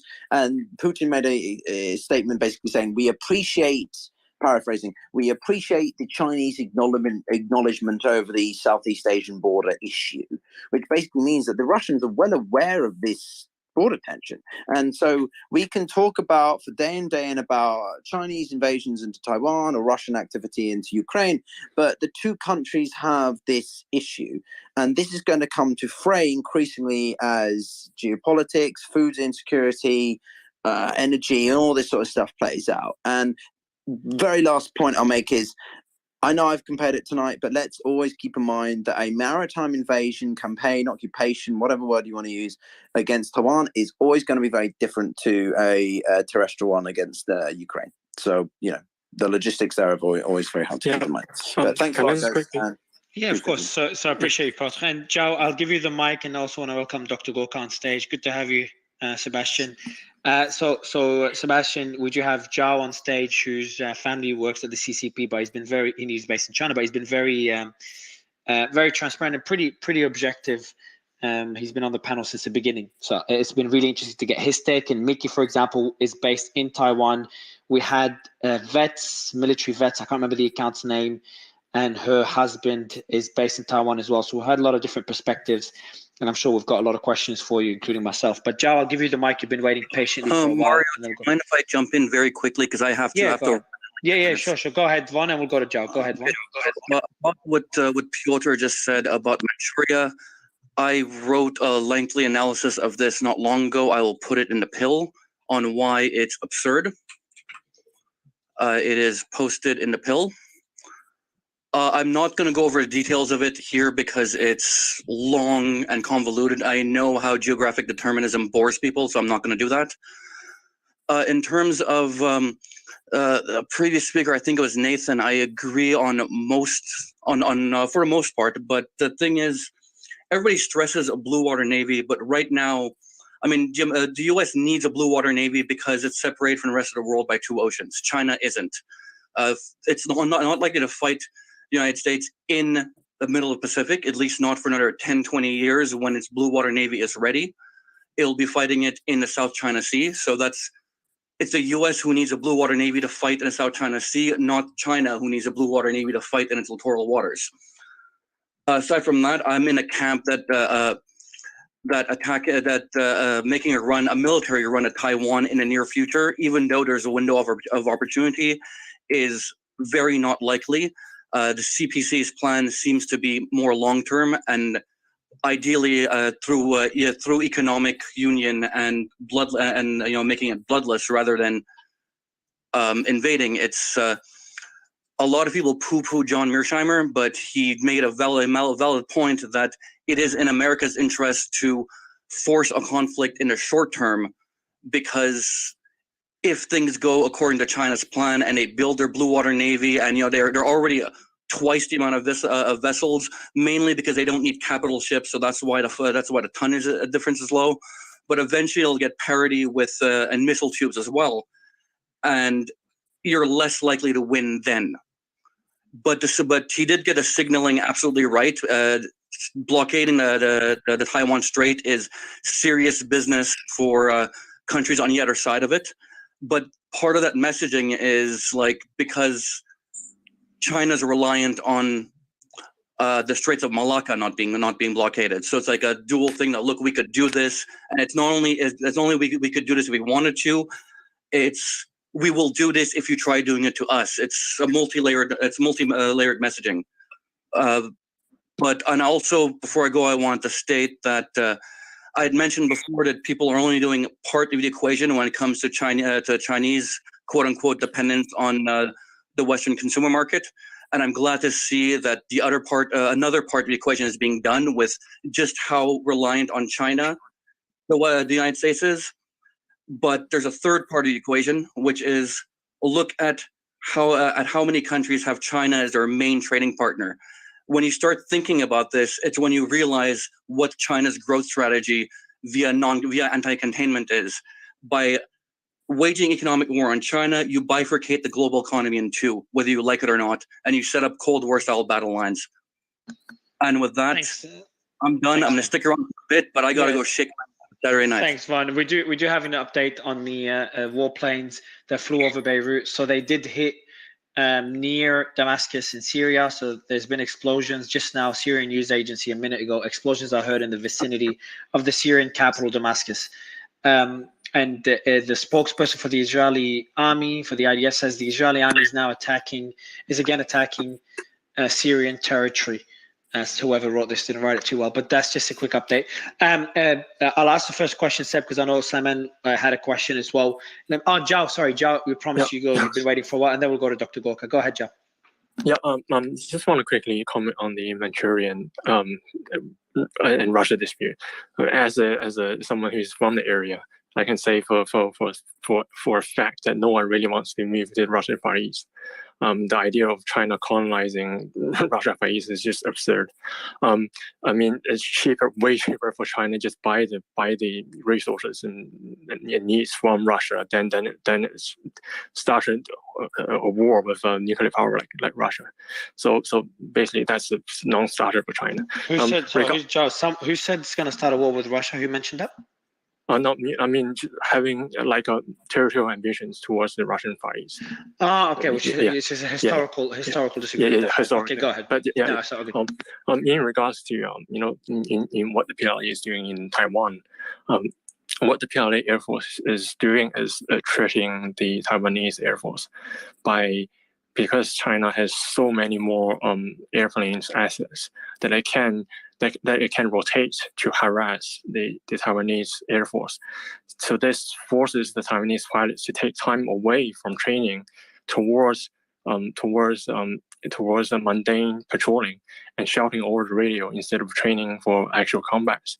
So and it also wears down the Taiwanese jet fighters maintenance cycle. So that's a traditional aspect of what all of these airplanes flying around Taiwan is doing, is forcing Taiwan's hand to make a response, and when they make that response, they're retreating their own much smaller air force compared to China. So you can say that China is marinating Taiwan for something big. In terms of escalation, I think it's kind of wrong to assume that just because you only have nine ships around Taiwan, it's not an escalation. It absolutely is an escalation, and that's absolutely the message that the Beijing wants to send. When Pelosi came, and the Chinese exercise that came right after the Pelosi left Taiwan, that erased the median line in the Taiwan Strait that have been there for decades. So now the Chinese fighters just fly circles around the other side of Taiwan, other side of the median line, and after this meeting with Kevin McCarthy, the Chinese Coast Guard has stated that they will. So, Zhao, why do you think the U.S. is escalating, diplomatically escalating matters? Well, it costs them nothing to escalate. I mean, as I said, that the U.S. know that China wouldn't make a move on Taiwan anytime soon. In that sense, that the politicians can make grand gestures with regards to Taiwan, and that can make them looking tough in the eyes of their voters, and tough in China. and in return they get applauded. But the negative consequences is going to be taken by Taiwan itself, not really in the United States. So there is definitely an escalation, and China wants to, wants the United States to know that, and wants Taiwan to know that okay, if we move too far away, if we make too radical of a move, then this will happen and that will happen. As we can already see, the media line is gone, and now Chinese Coast Guard is promising to board suspicious Taiwanese cargo ships, and also, Taiwan, China has the initiative here. China decides when and where and how to act. So there's no really urgency for Taiwan. And if I may refer to like one of the quotes from Xi in his closing speech in the National People's Congress that happened a few weeks ago, and I think an important quote that is being left out by pretty much all of the China watchers is that that President Xi said that the implementation of the overall strategy of the party for resolving the Taiwan question in a new era. So that means there's already a... Sorry, John, can you read that quote again slowly? I didn't hear it. Okay. So he said that to implement the overall strategy of the party for solving the Taiwan question in the new era. And so that means there's already a mechanism within the party that is going to be made with regards to Taiwan in the long term. So the idea of China making a move on Taiwan based on Xi Jinping's President Xi's tenure or his terminus is kind of not too accurate, because the party itself, the institution of the party itself, is setting in that mechanism for the eventual reunification of Taiwan instead of just President Xi's personal take. So hey guys, I think the end. I'd love to jump in here and make some comments. Yeah, we'll do, Robert. I'll give you the mic right after. We've just got a couple of questions for Dr. Gorka, and then we'll give you the mic, Robert. Appreciate you being on. Okay. And actually, Joe, as you're right, yeah, of course, go ahead. Just last point for the end game of Taiwan, where this is going. I just like to use a stats to illustrate how this might end. 45% of Taiwan's exports goes to either mainland China or Hong Kong. So currently, Taiwan's last economic moat is their semiconductor industry. So what happens when China cracks that semiconductor lithography machine in, say, 5 or 10 years time? Then Taiwan is going to be totally dependent on China in terms of everything, and they have basically no card on the table, and so this supposed largest enemy is so their lifeline is sort of the enhanced at mercy of China, and so how much pressure China can bring in the future pales in comparison to what it does today. So the end game for Taiwan is, from Taiwan's perspective, is really bleak, and from China's perspective is very optimistic. And China has the time and the patience to wait. So that's why I don't really, believe in the idea of China taking advantage of current situations in Ukraine and to suddenly take Taiwan swiftly. Because China has all the cards on the table and all the cards in its hand, and in the long run, from what I can see, China is going to be in a stronger and stronger position, say in 20 years' time. Yeah, I appreciate it, man. I want to go to Dr. Gorka. Sebastian, good to have you back. Can you hear me, Sebastian? I don't know if it is good to be back. So, what's bothering you? Tell us. A couple of things. So I didn't know this one. I agreed to come back on today. I was told by somebody that after I left the last spaces, you allowed one of your speakers to relentlessly attack me and did nothing about it. I'll send you the details if he's not sanctioned. I'm not interested in coming back to a platform that has speakers like the last one. I just looked at who that person is. This is an individual who talks about in his bio the eventual victory of global communism, has posts about Xi Jinping as a man of culture and pictures of his granddad proudly posted as one of the chief propagandists for the Maoist regime. Mario, let me be very clear to you. We are talking about a murderous regime that has Laogai prison camps right now.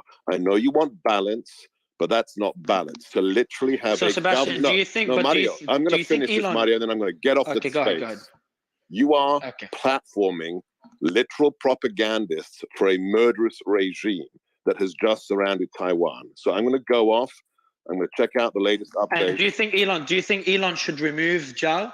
Elon should remove the people you don't like? Because Elon talks about free speech. I'm not debating Elon now. You're the host of these spaces. You have a responsibility not to be a mouthpiece for a murderous regime. It's not a mouthpiece. You are so I think I've had 90%. Yeah, but 90% of the panel. You are platforming somebody who is proud that his granddad was a chief propagandist for a regime that killed 60 fucking million of their own people. Stop it, Mario. Don't do it.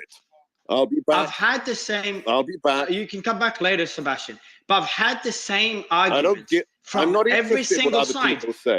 This regime is the biggest communist regime in the world today. Whatever analysis you have of it, it is a communist regime that is killing people for their beliefs right now. And you just let somebody talk for minutes about their opinion as a propagandist mouthpiece for the regime. That's not balance. That is helping the enemies of every decent people in the world. I don't just mean America. You are assisting the enemies of civilization, Mario. Sort your shit out. The problem is, Sebastian, what your argument is used against anyone who disagrees with anybody in another group or another country or wherever it may be. So essentially, what you're asking for is censorship of anyone. Bullshit. You know that is rubbish. You're basically asking. If you go to his timeline right now and you read it and you get back to me and you tell me this isn't an official mouthpiece of a communist regime, then you're part of the problem. Would you accept if we had someone from the CCP that wants to come on stage and talk? But it's a mouthpiece if we only have people from the CCP. But if you have someone from the CCP and someone from the US, someone from Russia, someone from Ukraine, someone from South Korea, someone from Japan, you could have mouthpieces from different countries, but as long as they're on a panel and we disagree with them. So Zhao was disagreed on, and there's been even agreements between Zhao and people. Mickey's from Taiwan. We had 3 or 4 panelists from Taiwan, and they came to similar conclusion. So by the way, Dr. Gorka, you know how much I respect you, and your concern is valid. But if you saw how the space went on, I've removed people in the past and you've seen me do that. But if you saw how the space went on, I think it would reflect a different take to what you saw. And I haven't looked, I'm not sure what you're referring to. There is no moral excuse for platforming somebody who on his own timeline is proud to be part of a family that was a pillar of a regime that killed 60 million of its own people. That's not about debate, Mario. There is no moral excuse for that. I have taken a photograph of his tweets. He is proud that his grandfather was a pillar of Maoist regime that killed 60 million people. There is no technical, logistic, or moral excuse for that. I will, if you sort this stuff out, I'll be back. Good night, gentlemen. Good night. Hold on, guys. Just 2 seconds, guys. So I'll give you the mic, Mickey. So just the point out first, I've got a lot of respect for Dr. Gorka. He's been annoyed with other panelists in the past, and I've faced this criticism before. Like one of the more extreme ones when I had someone from the, if you remember Suleiman, we had someone from that was on the side of the Iranian government or Iranian regime. Yeah. I mean, we had protesters. The only difference with what Dr. Gorka is saying, and I guess this is a question about what level of free speech you're going to allow. So if you had a scenario where, let's say there was Adolf Hitler's grandson and he was proud, or someone who worked with Adolf Hitler and his grandson was proud of him and was posting about his pride of him, would we have him on? So that's really the question, isn't it? Because Mao was mental, right? He was like an evil guy. Like the amount of people he killed isn't equivalent to it's significantly high. When people make arguments about the worst atrocities in history, that is one of them. So now the question becomes, where will the censor? So would, like, this is the question then. So would we host somebody who was proud of being part of the Nazi party, or whose granddad, he was proud that his granddad was part of the Nazi party? So the concern with Zhao is that he's got tweets supporting Mao. Is that where the concern comes in? I'm not sure if that, I'm not checked it, but I'm assuming that Dr. Gorka is accurate in what he's saying. Then that's his argument. Yeah. And Zhao, do you know which tweets he's? So I thought he's. I obviously misunderstood. I thought Dr. Gorka was pissed off at tweets that saw Zhao's support to Xi Jinping. So I must have misheard. So Zhao, do you have tweets supporting Mao, and do you want to give us clarity on that? Well, I mean, where to start? My family is being attacked, but I would like to just come back to this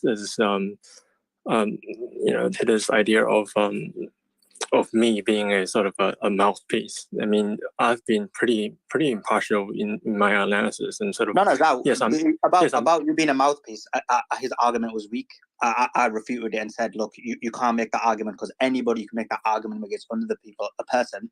That is censorship, and that's if his argument is solely based on that, he's flawed because he basically wants censorship and essentially wants an echo chamber, which is the irony because most of the Republican part, a lot of people who are essentially MAGA Republicans, which is who Dr. Gorka essentially allegedly represents, their main complaint about everything. Actually, Islam, I've got a question for Islam Man before we go to Zhao. And Zhao, stay with us for a second. I'm really curious. I think this sort of reflects. This point, Mario. The main point against the liberals or the Democrats is they're censoring them.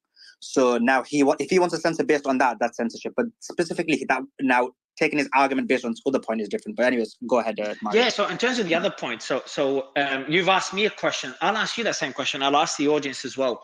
So I think communication solves most of the world's problems. I'm also a very curious person, so I'd like to listen to everybody. Like, I don't care how bad someone is, how big of a criminal. I want to see how they think. I want to understand it.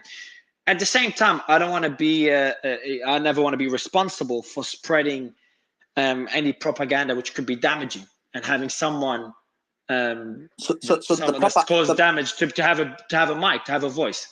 So it's a very interesting balance. Where do you stand on this, Slimane? What do you think? I'll ask the audience. I might do a tweet on it later as well. But what do you think? So the propaganda argument, I said, like Dr. Parker's argument was weak because anybody who disagrees with another person. So move away from the propaganda. Who we platform. That's because you use Hitler's. I think Hitler's family member. That's a fair example. So even someone from the Nazi regime. So I believe in absolute free speech. So I think I believe in that. Obviously, we need to come to a scenario in life where maybe I may come across this. I may need to realign my view. So when you believe in absolute free speech, as Chomsky said, the very epitome of free speech isn't to hear the ideas that you like, but to listen to the ideas and be willing to listen to the ideas that in their very nature go against everything you believe in. So that's what, for me, free speech is. Hence why I was against Elon Musk banning EA. And the reason for that is because there was no, either he makes absolute free speech or he gives us the policy by which he's going to follow. It can't be absolute, because I think allowing someone that's very controversial, says like Ayatollah uses Twitter, okay? And there's a whole list of people that use Twitter that I think a lot of us would be critical of, and we wouldn't want them to use Twitter. But Twitter's like, hey, everyone's allowed to use the platform as long as they don't break the terms and conditions. So maybe a good solution here could be having a similar policy to Twitter. Is like everyone is able to be on our panel as long as they don't, like if a Hitler family member comes on and he starts talking about German politics or the Russian war and has reason to be there and has knowledge that could add value, then maybe it'd be like, Hitler is obviously an extreme example, so it's probably not the best example to use. But it's making the point. It's not an extreme example because you've basically got Mao's grandson, I think, or someone who worked with Mao's grandson on it. It's actually an apt example. Someone that worked with Mao's grandson is different. Yeah. So someone who, that's what I said, if someone worked for the Nazis, so someone's grandson worked for the Nazis, and you're proud of it. Yeah. So just Mario. I'll give you as well, Josh. I'll just wrap up this point and I'll give you the mic trash because it's a good question. Thanks. So if we say anyone could be on stage if they add value to the discussion, as long as we don't have someone coming on and saying what Nazi did was right or speaking positively about the Nazi regime or the Holocaust. So I don't agree with the terms and condition point as well, because you can't not have terms and conditions, man. because the Twitter terms and conditions are unworkable. At the Can I moment. just quickly come in? Go ahead. There's no procedure in place. Yeah, so Joe, I'll give you the mic in a bit because we're trying to debate something bigger, more than just yourself. So it's not personal towards you. I think it's more of a strategy for the show and censorship in general because it's going to be important for us. So I'll just get Trash and Slam. So the issue I've got with Twitter terms and policy and conditions is no one understands them. No one knows what the policies are. Certain people are getting banned for one thing and not the other. So what I'm trying to say is, if you're going to have policies and procedures in place, they need to be succinct and they need to be in a way that is followed through completely. And it can't be then you can't make exceptions. That's my argument. Or you have absolute free speech as long as it doesn't break the law.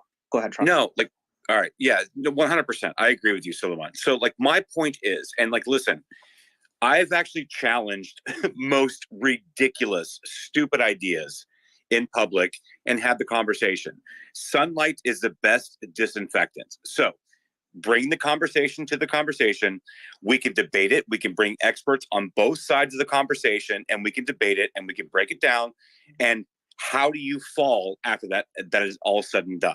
So just because there is someone speaking about something that they believe in, whether or not I agree with it or not, I don't care. I don't have to agree with somebody that has a platform and is speaking it. If they're here speaking it, they're representing their ideas. Are there other people that disagree with those ideas? Yes. Can they speak too? Yes, they can. And then you decide where you fall on that issue. But if we start going down this road of saying, well, that's wrong think, then we're in the same position that we were prior to Twitter opening up.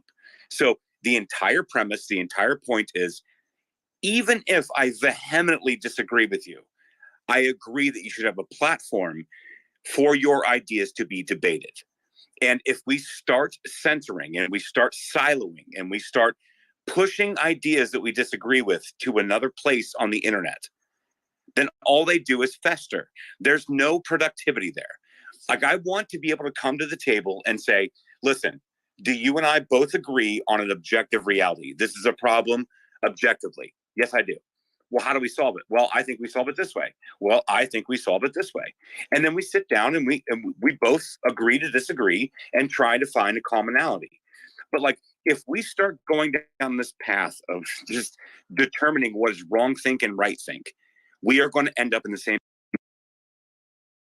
Specifically, I'm saying specifically about this conversation. If we cannot have a conversation and dissect the ideas and get to the truth, then we are never going to be better off. It needs to happen.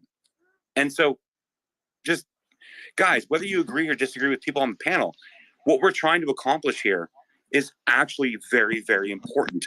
And it has not been done for a long time. So Trash, I've got the question for you, and then we'll go to Joe and then back to topic. But Trash, the example that Slayman gave. So if we have someone who's related to Hitler, I'm using the extreme example, someone's related to Hitler, but that's coming on stage or that has expertise in a certain topic. Let's talk about German geopolitics. There's a clash between Germany and Russia. And he's coming in to comment on that. Considering they're related to Hitler, should we be giving a platform to someone like that?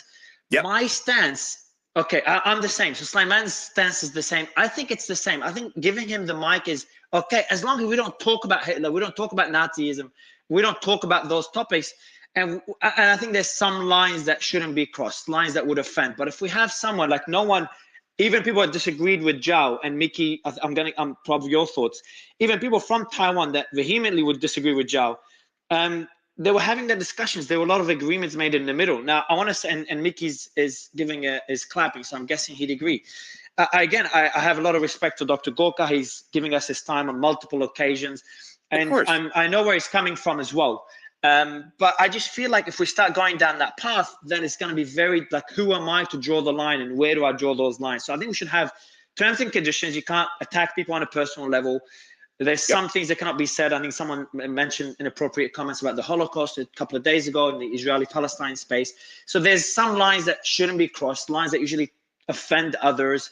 But otherwise, I want my curiosity to represent, and I'm guessing Slayman and Trash, they seem to be in the same boat, our curiosity to represent this space. And I think I had someone tell me yesterday, they're like, Mario, whenever I want to hear news and someone I respect, whenever I want to hear news, I no longer go to CNN or Fox or even BBC. I come here because it's the only place we have everyone. We're talking about the Iranian revolution. We have people from the Iranian administration, from the Iranian regime or administration, whatever you want to say, coming on stage. We're talking about Palestine and Israel. We have people from the Israeli, Israeli right wing, as well as Israeli moderates, as well as people from Gaza. And then we had someone, War Monitor was playing voice notes between Hamas soldiers together as the missiles struck. Was striking. So these things don't happen anyway. And I think the only way we're able to get those is by having everyone. Now, will we make mistakes? Of course. Will we have people we shouldn't? Of course. Is it good that Dr. Gorka brought this point to us? Of course. We know about this, about Zhao, and I'll have Zhao clarify his position in a bit. But last thing I want to say is, and does Dr. Gorka have the right not to want to share the stage with Zhao? 1,000,000%. So that's where I would leave it.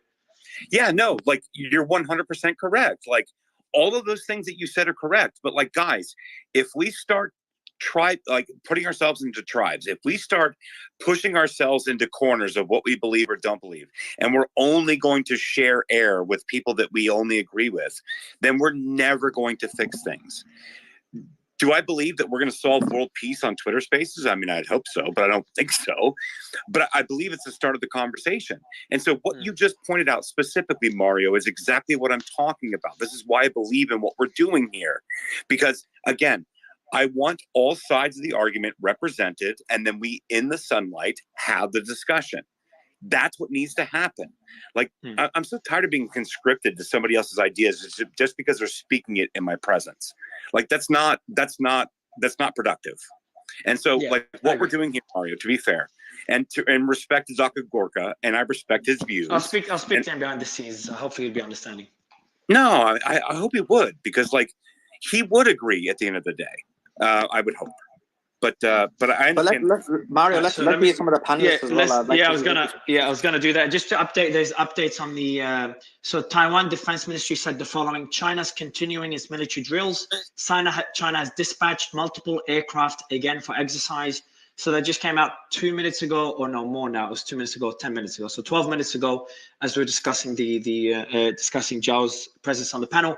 And then we have our IDF spokesperson said the army is launching raids now for the second time in Syrian territory, which might see aircraft flying over Lebanon. We saw that in low altitude aircraft flying over Beirut. But to go back to the topic, Zhao, we've talked. I think you were before we go to Zhao, or do you want to go Mickey, to Zhao? Maybe.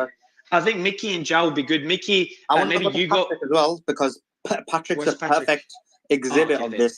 The guy who basically got censored. He was in the Twitter files, was censored. He was banned for years because of his journalism. So he can give us. He might not agree with us, but I'd like to hear. Patrick, I would. And then Mickey as well. It'd be good to get Mickey's thoughts, because Mickey should be the first person to be offended by Zhao. I think and then we'll go to Mario. I think that the child of Hitler example, that's a bit extreme. I was thinking more along the lines of Chelsea Clinton or something like that. But I'm just kidding. I think yes. I think he didn't say, and also he didn't say child of Hitler. I think he said like a grandson or someone in the family. But it's probably the most extreme example. Slyman just went all the way, Patrick. Mao killed Mao. The thing with like Mao isn't a joke. Like he killed. People forget this because we whitewashed like history a lot.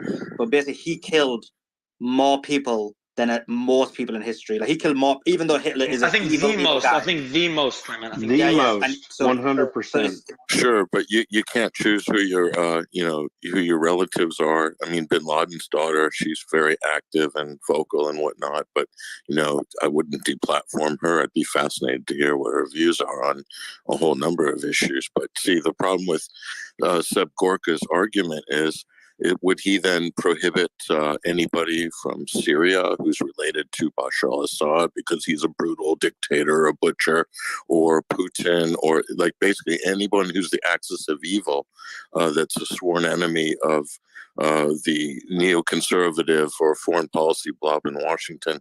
You can't possibly ever talk to them. This is the problem: is there's absolutely no willingness to have any dialogue and no diplomacy. We're talking about geopolitics here, so it's international relations. The language of international relations is diplomacy. So you got to speak in objective forms. And if you have an opportunity to to find out what the quote other side thinks or is saying, then that's a great opportunity for even Seb Gorka. But politically, he can't share a stage with anybody who's on the axis of evil side, because that might, somehow reflect badly on him and his cohort. So it's a political issue for him. It's not necessarily. He has a different calculus, I think, than what you have, Mario. I appreciate Patrick. Mickey, I want to go to you as well, and then Zhao, we've talked about you a lot, so I think it's good to maybe we got it wrong. But Mickey, I think you'd be in a good position considering that you and Zhao came from the same city. Zhao lives in China. His family works for the CCP, while Mickey, you live in Europe. Your family's in Taiwan. So it's complete. And you guys had a very civil conversation earlier. It was really pleasant. I didn't know any of your backgrounds. So Mickey, I would love your thoughts on what was discussed so far. And I think it'll be more specific to Zhao's position. And, yeah.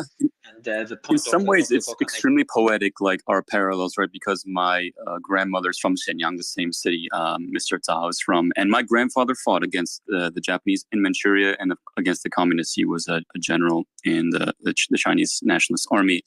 And of course, maybe fought against the relatives of Mr. Zhao. And of course, many times in this conversation, the emotion was very strong, right? Because at the end of the day, when he's talking about the subjugation of Taiwan, it's extremely emotional for me, right? We're talking about my family, potential death and all these things. It's extremely emotional to have this conversation many times.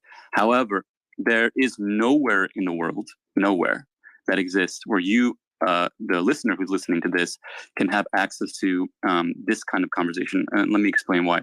What Mr. Zhao is saying is extremely mainline, non-controversial Chinese perspective that you would hear in any cafe or restaurant or bar in China. And this is something that you don't get access to in the West. You get it filtered through all sort of different ways. Like the one thing I was talking about over and over again is that everyone was missing time and time again what Zhao was saying, and the other Zhao was saying, was that the West conflates China's takeover of Taiwan as a military invasion. When Western people hear China is going to take Taiwan, what do they think? They think D-Day because of the culture of the West. They think D-Day. They think, invasion of Iraq. But that is not the perspective of someone from China. Their perspective is slow, patient, passive-aggressive strangling of the island to where it falls without firing a shot. And I think this means that under the noses of the West, that the strategy is being taken place under the nose of all the investment and time, that China isn't going to have this head-on confrontation. And you need to understand that that's the way these two cultures approach things. And you'll never find that this conversation, the parallels are amazing, right? Like originally Chinese, but Taiwanese living in the West, I'm American as well, and having conversations with military experts able to chime in, like, where are you going to get that? And of course we could have an echo chamber. We could ban Zhao and we could talk to ourselves. That's not a very educational, you wouldn't be here listening to this and you wouldn't be educated if we had an echo chamber. So what's the point of that? Of course, it's extremely emotional for me. I'm holding back my sometimes anger because the things he's talking about, it triggers me. Although I know probably in his heart, we could have a tea and be friends, but we're talking about something extremely emotional. But if I lose my cool, then we're robbed of this space and time for this conversation. So I actually really appreciate Mario and Trash and Suleimani and everybody here so much, because we're educating each other, we're learning, and that is a beautiful thing. And maybe, just maybe, he can learn from us as well and learning our perspective. And that maybe we don't know what that could be in the future. So I think it's really important that this space exists. Thank you, Mickey. Zhao, we've talked about you a lot. Would love to know more about your background, what's been said so far. Maybe we got it all wrong. I don't know. Please do clarify. Yeah, so I like to have a bit of fun. And the tweet about me saying me being proud was actually replying to someone who left a sort of nasty comment about the Chinese government and Chinese country. And I was just having a bit of fun and saying that, okay, I'm proud of my granddad being this and that. And my granddad was indeed the worked as a section chief in the PLA general political departments in the 1980s. And I think what some people can easily do with regards to China is to criminalize large portion of the Chinese people, and that includes over 90% of Chinese people that supports the CCP. I mean, like, where do you draw the line? So my granddad, even though he joined the CCP when he was 17, during the Civil War, when he joined the underground movement in Beijing. Even though he was an old party old guard, but he was still detained for 3 months and questioned and beaten out a bit during the Cultural Revolution by the Red Guards for being suspected a nationalist spy, because my great grandfather, who was a born and bred Manchurian, owned a shoe factory back during the Japanese occupation, and that's why my granddad and his entire family was sort of branded as the scourge of the capital class during the Cultural Revolution.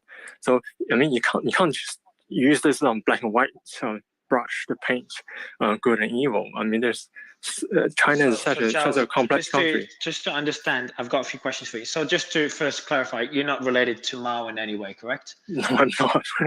Yeah, okay. No. So not related to Mao Zedong.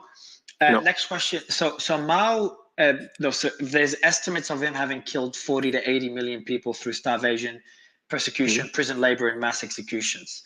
But there's still a lot of support for him in China. I was just looking at the statistics. Now, there's one clear Chinese survey conducted by Global Times, and it found that Mao has 90% support, or people that express a positive view of him in China. Now, other surveys were a bit more critical, but still showed the majority of people in China supporting Mao, which is fascinating to see. Now, I want to get your thoughts on his level of support, and we'll move it back to topic. And also, like, what's the sentiment like around Mao in China, and why is it so different to the perception outside of China? And then, if you can clarify again, so and your position on Mao and any affiliation, and then we can get back to topic, because that's, for me, that matters a lot more. Okay, cool. So first of all, in terms of support for Mao, what Mao represents in the heart of Chinese people is sort of a symbol, like a symbolism. Mao's ideology and policies isn't even remotely relevant today in Chinese lives, and we see him as a sort of the founding father of China. The U.S. founding fathers, they still were slave owners, but still many people admire them, because slavery isn't a problem in the U.S. today, or at least in what the form it used to have. And in terms of Mao's policies, it doesn't affect us today. So we still see Mao as a symbol in terms of the party, and as his status as a founding father of China. And I think an interesting thing I need to mention is that with the people I interact with on Twitter, some of the people that attack me the most viciously are actually Maoists, extreme radical left-wing Maoists. They will call me class traitor or stuff like that, because I support the capitalist way of doing things. But as within the capitalist way, I support the socialist method in terms of social welfare and stuff like that. But it just demonstrates how nuanced, how complex the situation is. Even though I support Mao on some issues, I don't support him on many other issues, like the Cultural Revolution and the rather disastrous Great Leap Forward. My family suffered during those years too, not to the same extent as some other families. I admit that, but it is a really complex and nuanced situation. As I said, my grandfather was detained for 3 months during the Cultural Revolution.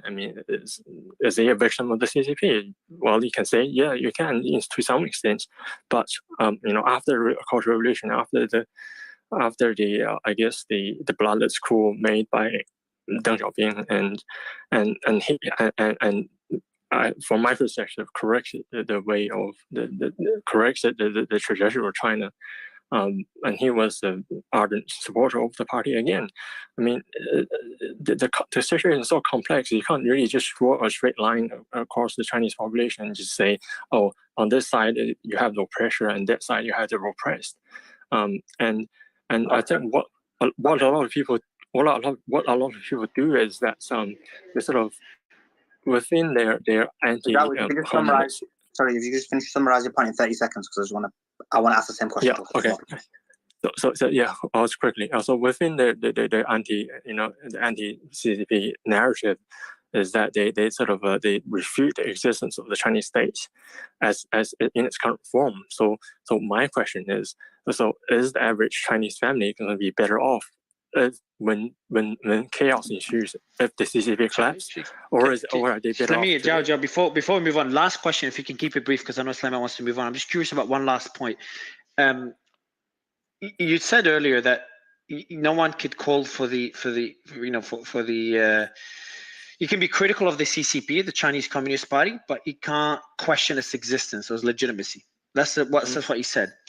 Yep. Where do you draw, and that's my curiosity kicking in again, where do you draw the line in China? Now, I've visited China. I've had the headaches of dealing with censorship while having to use a VPN. But obviously I haven't lived in China for months or years. So I know that the more influential someone is, the more careful they have to be. But it seems that there is no clear lines. In the US, there's clear laws one has to follow. Obviously, it gets murky and there's corruption and stuff, but there's laws there. In China, no one expected Jack Ma to go through what he went through and to just disappear after criticizing the CCP. There's some people that have faced consequences, and I'm asking you, you're based in China, and you're on a large stage, and your family works for the CCP, so I'm putting you in a tough position. But without being critical of the CCP, how does one know when and what to say and where to draw the line? Is there a line, or is it's a bit more vague than that?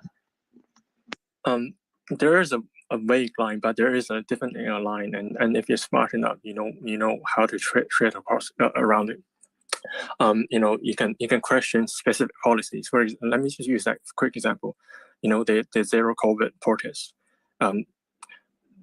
When that happened, there were a tsunami. I'm not even exaggerating. A tsunami of negative anti-government comments on the Chinese Weibo, which, by the way, was censored. Was heavily, I wouldn't say censored, but heavily monitored by the platform.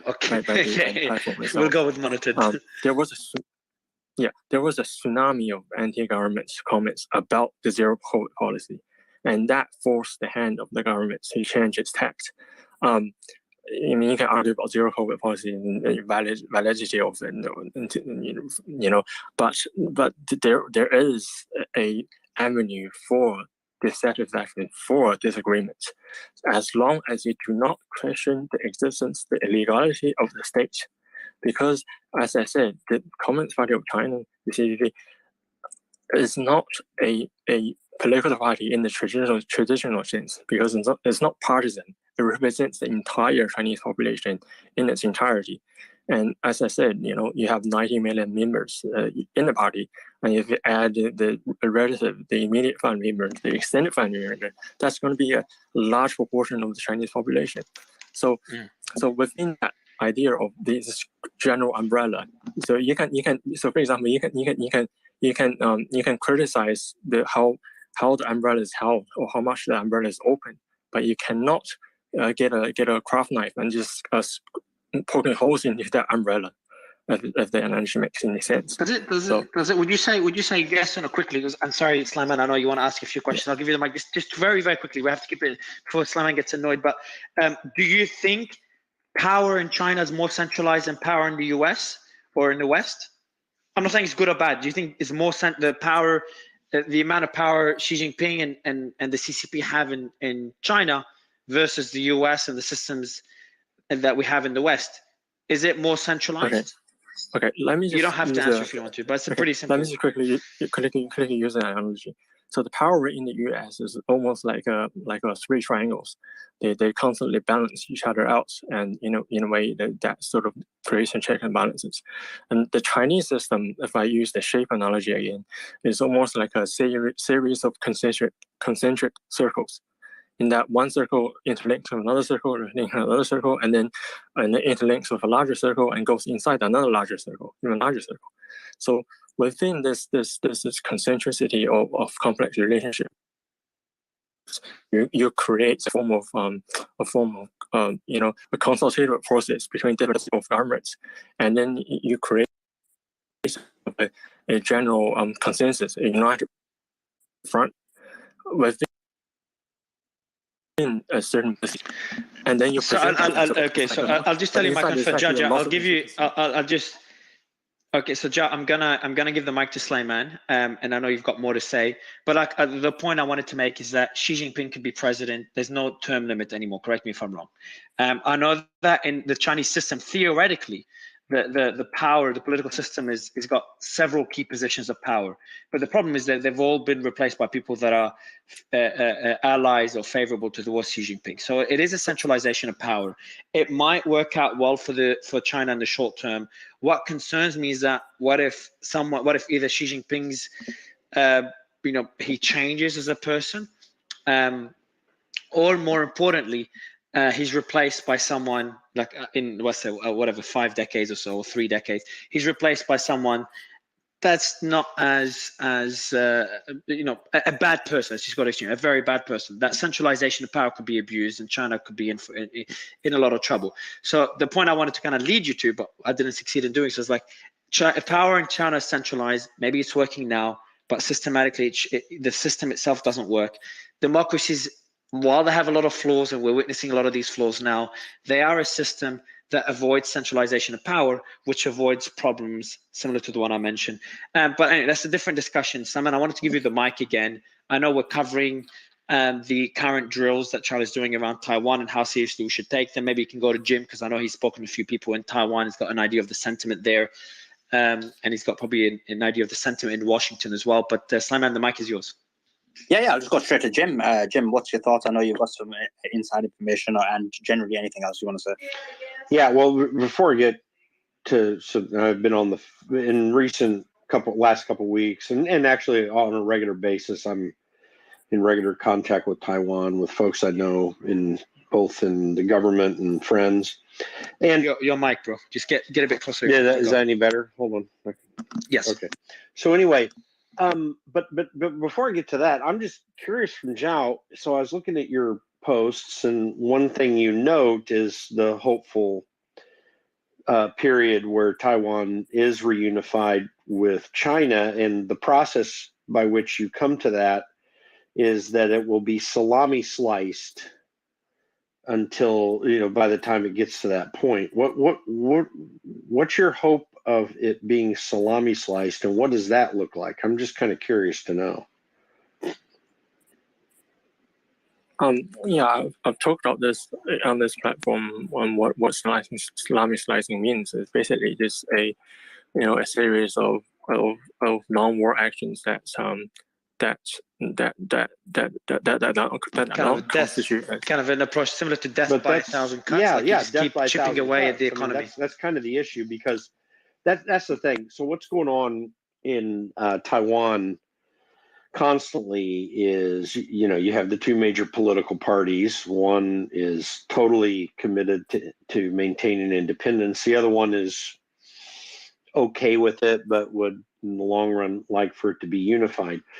And China plays off on that on a regular basis. So for example, recently, and I didn't realize this until I was talking to a friend of mine tonight, when Prime Minister Tsai was speaking with McCarthy, Speaker McCarthy, she's a DPP, the TPP leader. The KMT leader was over on the mainland. Jim, can I? Sorry, yeah. I'll give you the mic again. But can I just say something? Yeah. Joa gave me permission to share this. Joa, he sends this message. You're a beast, man.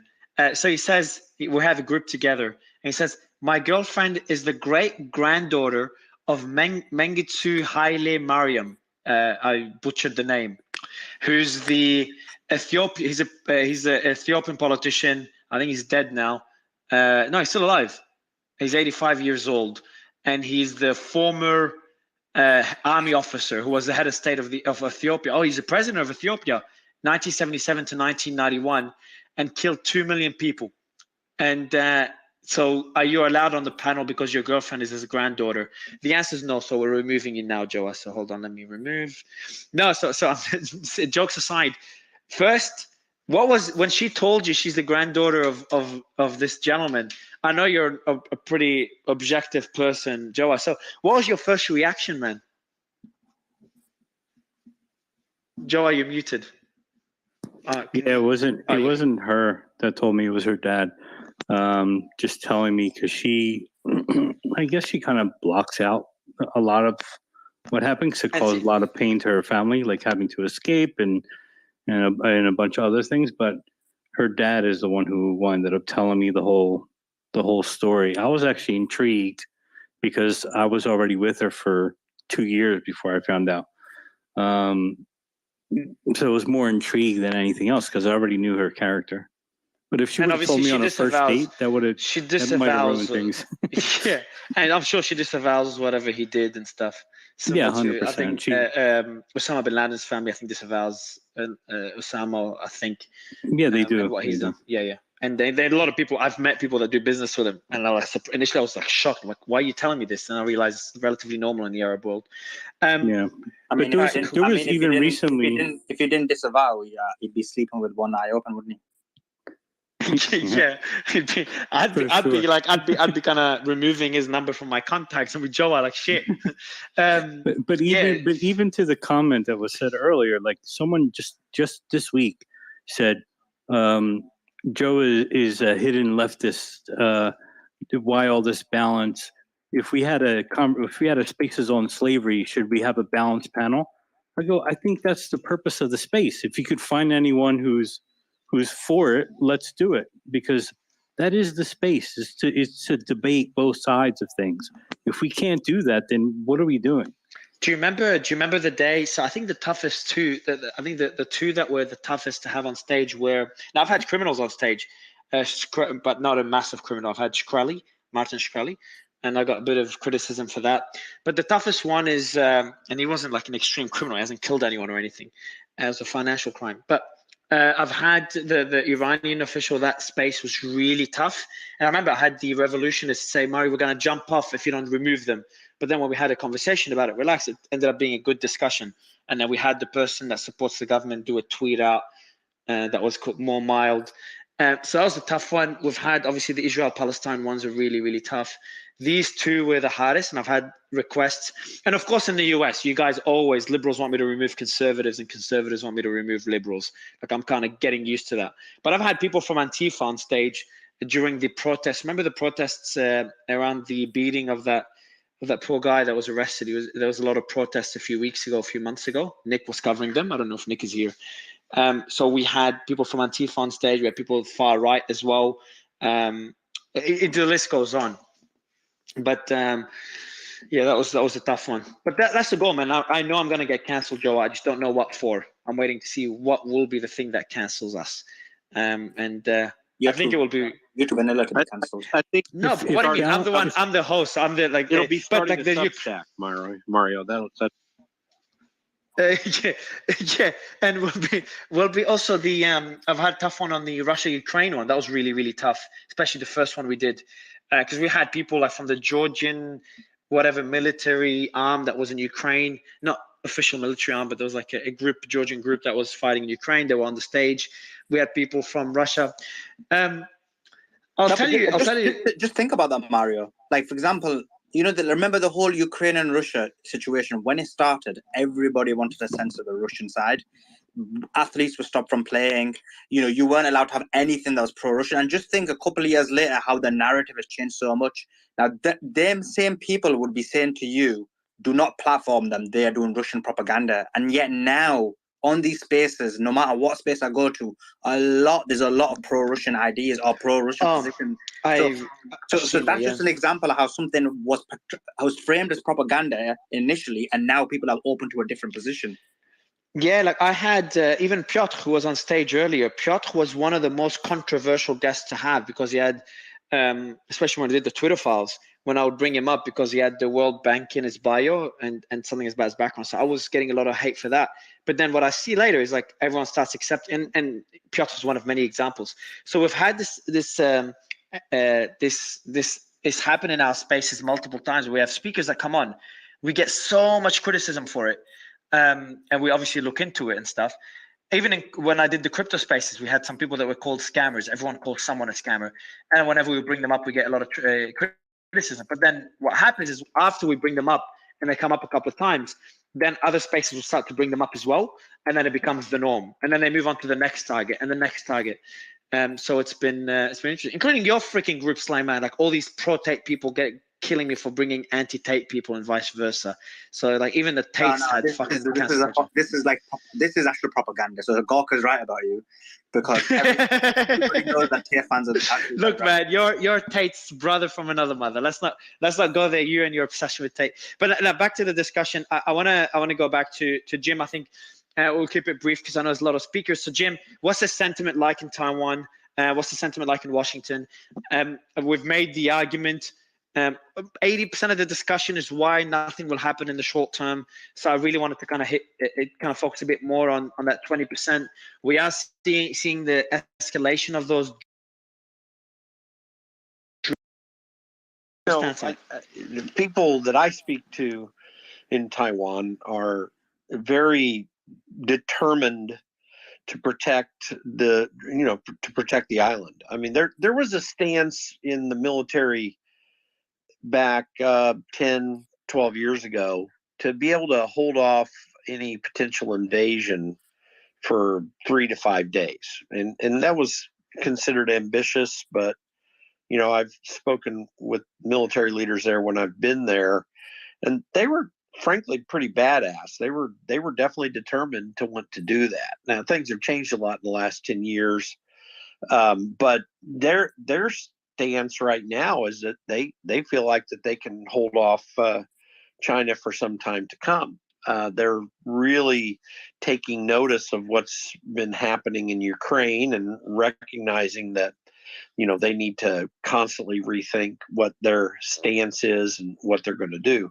There's one other item that they always bring up to me, and I always have been thinking through in recent months as well, recent years, is the fact that we see this blockade taking place, and the reality is that the alliances in the region that Taiwan has developed are changing. In fact, tonight when I was talking to one person, made the point, we realized that we can't 100% put all of our hopes in the United States to protect us. Not that they don't think the United States would, but that can't be our only focus. And when I watch this blockade, I think we think that China can overwhelm things quickly.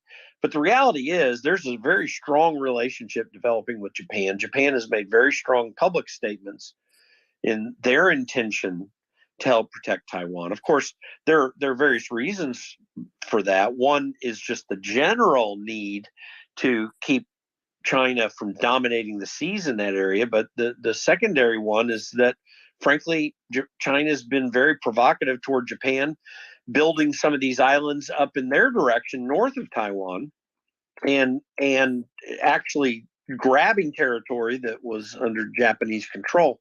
So they've been very provocative with Japan, and Japan, who's now taking a stronger military stance in the last this century, where they had a sort of a policy of letting America provide defense and post World War II and not rebuilding a military. Well, they're building it now. They've got a couple aircraft carriers. And I've got here, Ocean Defender did tweet as well, Jim. Taiwanese air defense units alongside interception forces have reportedly been placed into a heightened state of readiness in response to, quote, unusual activities that have been observed with the People's Liberation Army, Rocket Force, and Air Force. I will send an invite to Ocean Defender to come on, maybe give us an update. But from my limited knowledge, this is relatively common. And it was confirmed to me tonight, they are scrambling. They're not going out to the midline, but they are scrambling. Which they always, which is common. Just to be clear, it is common, but I don't know if any of those forces don't usually, are not usually put onto high. They're on high alert all the time. Placed on heightened state of readiness. Yeah, I don't know. Like maybe there's different terminology. Maybe this is a different level. I don't know why Austin, because for Austin to tweet about it, maybe it's more. But generally, there's always some sort of alert level that's been placed on the Taiwanese military. Well, listen, whenever there's they're Chinese facing drills, this all the which time. is like the So least they when could I do. looked at Zhao's his timeline, he has one post where he's got former Chinese premiers from Xi all the way back to Mao, stating their commitment. It's in Chinese here, but they state their commitment to world peace. But China's effort towards world peace always has included a military component. In other words, in the West, we talk about peace through strength. Ronald Reagan talked about that a lot, but that was always from a defensive posture. China is an imperialistic country still. I mean, they want territory. They just took Hong Kong. That was a jewel that they had hoped to take for some time. And when Great Britain made the deal in 1999, finally Xi, and by the way, forget that Xi is among the worst of the worst. So you look at the deal that was made with Great Britain, and they broke the deal. They just flat out broke the deal and took over Hong Kong. They were not going to wait until 2050 when the deal was to consummate, or I think 49. But China is absolutely an imperialist power. The United States is not an imperialist power. We've always been, and I think we do too many war-footing moves, but they're never about taking territory. They're always, sometimes ill-advised, but always about providing freedom elsewhere. Freedom is important. One last thing that I mentioned, I've got other notes, but one last thing I want to mention just to put a cap on this.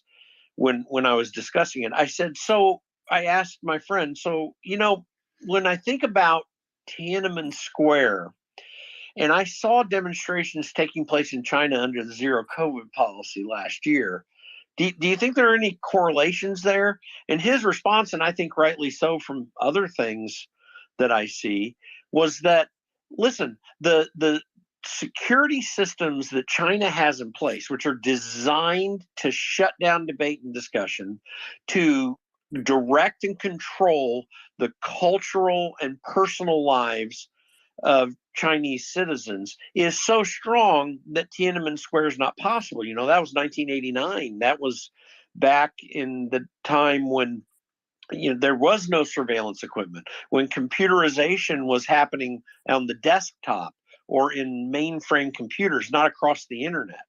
So now they have absolute control over the people. To even express in any manner that the Chinese people in their lifestyle can be compared to the American lifestyle is to actually believe that Jack Ma is on a voluntary basis painting pictures and sitting around as the CCP has broken up his company. And I guarantee you he got very little of the value of the company that he built. And they're breaking it up into 6 parts, and they're going to raise revenue for those 6 companies to capitalize them moving forward. Jack Ma's not going to get any of it. They literally stole his company from it. That unrealistic effort. That's Jim, what it's carry like. on. If you just summarize your point in 30 seconds, then I just want to move to Joshua because he's been on it. Well, I was just summarizing it right there. That's the lifestyle that the Chinese citizens have to live, all the way up to the wealthiest business owner gets his company stolen from him because he speaks out. So anyone that wants to talk about freedom in China or being non-aggressive or being about peace, that's where Zhao's, everything he put up there is totally wrong.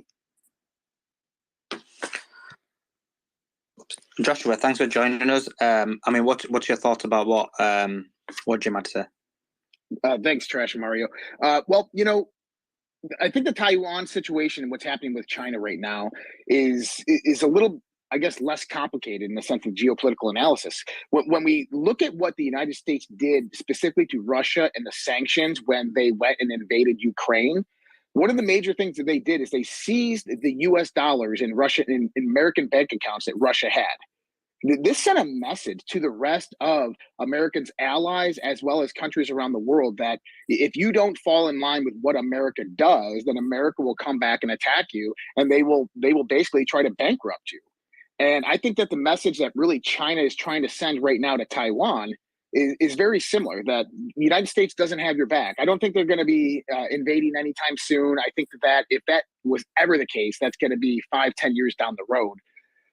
But I think that this is a strong military message being sent to Taiwan to kind of get them to acquiesce away from the United States presence. We also got to remember the United States has a strong military presence in Taiwan, which is a major threat to China and their global expansion.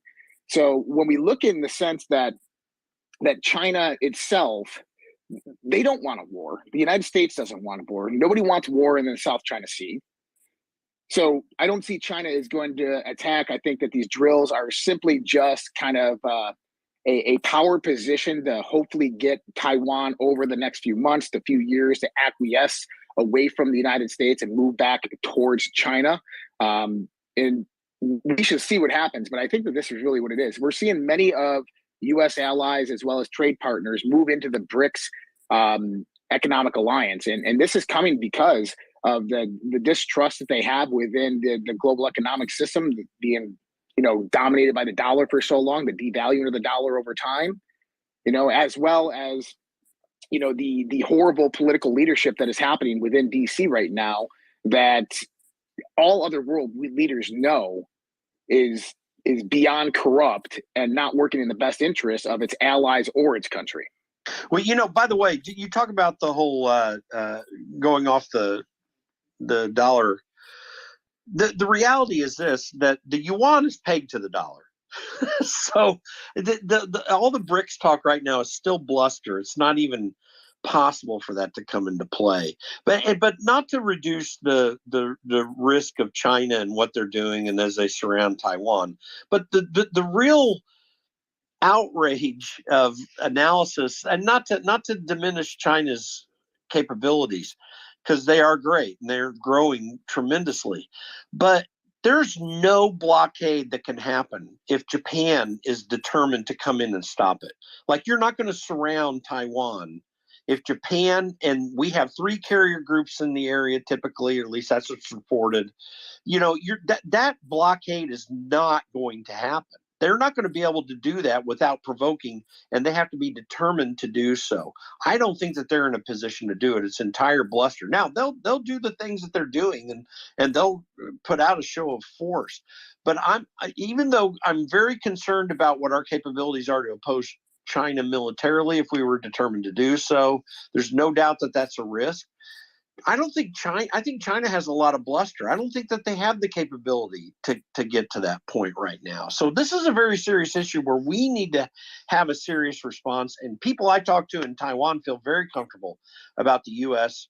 being willing to help. They've expanded their alliances with Japan and Australia and even Canada and other countries. That coalition is growing, not reducing. And even though there are great risks and there are great perils potentially ahead, I think we sometimes might overestimate the ability of China to really shove everyone off to the side and make Taiwan feel they're isolated.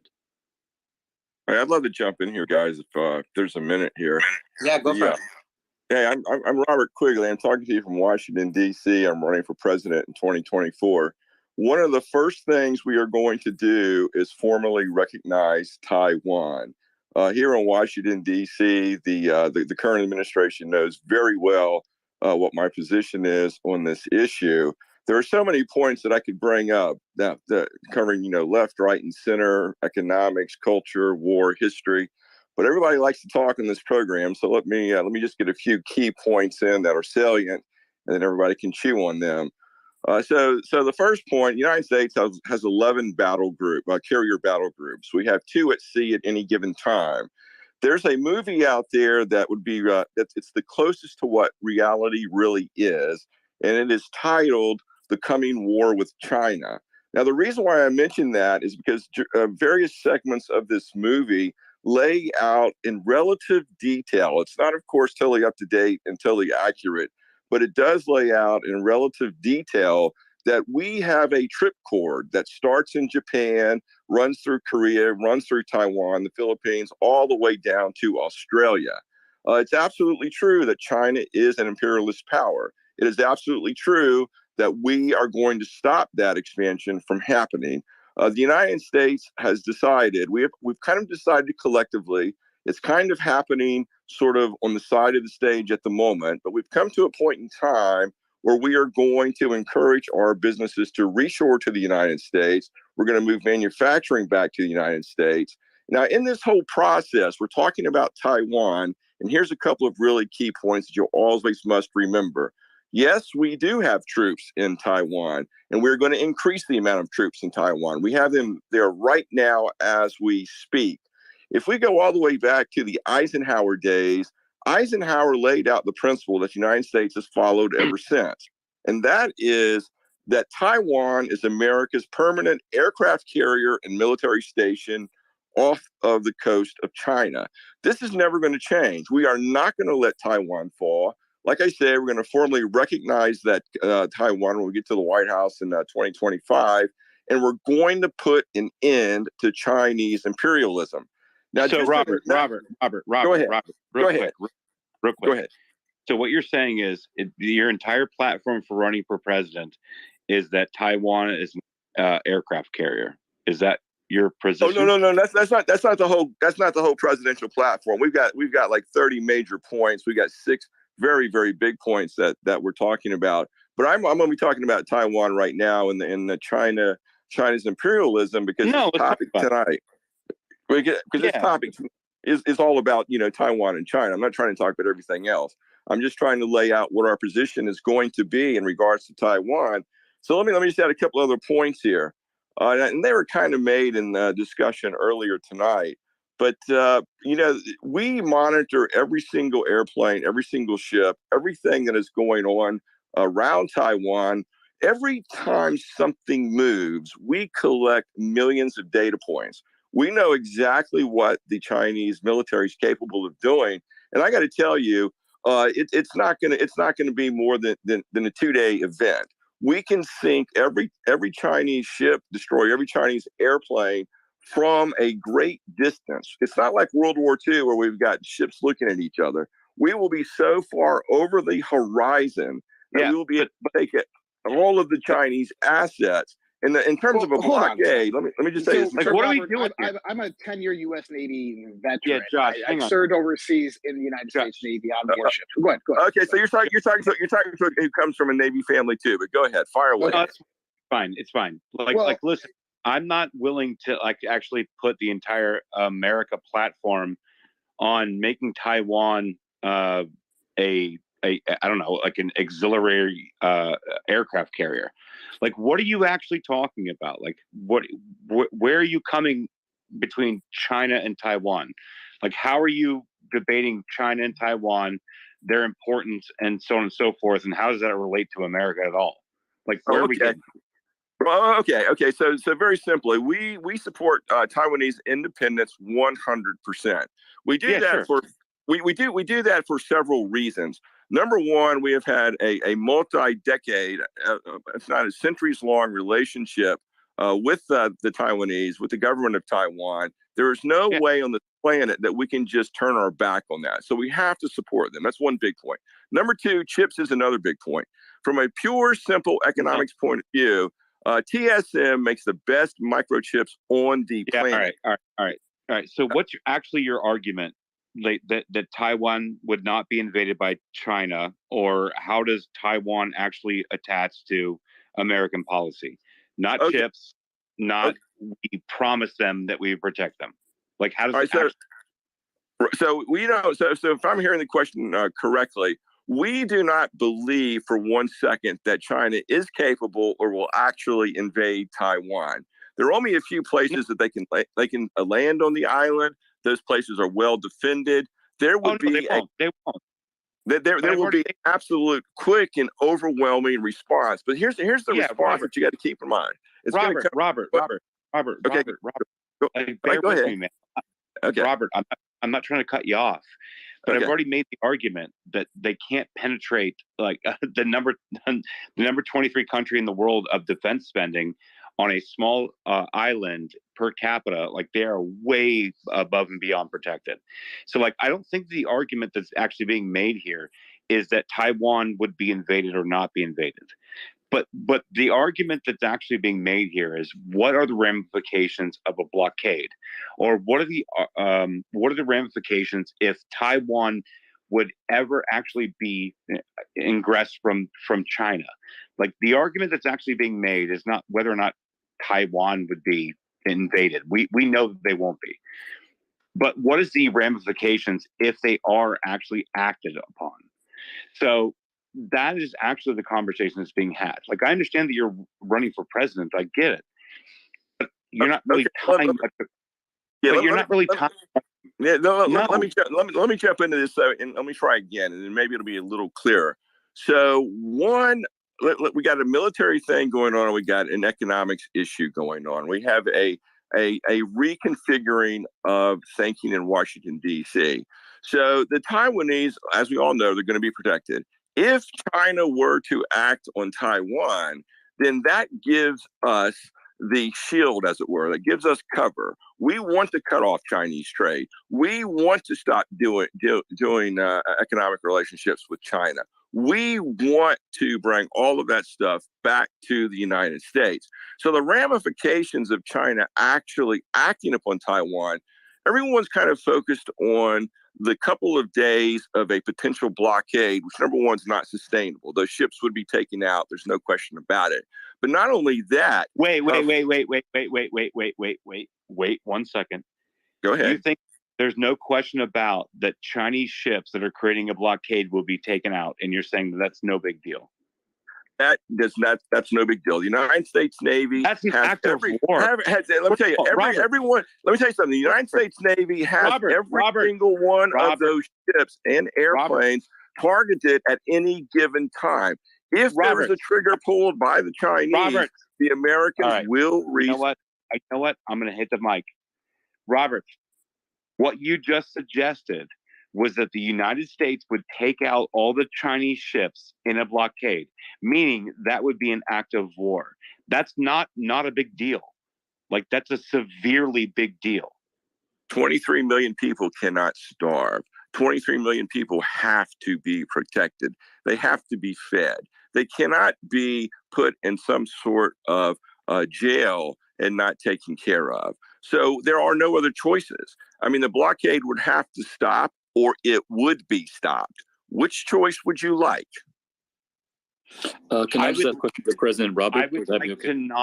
I would not like the United States to take out casually a bunch of ships that created a blockade, which are Chinese ships. Like, that's actually an act of war. Like, I don't know what you're proposing. The primary purpose of the United States Navy, its like main mission statement is ensure that maritime trade routes are free, open, and unobstructed. So if the busiest trading route on Earth all of a sudden gets blockaded and maritime traffic grinds to a halt, you have two options: let the global economy completely collapse, or end the blockade.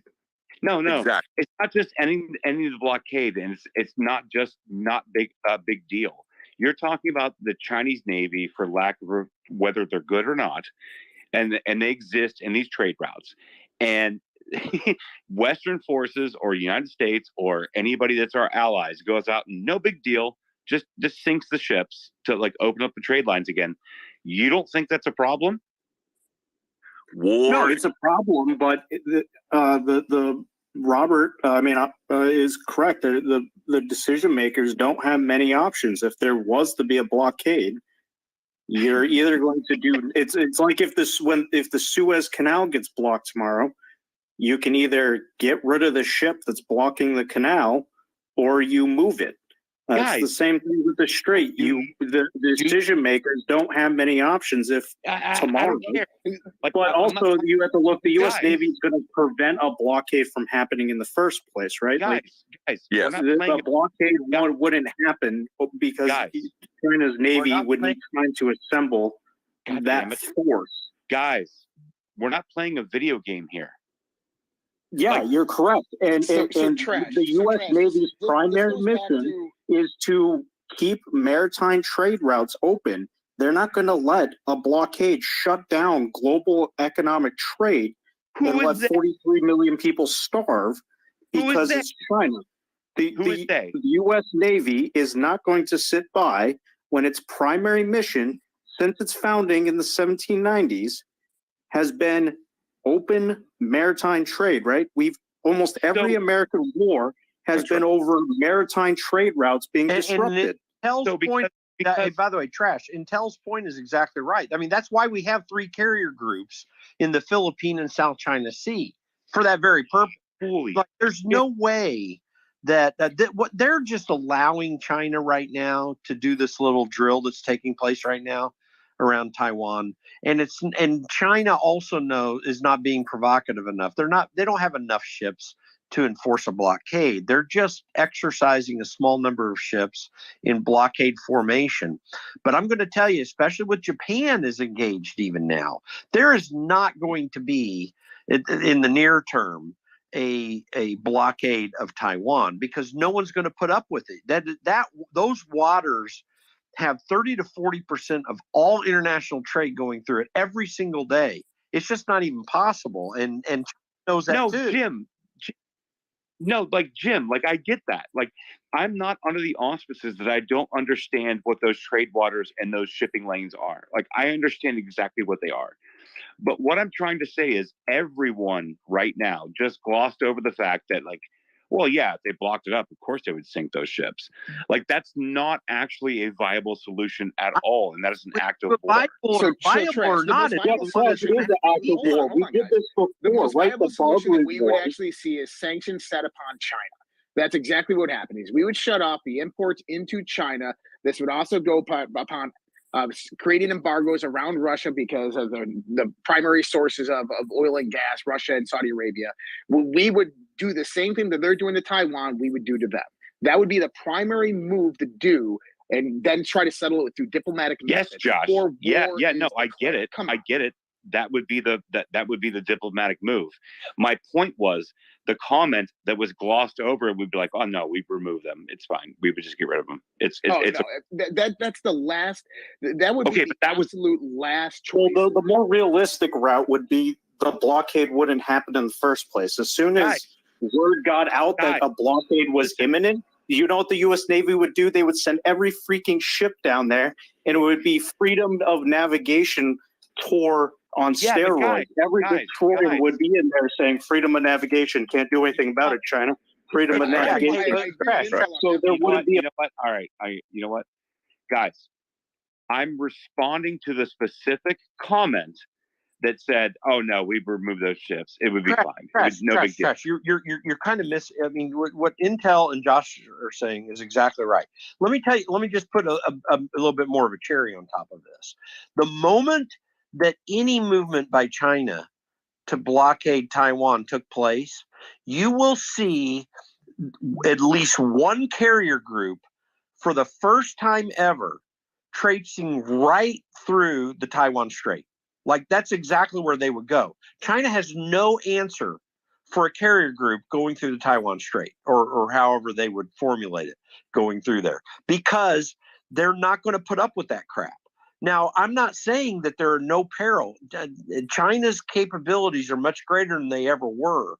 But if it got to that provocative of a point, we're just going to run that carrier group right through the Taiwan Strait just to say, don't screw around with us, because if it really comes to that, then we're taking you down. And because that would be such a massive problem for free trade and trade at all, that there's no putting up with it. Now, if you're talking about an invasion of Taiwan, that comes into some different types of strategies and tactics, if it's an actual invasion. But if it's a blockade, no, we're not putting up with it. And China has no response to that, and no effective response. And they won't. They know that as well themselves. Jim, when you say that's exactly right. Could you please be very precise? Yeah, I mean, when one is talking from the point of view of Washington D.C., one has to go to the end game. What are the options? What's the ultimate play that's going to win or shut this thing down? So nothing I said would imply that we would not try diplomatic solutions, that we would not try reason, and we would of course use tremendous amounts of economic sanctions. We do want to cut off trade with the Chinese world. We would do everything we can to prevent war. War is never the first choice, but in this kind of conversation, one should never, ever, ever doubt what has been said here tonight. America has no choice but to protect its economic interest, and Taiwan and its protection is 100% within our realm of economic interest. So the Chinese, they're not quite as strong as folks think they are. They're not quite as strong as they want the world to believe, and they are very imperialistic. So we don't have good choices here. We will have to defend the area. We will have to keep ships in the area. We monitor every single thing that goes on. You will have to start a war with China is basically what you're saying. I'm saying if China pulls the trigger, the United States is going to be there with 11 battle carrier President Robert, can I ask you a question? Go ahead, my friend. Go ahead. Yes. You said that the first thing you would do under your administration is recognize Taiwan. Diplomatically, yes, absolutely. Right. So that's something that almost nobody in Taiwan wants. Why is it that you would do that? Why is that such a cornerstone of the policy you'd have if you become the president of the United States? I lived out there for 10 years. My wife is from Taiwan. I'm in constant contact with the people. I'm Taiwanese, so that's that is in fact what the majority of the people in Taiwan want. They do want independence. Bullshit. They do want their own country. They do want democracy. We don't want to be. We don't want to change of status. We don't want to change of status. No, not true. Not true. The majority of people. That's your view. No. That's not the majority view. I am Taiwanese. Right. You're not the majority on this chat. Yeah, I'm American, but there are lots of things that I don't have the majority view. But Robert, I'm in contact with government officials in Taiwan. I know that is not what they want. I mean, I can just tell you that's not their strategy right now. Their strategy right now is they're working very hard to be independent and not having to need so much help. They're focused on, and we need to allow them to buy. Unlike other countries that we want to support militarily from the United States, Taiwan buys their equipment. Like they don't take money from us to get that done. But they would like to be able to continue to do that, to provide the kind of buffer that deters China. I know they can't all by themselves do it all the way, but that's what their focus is. Right now, it would be provocative. The other reason it's not going to happen is even though the majority of the Taiwanese people have no desire to be connected with the mainland in a political fashion again, ever, that at the same time, you've got one party, the Kuomintang, who are determined. They're the second largest party. They used to be the governing party in Taiwan. And it goes back and forth. And it is going to happen. I'm sorry. DPP is very strong right now, but the Kuomintang, they are interested in realigning with the mainland. So I can give you some perspective on that. It's not going to happen. I can give you some perspective on that. The Kuomintang, this idea, again, we often project our internal politics on other countries. I think it's way overstated that this thing, I heard you say that the Kuomintang wants reunification to the mainland. That's not at all a platform of the policy. And I think you mentioned before, like as Tsai Ing-wen was in the United States, that Ma Ying-jeou was in China, but Ma Ying-jeou is a minor figure and completely disrespected in Taiwan. I think much of the rhetoric around Tsai Ing-wen being in the United States is like, oh, look, she's sticking a finger in China's eye. She's aligning herself closer to the West.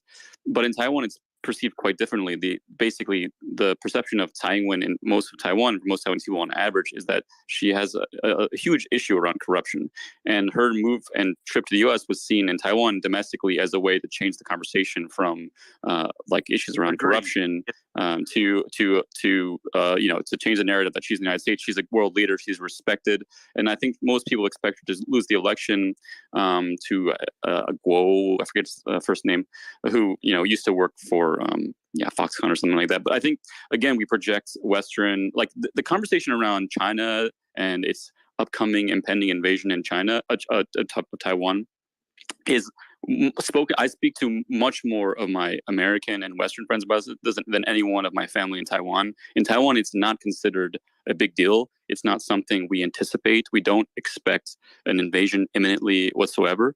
And I think it's way, way over projected in Western media.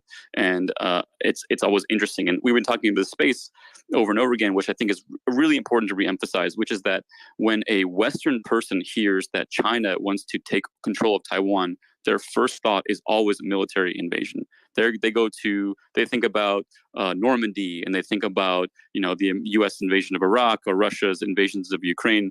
But Chinese person has a totally different perspective, which is this slow squeezing domination of Taiwan, cutting off our food and fuel and allies over time to bring us to our knees so they can take control. They will use subterfuge. They will fight like Mao. They will not fight like MacArthur. They will not fight like Eisenhower. They will fight like Mao. Mao used subterfuge and sneakiness to gain power in China, and he will do this. And Xi Jinping will do the same with Taiwan. Well, so Mickey, I totally agree with your analysis. I mean, I think it is true, except that the inertia in the KMT is to find peaceful means of coexistence. But there are forces in that party who would accept reunification with China. I mean, that's something that's a debate within that party all the time. There are people who truly believe in that. When you see there, and I think it would be fair, Mickey, to say that there are definitely people on the street in Taipei who would accept reunification with the mainland, because there is some of that there. But by and large, most people in Taiwan are just living their lives. They're going about it day by day. In fact, we've got some friends who are over visiting friends, and they're on the East Coast right now, and they're just having a vacation right now, right in the middle of all this. So yeah, I think sometimes we do overblow this, but it is a very real. There's a reason you blow it out of proportion. There's a reason your media does it. You're trying to manufacture consent for a U.S. war against China. Well, I think that's part of it. But Ian, in fairness, there are Chinese ships surrounding the island right now. So I mean, it's not that there's nothing going on. It's a show of force against America. It's less to do with Taiwan. It's a show of force against America. It's like, hey, this is our territory. Respect it. Respect our sovereignty.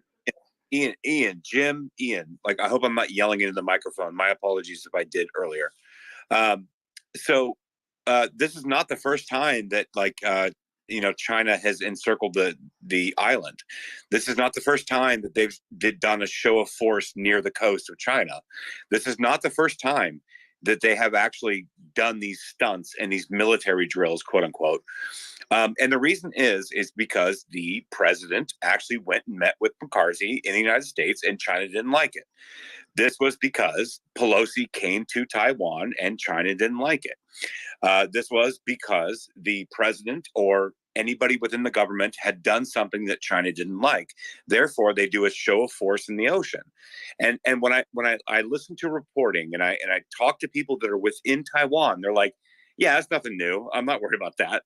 Like, China's just doing China things. But we're going to keep going on and going on. And as Americans, it's politically expedient for us to be like, oh my God, look, China is actually encroaching on Taiwan, when that's not going to happen. And I talk about this a lot. So I'm like, okay, so is China actually going to encroach and actually break through the defenses of Taiwan? No, they're not. Not because Taiwan is so sophisticated, but they spent the last 40 years building up their military and building up and shoring up their defenses. They spend they're ranked number 23 in the world out of all the countries in military expenditure, which is building up their island. Is there actually going to be a kinetic physical incursion by China? No, because it's actually economically and politically expedient to say, we need to go after Taiwan. They need to be reunified. In America, is it politically expedient? Yes, it is, of course. China is going to invade Taiwan. We need to back up the Republicans because we're going to go after China because they're going after Taiwan. And how dare they challenge their sovereignty? And oh, woe is me, the Taiwanese people. But the Taiwanese people are like, we don't give a shit. Like, this is nonsense. And then China does their stupid military drills in the ocean. And then everybody just has like a heyday of fundraising and has a heyday of their media appearances and media hits. At the end of the day, Taiwan is not going to be taken by China. At the end of the day, it's more politically expedient, both in the United States and in Taiwan and in China, for all of this rhetoric to exist. And so when they have these drills in the South China Sea, and they have these drills of like encircling and proving to the world that they can actually create an embargo, they can actually create a blockade on the shipping lanes, then it's saber rattling. It's no different than saying we have nukes, you have nukes, we can press a button, you can press a button. It's the same Cold War type mentality rhetoric that does nothing for anybody in this country, in Taiwan, in China, around the world. And that is what's happening there. Do I believe that the people of Taiwan should actually have their sovereignty? I actually personally, yes, on this space, yes, I do. I believe they should have it. I don't believe they should be absorbed back into China. But that doesn't mean, just because I believe that they should have their sovereignty, doesn't mean that I believe they're under attack. Oh, and like, we need to tamp down this rhetoric. Yeah, guys. well, hold on. So Trash. I agree with Trash. The reason, all right. The reason, Trash, that Mickey can accurately and confidently make the point that the average citizen in Taiwan is not all flustered about all this is in part because these sorts of demonstrations happen all the time. And yes, your analysis that it is a political incentive for people on every aspect of this to rattle the sabers and raise the money politically or make the point politically, or what, that's absolutely true. There's so much of that going on. It is the policy of the CCP to reunify Taiwan. I mean, just go to the National Museum one time, and it's still, there's jealousy over in the mainland because all the best Chinese artifacts of the entire history of Chinese culture sit on Taiwan and not Taiwan #1, baby. Right. And by the way, it's a fantastic museum. It's one of my favorite things to ever do when I was in Taipei. But anyway, these things exist, and they would like reunification. They want it, and they would force it. But I agree, the chances of it being military, I think we ramp up too much. I'm not confident, though, that Xi would not pull that trigger if he felt he could. But the reality is they're just trying to squeeze it slowly. And that's why I bring up the KMT issue.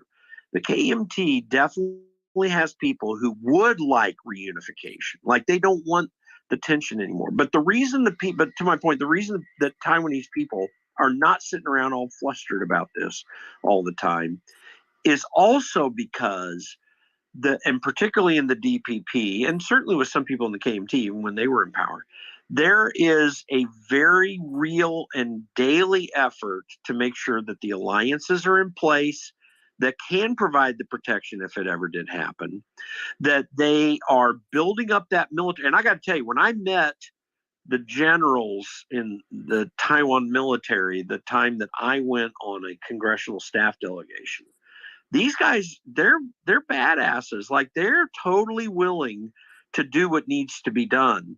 And they're very strong people. And by the way, the military was hated amongst Taiwan people for a long period of time, which is changing a little bit. But there's constant effort in the government as well to make sure that they are strong so that the long-term plan is what the mainland goes with, rather than the kinetic immediate plan. And that also is something that needs to be recognized. I mean, would you not agree with that, Mickey?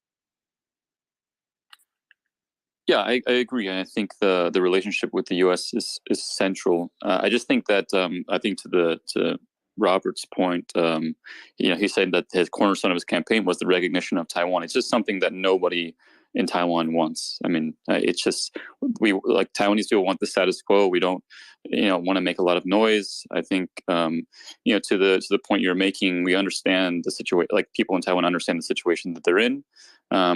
And I think any provocative efforts is really counterproductive. I think it's again this is such a cultural misunderstanding of like how Taiwanese and China operate in the world and how the West behaves so differently.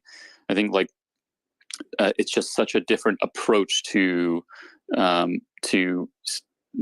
these two countries relate to each other, and I think the danger and the worries that the United States comes in a sort of a cowboy way and makes the situation work, starts a war that's unnecessary, and then people die.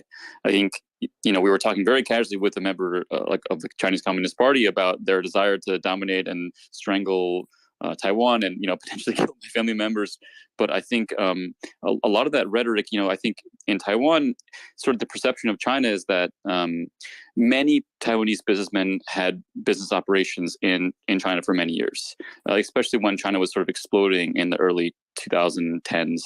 When it was they built all these factories and they started investing in business and they put intellectual property in China. But like almost everyone who did business in China, they could very easily put their money in, but they could not get their money out. There's a saying in Chinese, like, it's easy to let the gods into your house. It's very difficult to get them to leave. So almost all of these businessmen have come back.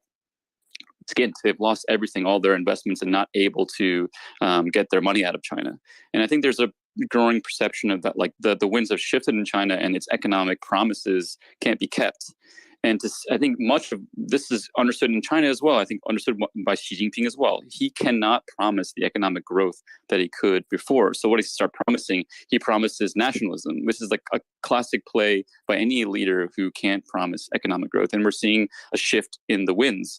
And, one thing that China, I think, doesn't understand yet, and Xi Jinping doesn't understand yet, is how much they benefited from this sort of United States hegemony before, when they wanted to deal with Japan and Korea and Taiwan and Singapore and the Philippines. They had to make one phone call. They called Washington, D.C., and Washington, D.C. made a deal with their allies, and they could do it. Now, as the United States is receding from the area, they have to call everybody, the Indians, the Japanese, the Koreans, and all of a sudden, it's a much more difficult landscape for China. And I think people in Taiwan sort of see that the change and are very grateful for their status as being independent, to be able to do business with all these markets.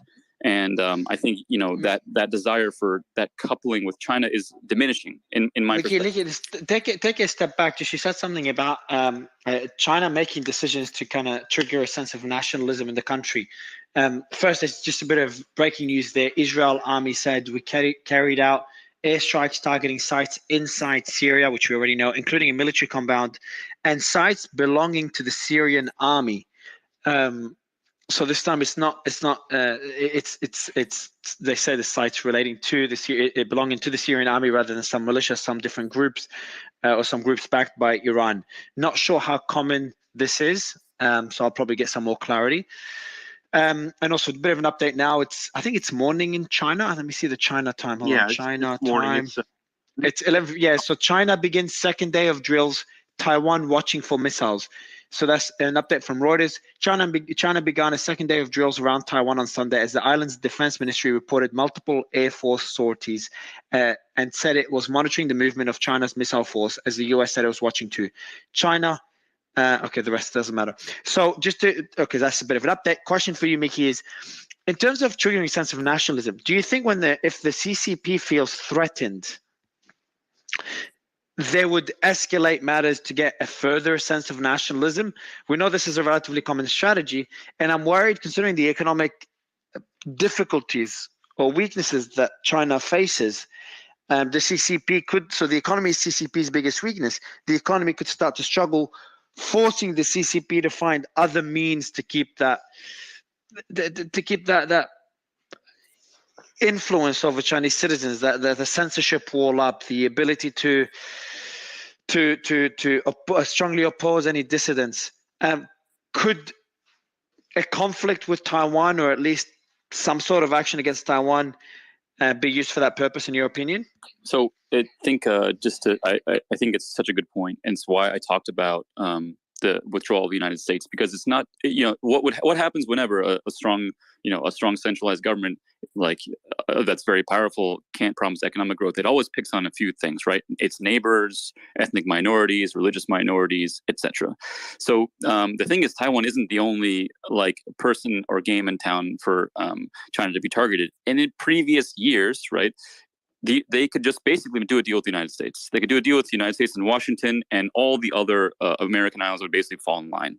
But that's not going to happen anymore, right? So all of a sudden, it's very easy for fights to get picked on border conflicts with India, South China Sea stuff, the ASEAN region, Japan, Korea, the Philippines, the United States, Taiwan, Mongolia, these, even potentially Russia. I think China is sort of surrounded by no friends, and any of these people can become targets to turn, to unify the nation and to find an outside enemy. And I think Taiwan is not actually, in the eyes of most Chinese, not anywhere near the top of that list, because there's so many cultural similarities. And I think Taiwan is a useful saber rattling and a good way for China to claim that, that the United States is the cause for all their problems, and is a useful saber rattling tool. But the cost benefit analysis to gain from Taiwan is so out of whack that I don't imagine that. And I think right now it's very turbulent waters in my opinion for China. There's so many ways. Did you just say that China is surrounded by no friends? Yes. I would agree with that. Yes, Mongolia. That's not true. South Korea, Japan, Taiwan, the Philippines, India. Pretty friendly. ASEAN is pretty friendly with China. Which of those nations would you call an ally of China? Right now, economically, I would say Malaysia, Indonesia, all these countries that have previously had conflicts with China due to their encroachment of the South China Sea are making deals eagerly with the Chinese. We're talking multi-billion-dollar deals. But those are all Southeast Asia. I'm talking about their neighbors. Oh, their neighbors, South Korea and Vietnam, obviously not super friendly. No. Yeah, but neither they Japan, are still willing to deal with them, though. Neither Taiwan. They're not hostile to them, if that's what you're saying. They're not. Well, Japan. If you're saying not hostile, why did Japan say that in the event that China were to blockade Taiwan, that China would intervene militarily? Japan, yeah, but we're talking different countries, right? If South Korea, no, they're not hostile to them at all. They have multiple. You don't think South Korea is hostile to China, the country that backs North Korea, that funds its military? You don't think South Korea has huge problems with China? I said they have. I didn't say they were enemies. I said they have problems. Well, I said not friends. They're enemies. Didn't I say not they're rivals? Yeah, we're not friends, right? That's yeah. Pretty clear. Yeah, but you seem to be under the impression that they would immediately side with the United States if they were. No, I just said no. That's not what I said. That's not what I said. I said not friends. I think any of these things can go wrong. I said they're not friends. They're not allies. Well, right? By the way, I mean, if the situation changes dynamically, if they change, then I would say something different. Economics are the things that matter the most, and right now, it's solvent for any of these countries to start teaming up with China instead of America. South Korea and Japan agreed to ban semiconductors from China. That's a pretty aggressive move. Japan said they would. They value their relationship with America even more. Absolutely, right? absolutely. And isn't my point stands? And I think you would agree to that. China is surrounded by not friends. And by the way, don't forget the fact. Okay, Japan already has made it very clear they're set in to help Taiwan if they need it. Like that is growing right now. My friends that I know of over there, I mean, they're over in Japan talking with them on a regular basis. So, and South Korea is there too. And there's the U.S. connection, and that's important. But, Japan is a massive economy all by itself. Like its relationship with the United States is important, but it's not fundamental.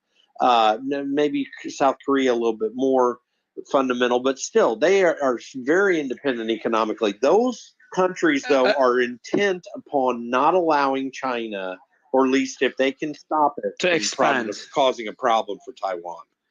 Yeah. So there's two sides to it. On one side, economically, they're becoming more interconnected with China, and they're dependent on, in some countries, becoming more dependent on China.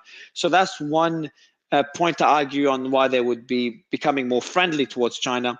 But on the other side of that argument, China's expansion in the South China Sea is concerning a lot of countries. Japan and South Korea. They're not. No, not Japan, South Korea. The other countries true. It applies. I'm just talking about other neighboring countries. I mean, if you look at who South Korea's largest foreign trade partner is, it's China. And I'm looking at Santander here, right? It is almost double what they trade with the United States. And the main suppliers of foreign trade with foreign countries, right? In South Korea, 24% is China, 13% is the United States, 9.3% is Japan, followed by Saudi Arabia, Australia, and so on, right? But you're going to find that biggest trading partner is China. But by the way, they don't have a trade imbalance in that regard, Ian. So that's a symbiotic relationship with South Korea. Japan, and they would like to maintain that, right? They would like to maintain it. This is the thing about China that people don't seem to understand. People are trying to view China through a Western lens. They try to view it the same way that we view America and how it pretty much exploits much of the developing world with this trade imbalance, right? American dollar is king. That's not the case of China. China actually trades fairly with its partners, regardless of what the narrative says. That's the reason Asian countries, which consider them to be rivals, are willing to make all these consolidations and deals with them, because China goes in and it doesn't put them on some weird debt trap, which is like like the thing that America does generally. China actually helps to build the infrastructure. They don't send in aid, for example, because aid and charity are one of the biggest reasons why Africa is still the way it is. It's because the West, not just America, right, but the West in general, has had this policy of just simply giving them money, right, and destroying their local industries with that money. I mean, there's no incentive for them to build up anything. China doesn't do that. China goes into a country, let's say it goes into a random African country or South American country, and it builds up their infrastructure and helps them to become independent traders. That's the reason why so many countries are willing to. Yeah, but back to Japan and Korea, though, keep in mind that both of those countries, and this isn't looking at it a Western lens. In fact, I mean, I have a very Asian lens on things that I look at. I'm not like your typical American. I just don't go by what American media is saying. But the reality is that Japan and Korea have the same concerns about China that Americans do, which is related to individual freedom and the fact that China, if need be, would undermine or, if the opportunities there, be aggressive to push back against freedoms. And so there's a concern in Japan and Korea with that. But yes, you're right. I mean, they're not going to go blow it all up because they have strong trade agreements with them. We have a strong trade with China as well, too. So we're in exactly the same position as Korea and Japan in that regard. But all three of these countries have the same concern about freedom and think through those issues as well when it comes to China, knowing that, and yes, there's relatively fair trade that China has with them. But I mean, that's because of the necessity of the economic relationship, not because China's being benevolent and wants to have great relationships with them. That's not the case. That could change any time, and every one of these countries knows that. Yeah, I think there's a great deal of wariness in East Asia around China and its business practices. I think the trap I think to avoid is like, if U.S. is bad, then China's good. I think a right way to approach it is to be able to criticize behaviors based on principles that you believe, like first principles, and not to take sides. I think, the behavior of, if China was so well loved by its biggest trading partners, you wouldn't see their sort of biggest trading partners in the region all ally to block semiconductor manufacturing in China, basically handicapping China's primary goal, which is to move up the value chain in its manufacturing, something that Xi Jinping has wanted to do for a long time. And that is now not on the cards for another 10 years. It's set back basically the strategic plan of the PRC by a decade. And if it was true that people felt that China was dealing with them fairly, I don't think you would see that. I think countries mostly act in their own best interests, particularly mature first world countries. And in this case, I think there's a great deal of wariness around China's behavior. And by the way, Mickey, I think people entirely underestimate the strength of China's economy. For example, and the reason is because of issues like productivity and investment, intellectual investment, and because they cannot break through the chip industry. They still have not figured out how to do it. and when they make advancements, they certainly make internal advancements when it comes to technology, but they mostly steal it or gather it up somehow or co-opt it in some form or another. They really have not, and it's because of the fundamentals of their economic system. There's not enough, and especially after Jack Ma is done, there's not the incentive to take a risk in China like we see in the West and in the free. That's not true. That's not true. The problem with Jack Ma is that he's a social media company guy, right? China is moving away from social media companies because it realizes that hold on, is not really. I got to interrupt Ian. He's not gone to the background because of the change in the economic conditions of social media companies. He was shut down. It's not just that; it's because he's got ambitions that are well beyond what. No, he has ambitions beyond the government. Wait. He's an e-commerce guy, right?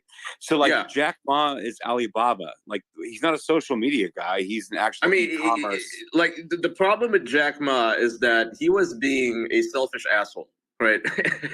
and when you make billions of dollars and you say that I have no intention of helping the rest of my people, the government tends not to like selfish that, people right? who It's not a very Chinese thing to do. Jack Ma may have been a selfish man, but he was shut down by the government system, not by his. Hey guys, let me throw one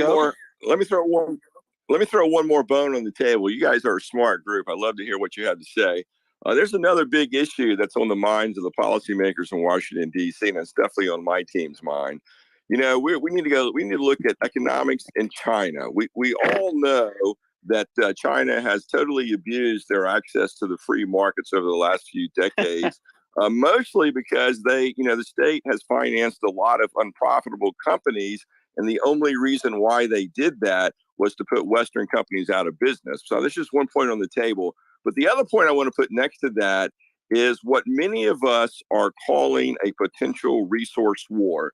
Whether you believe in global warming or not, whether you believe that there are a lot of things that are getting in short supply around the planet, we definitely see shortages occurring in the Chinese world, around all of the world. And at the very same time, we are seeing a very aggressive and very assertive China. So I wonder if anyone's given any thought to these particular issues. We certainly have. Yeah, I have. But I'd love to hear what you guys might have to say. I have. All right. Yeah. So I have. All right. So let me be clear on something real quick.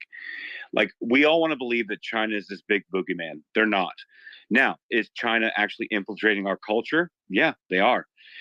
Is China actually flexing its muscle and using its entire markets and capital to their advantage? 100% they are. And when they saw what BlackRock was doing with ESG in our country and making deals and partnerships with the woke left that had made a deal with Wall Street, that had made a deal with the progressives saying, hey, keep these people at bay. We will, if you keep the super progressives at bay, if you keep them at bay, we will make a deal with you. And then so BlackRock saw it and they said, okay, so we'll push ESG onto the United States. I can assure you that like what BlackRock is doing in China is not pushing ESG in China. So they said, okay, if you push ESG into the United States and you keep that out of our country, we'll allow you to open up an ETF in our country. So BlackRock had access to Chinese markets, which is a big market. Hollywood, if you push this cultural nonsense in the United States, we will give it to you in this. I will give you access to our markets. And so Hollywood, Wall Street, everybody wanted access to the Chinese market as long as they played ball. That's why they have separate movie posters. That's why they had, don't push that here, push that there. There's a reason. They don't actually have separate movie posters, just so you know. They do. That's nonsense. No, they don't. They don't actually. That's just Star Wars. Star Wars, yes, but that's more Disney than China. That's actually Disney being racist and thinking, oh, the Chinese don't like black people, so we'll just remove the blacks from the poster. But in general, look at the Dune poster. So yeah, it's the same one they use everywhere else. It's they have like two black main characters, right? They're front and center on the poster in China. This narrative that's being pushed that China's racist against black people in the sense that, I mean, on a day-to-day, what? on the ground, yes, maybe, but like the idea that they're pushing this very anti-black thing in Chinese theaters and that they hate black people completely, that is a narrative being pushed, I think, by 2 YouTubers. That's where all this is coming from. When did you say that? I don't understand. Say what? Trash, were you saying that you felt that Chinese people are racist against black people? I didn't say it at all. So you're referring to the movie posters, though, right? Like, I mean, that's a narrative that's being made viral by YouTubers, and I have reason to suspect that they're doing that not because they're noticing things in China. They're doing that because it supports an American narrative. No. There's China. more to it than that. I mean, Ian, I don't totally disagree with what you're saying, but there's another reason, is that the people who are making buttloads of money in China here in the United States are dissing the American way of thinking, and there's pushback against that because Americans don't want them being pro-China in their approach. That's a big part of the issue. All right. They're trying to undermine America's view of China, right? To make it as negative as possible. That these are basically a foreign country. They think differently than us. They hate black people. You can't unite with them. I don't see that they hate black people narrative here in the United States. What I do see is LeBron James saying how horrible a country we are, and yet praising China. I see in north of us, Justin Trudeau saying the Chinese system is so much better. And whatever we want to say, and I appreciate your general perspective, because I do agree that there's this lampooning of other countries out of the United States, because many Americans are ignorant of other countries because we've been so strong. It's kind of a I mean, it's a divided topic, right? On the one hand, you have people like LeBron James and Justin Trudeau, who are, I would say, I wouldn't say staunchly pro-China. Maybe LeBron is, right? But Trudeau is. He wants to. No. That's not true. He has said very clearly he wishes that he had the types of controls for his people that China does, and it's very provocative in his regard. And there are people in the West who want a political system to emerge here somewhat like China, because they want more control, because they're politicians and they love control. That is a real problem. No, I get that. Yeah. I get that, and yeah, that is a real problem because it's incompatible with Western lifestyles. But on the other hand, you have groups of people that are effectively demonizing China to try to manufacture consent for any sort of conflict against China. So whether it's a trade war or whether it's a kinetic war, this is something they want to push forward to get the public to embrace, right? So you have divided narratives. So you think, but like my breakdown, where I was getting to actually and landing it, is a attack on China? No, I don't. No, I was just adding perspective. Sorry. Well, and one of the big problems in the West. I wasn't disagreeing with one of the big problems in the West is the inability to make a distinction between the CCP and Chinese people. And there is a huge difference between the two. Like someone, I think Zhao was on earlier and saying that 90% of the people in China are totally supportive of Mao, for example. Well, that's bull crap. I mean, what are they going to say? You can't say anything other than that and be free in that culture. It is an oppressive culture. Now, there's a degree of freedom and economic freedom, but you have to meet, and they have the ability to police it now. You have to meet certain criteria to be able to have that kind of freedom. Like, it's a totally closed society. It has this odd, weird Frankenstein thing popped in of capitalism popped into the middle of an oppressive authoritarian regime that will oppress you if you ever get out of line, but they'll give you enough freedom if you like it. So that is absolutely antithetical to reality.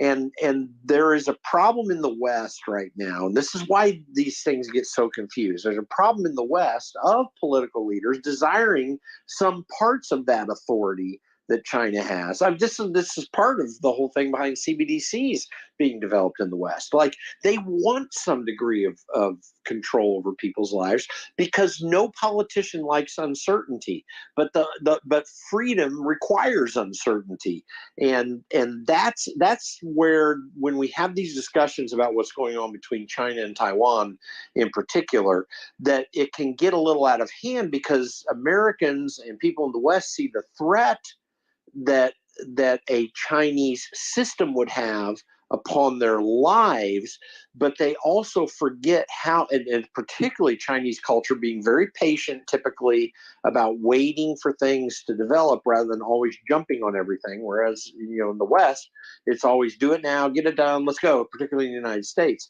And so I think it's really a misunderstanding of the cultures more than a misunderstanding of the politics. And when you see the urgent differences or the extreme differences in freedom in the West and in China, then that's where these military constructs can get out of hand, and it's hard to think through it well enough.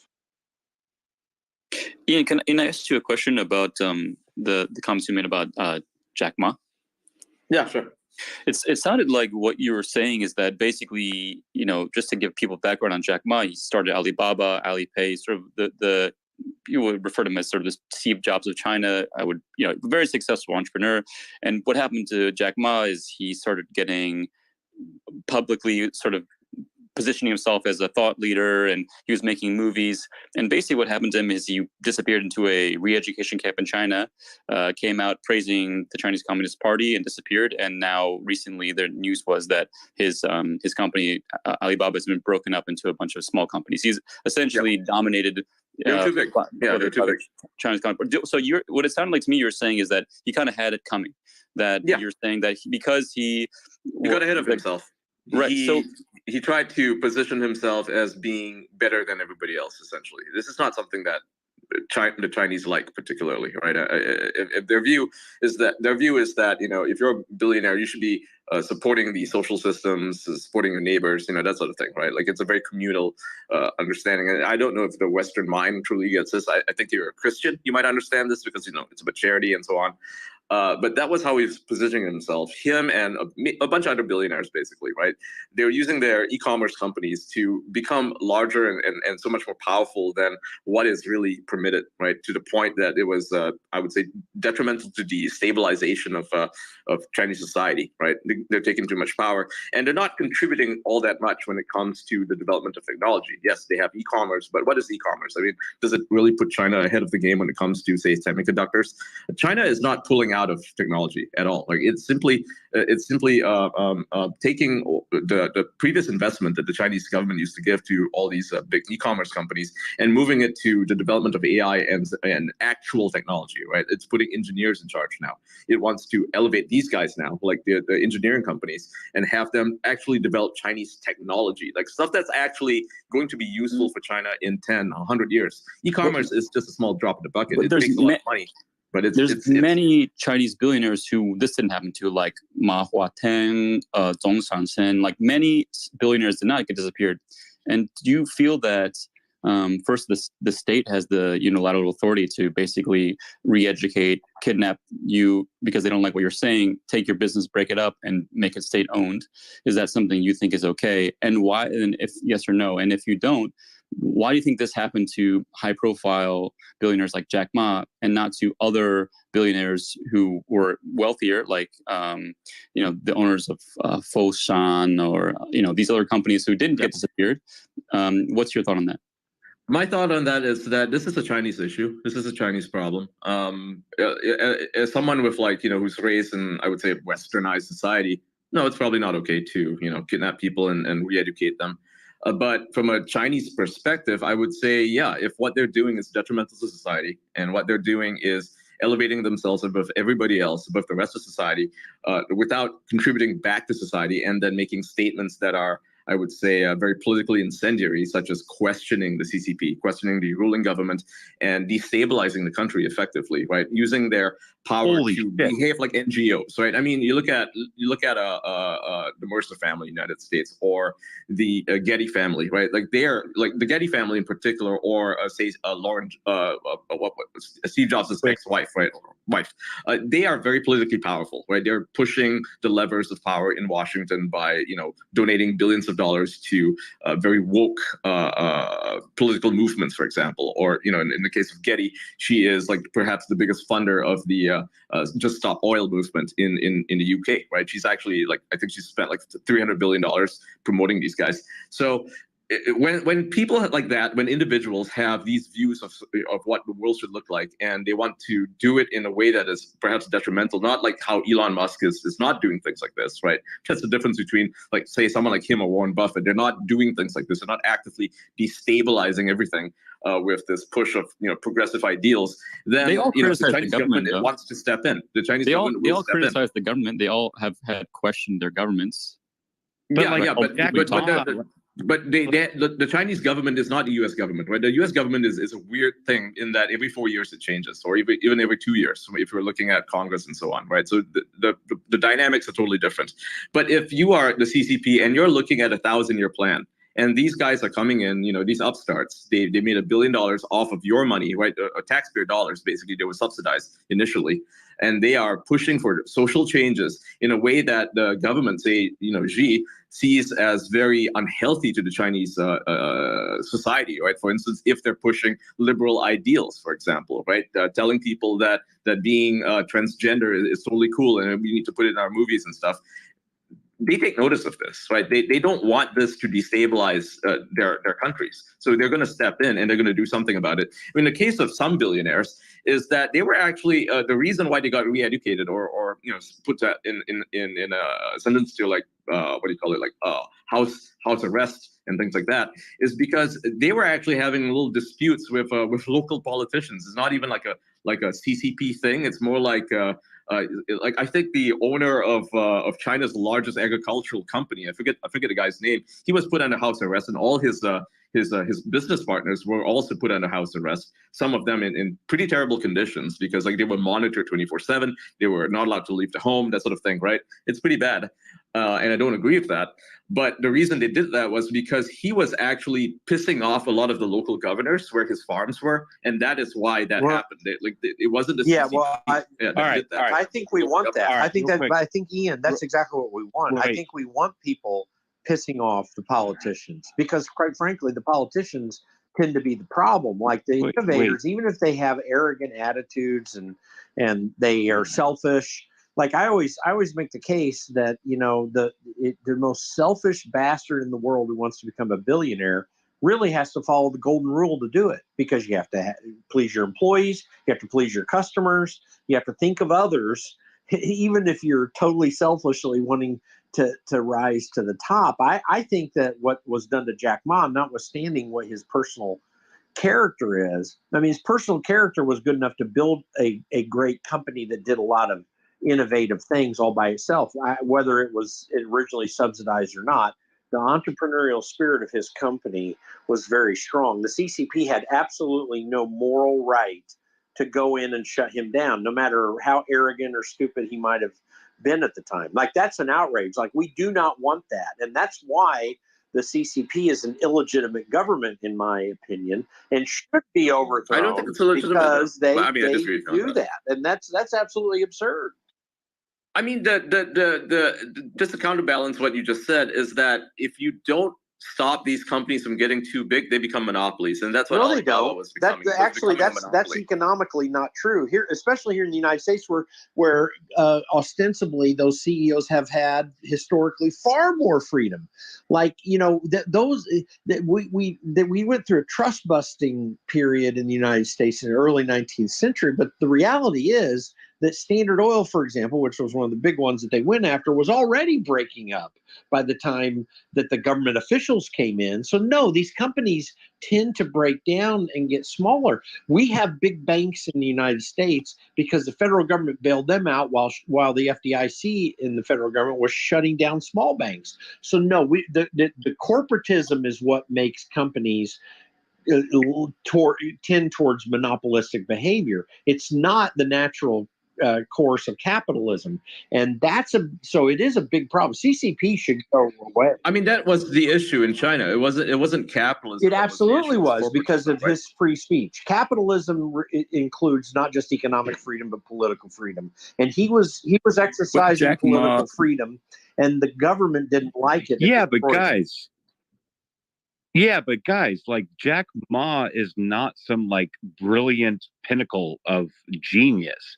What Like are you I've actually talking heard the about? guy. That's an absurd statement. No, he is a genius. I'm not trying to speak. No, he's not. Oh No, my he's goodness. not. He really isn't. He's not. That is absurd. I'm No, he's sorry, not. guys. You do not build the You're putting company him on a that he pedestal. had with all of the varied aspects of it without being smart. Jim, I'm willing to accept that Jack Ma had Alibaba and he actually created that company and it was actually genius. But I'm also willing to listen to him, and I've listened to him speak many, many, many times, and he's not very bright. Like I've also listened to that. So like I've heard him speak. Well, we can just and he's disagree. not Listen, very it bright. doesn't matter how smart Jack I want to Ma hear from is. Trash. The point I want to hear from is that Trash. I want to hear what he thinks of Jack Ma. destroyed his company because he spoke out politically. Now, if we don't get upset about that, then we might as well just give every country over to communism. Why should we be upset about that? Like, do you really want Alibaba controlling everything? I mean, Alibaba, you know what? Alibaba, interestingly, has had almost zero effect on my life here in the United States. I know it's a big company. I know that it has massive, like it has Amazon. They were buying up power at its too. peak Like, over in Asia. But the reality of this, Jim, they are so massive that they were buying up a lot of local companies here in Asia. That This happens is not everywhere. That was helpful to China. It was scary China.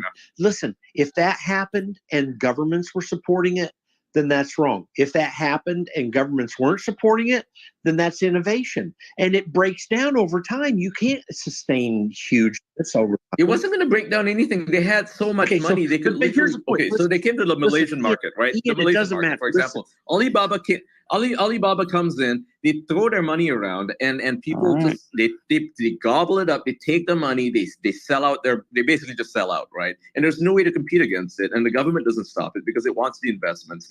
But then it makes people fearful of China. It really does, because people, when they see Alibaba buying up a company, they assume naturally that it's China that's buying things up, and as a result, that actually hurts the local industries. It really does. So we don't want that. We want fair competition. We don't want this idea of this gigantic, massive Chinese but company you get unfair that gobbles everything up like BlackRock does. Economically, you get unfair competition when government's involved.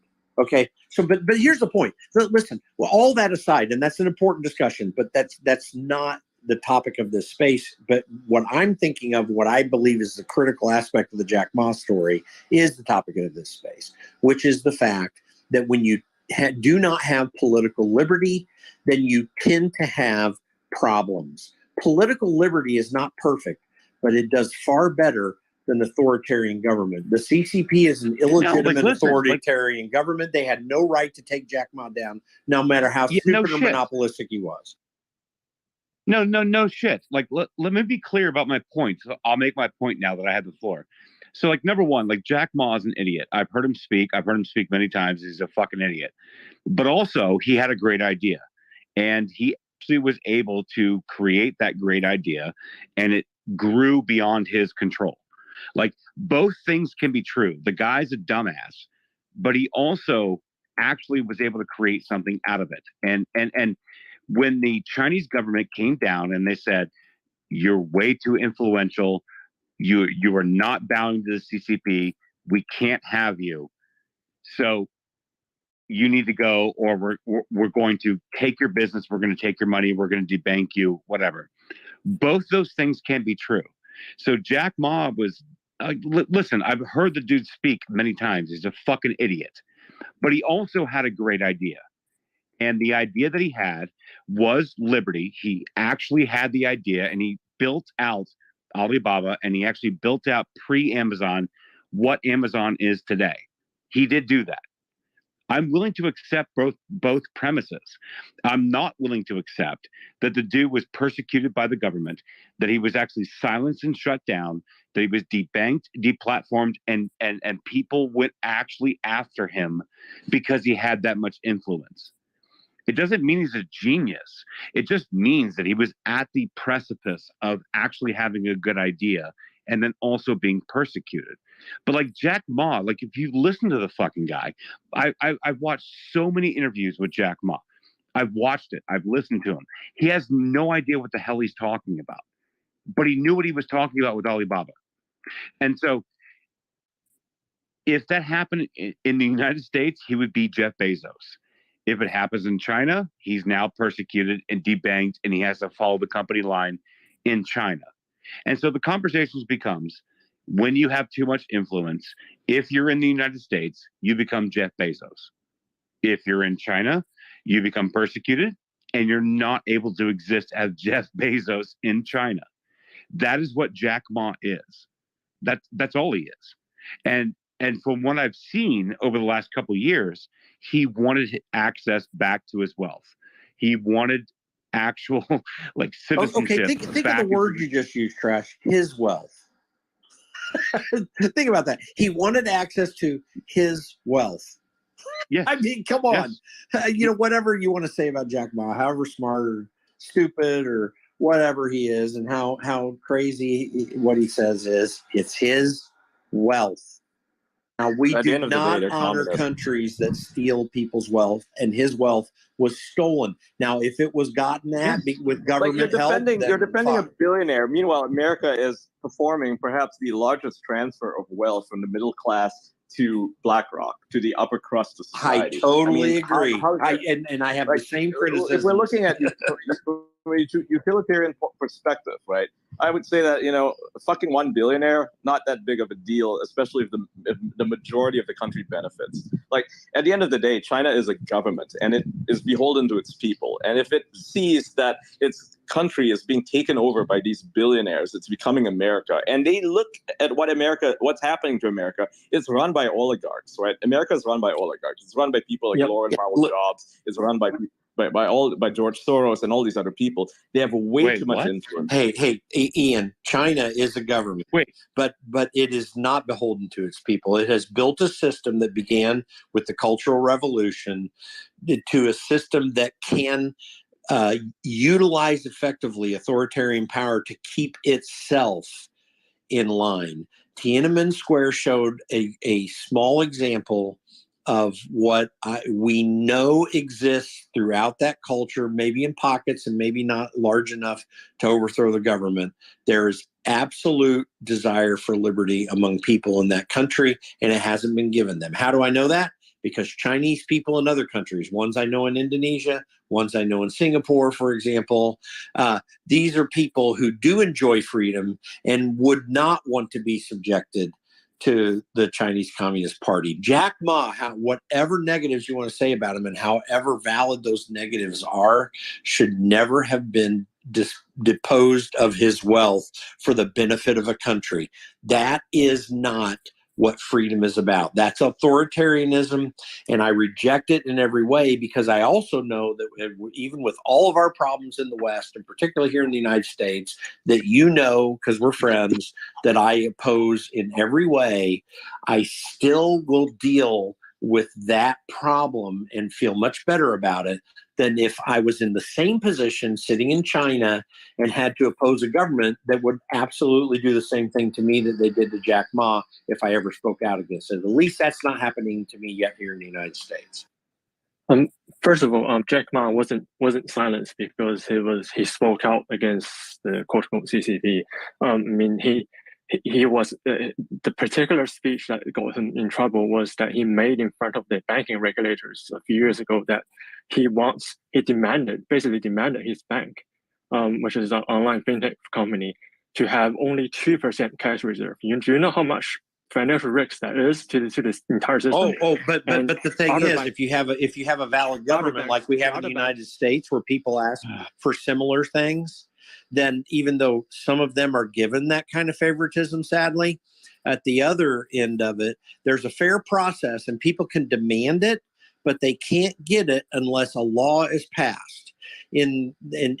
So all the reality is that whatever, Zhao, you want to bring up as the issue with Jack Ma, the fact is that the CCP stole his business from him, period. Under whatever circumstances, and whether you like what he was as a CEO of a company or not, I don't care what you liked about him or what he demanded and what he wanted. Listen, if you have a fair society where the rule of law exists, then even people that have that kind of a demand live freely and are not disposed of their wealth. Fair. How is accumulating wealth within the billionaire class fair for the entire country? I mean, sure, you can argue that based on rule of law, billionaires should retain their wealth irrespective of what they do. And first of all, we don't really know the inner workings of what happened to Jack Ma. He did step down as a frontman, and we don't know about his wealth. Zhao, hold on, man. Zhao, I'm not going to listen. Don't sit around and try to retell this story. It was definitely taken away from him. It happened. I want to hear from Zhao. It happened precipitously. It happened precipitously. Jim, and not by his choice. Jim, I want to hear from Zhao. I want to hear. But Jim, we just did the biggest amount of QE ever in history, which is the biggest wealth stolen ever. That's exactly what happens when QE happens. It's a huge theft. Noah, do you think wealth. I disagree with that in any way? Like we're getting to this whataboutism. Like we can just focus on the issue. And I think the point I would say is that it's sort of unilaterally decided, right? Like a man, he made comments about bank regulation and saying the innovation is the future, and he was talking to his bankers, and then he disappeared, and his company was taken from him, and he reappeared praising the Chinese Communist Party. And there's many billionaires in China who haven't been disappeared, right? Who have accumulated that wealth. And let's be clear that the wealthiest people in China are not publicly known. And let's also be clear that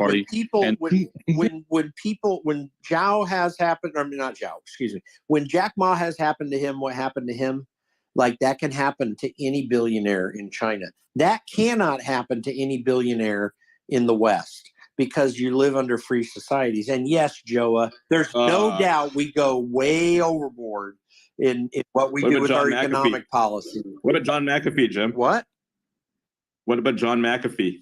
He ran afoul of the U.S. government. And what's your point? Of course he did. I get it. It does happen in the West. No, it doesn't. It's just less obvious. No, it doesn't. There was a legal process in that case. Now, whether the legal process ended up the way you like, or whether it feels fair or not, it was a legal process. It's still under the rule of law. There's no rule of law in China. There are legal processes in China. Come on. Ian, Jim. Look, I mean, I agree with you. Taking someone's wealth is problematic, but let's not pretend it didn't happen. How many Russians' wealth was taken from the West when they had the war with Russia? I can give you a massive example. Roman Abramovich was forced to sell Chelsea FC for billions of pounds, and that money he was not allowed to get. It went straight to the government. Totally agree with that, Solomon, but wait a minute. Hold on. Just one more second, bro. 1 second, bro. Just one sentence, and I'm done. In addition to that, many Russian oligarchs, their yachts were taken, their wealth was taken. It was wiped out. Okay, Solomon, hold on. Here's the deal. I get it. And I totally agree with you. And by the way, I disagree with it too. But here's the thing. Russian citizens are not under American government. Our American government goes out and meddles in the affairs of other people, and it's absolutely wrong. And I totally agree. You and I are 100% on board with that. But the rule of law was not undermined in the sense that those...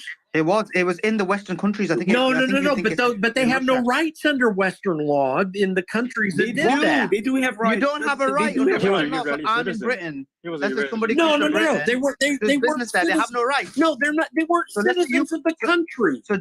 So Jim, you're saying that basically if you were to open a business, I'm not saying it's right. Listen, Solomon, I'm not saying. Hold on. I'm not saying it's right. I think it's absolutely wrong. And I need a yes or no. No, I need a yes or no. If you were to open a business in the UK, a multi-billion-pound business, and the UK government was to take it off you, that's fine. You have no rights. Is that what you're saying? Provided sanctions and No. Listen. You said you don't have a right. I've never heard that. Dollars seized from their bank accounts. They would guys. So no one should open a business abroad because you have no guys. We chronicle regularly the injustices that take place even in Western countries. But folks, that was not CCP stuff. Now it's wrong. I absolutely agree that it's wrong. But no, you're not, Jim. You're not answering the question, bro. Which is what? which is simple. If you, Jim, a white guy from America, was to open a multi-billion-pound business in the United Kingdom, you're saying you've got no rights. And on top of it, he was a Portuguese citizen. Who? No, Israeli citizen. Abramovich. Oh yeah. No, yeah, Israeli. Well, he has dual citizenship. No, Portuguese and Israeli. Yeah, Israeli as well. Guys, let me throw one great point in here. When we're talking about Russian oligarchs and property rights, I mean, there's one topic that's totally missed from this part of the conversation. The West views these peoples as enablers, the criminals.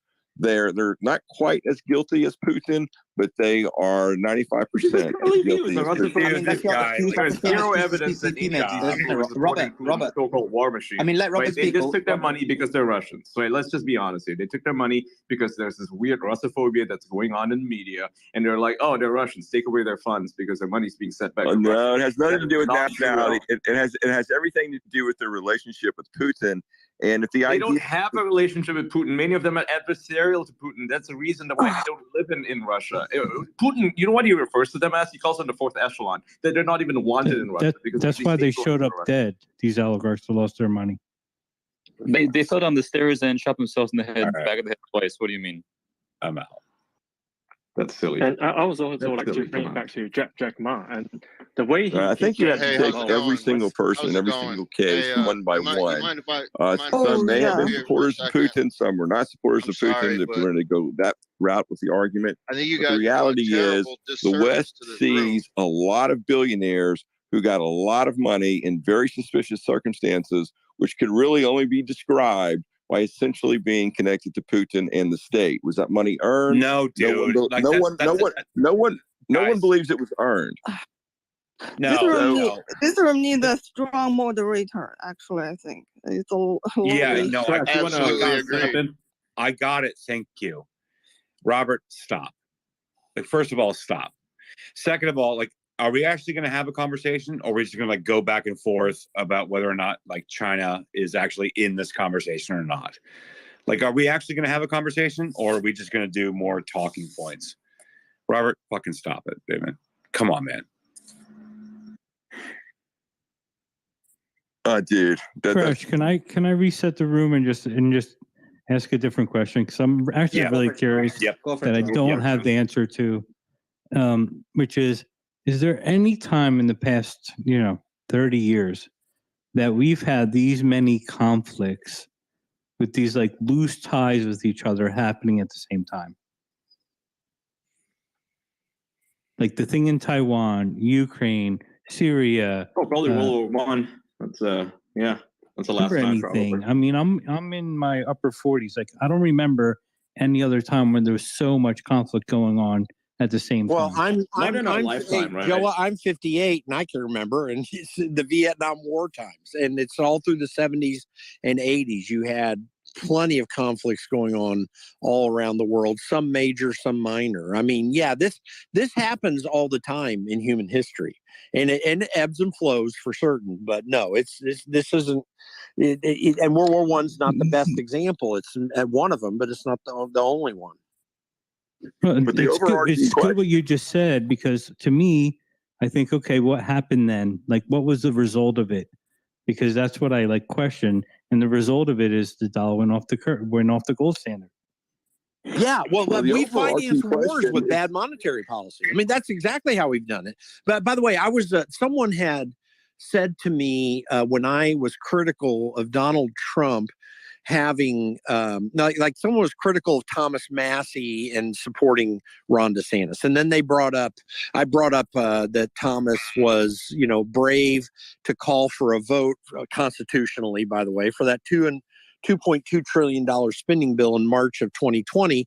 Donald Trump was mad at him. And then someone replies to me and says, well, it was tough. And what the presidents at that time, it was just, that would have been a hard thing to do. And I said, yeah, you're right. It would be a hard thing to do. That's why Ulysses S. Grant, to the harm of his own party, vetoed a measure that would have taken the American government off the gold standard in 1874, and he paid a price for it, but it saved the economy. There's no doubt that and in Civil War we had just in fact the reason he vetoed it was because we got so out of kilter in our monetary system, because in the Civil War they did produce greenbacks and went off the gold standard for a time. So yes, these monetary policies are what allow us to go into war. If we restrained ourselves in our monetary policies, the temptation would be far less. So the overarching question is, are we seeing the international order fall apart? Is it under the most stress that we've seen in our lifetimes, or are we seeing it fraying at the edges? I think that we are seeing right now something very similar to what we saw happen in the latter part of the 1970s. And I'm not trying to blame Jimmy Carter for it, but it was during his administration in particular. We had really gotten weak on the international stage. And then Ronald Reagan comes in and strengthens the United States, at least on the international stage, which helped the world order because he wasn't only thinking about the United States, he thought about other countries too. And we need that kind of leadership again. And I don't know that we have that coming through this presidential election in the United States. There are not other world leaders because, one thing that was very positive in the end of the 70s is Sadat and Menachem Begin got together, for example, and they showed some leadership. We don't have that kind of thing happening right now, and I don't see it happening. I would love to hear from Ms. Zhang. She's been waiting patiently. I'd love to hear from her. Yinan. One second, Mikey. Lego, you got your hand up. I want to go to you. Yeah, thanks for having me up here. Been listening to you guys for a while, and I just want to say I think a lot of you guys are really doing a huge disservice to the 5,800 people in this room.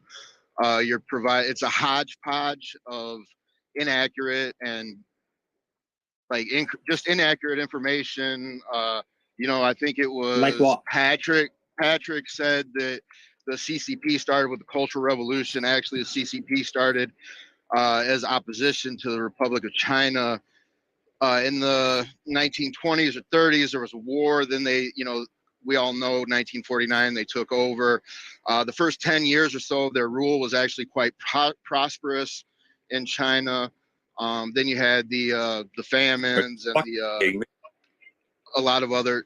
And I'm driving through the Poconos, so if I start to break up, I apologize. But I'd really like to question, of all these so-called experts on China, how many of them have actually spent like a significant amount of time in China? What is their cultural understandings? What is their Chinese language ability? Things like that. Well, why don't you let us know what yours is first? What's your counter? Okay. No, what's your counter? Oh, okay. What's your counterpoint? Well, where to start? I mean, where to start? You got somewhere. Well, how do you deal with the inaccuracy that you said the first 10 years of communist rule was prosperous in China? That's just fundamentally wrong. I mean, it was not a prosperous country at all leading up to that time, and it devolved into chaos financially because of Mao's policies. No, they actually did really well the first 10 years. Jesus, if you guys would give me a chance, if you give me a second, I could, without interruption. You're not getting much interruption at all, Lego, so go ahead. Yeah, I've been in your spaces. I know you guys like to argue over it and yell over each other, but I'm not having it. If you want to listen to me speak, We're waiting for you to speak, and no one's speaking over you, dude. Lego, it sounds to me like you're interrupting once again. Right, Lego. All right. Right, Lego. You're mourning a lot. You're complaining a lot. We've given you the mic. You literally spent the first 5 minutes mourning, then you made one point, and then you spent another 5 minutes mourning, and no one interrupted you. The only retort was Jim coming back to you and disagreeing with you about your 10-year point.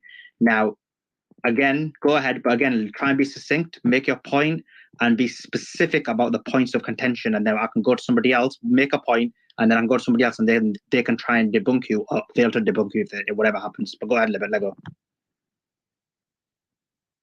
So you just unmute. It's the bottom left-hand side. Left. Oh yeah, my fault.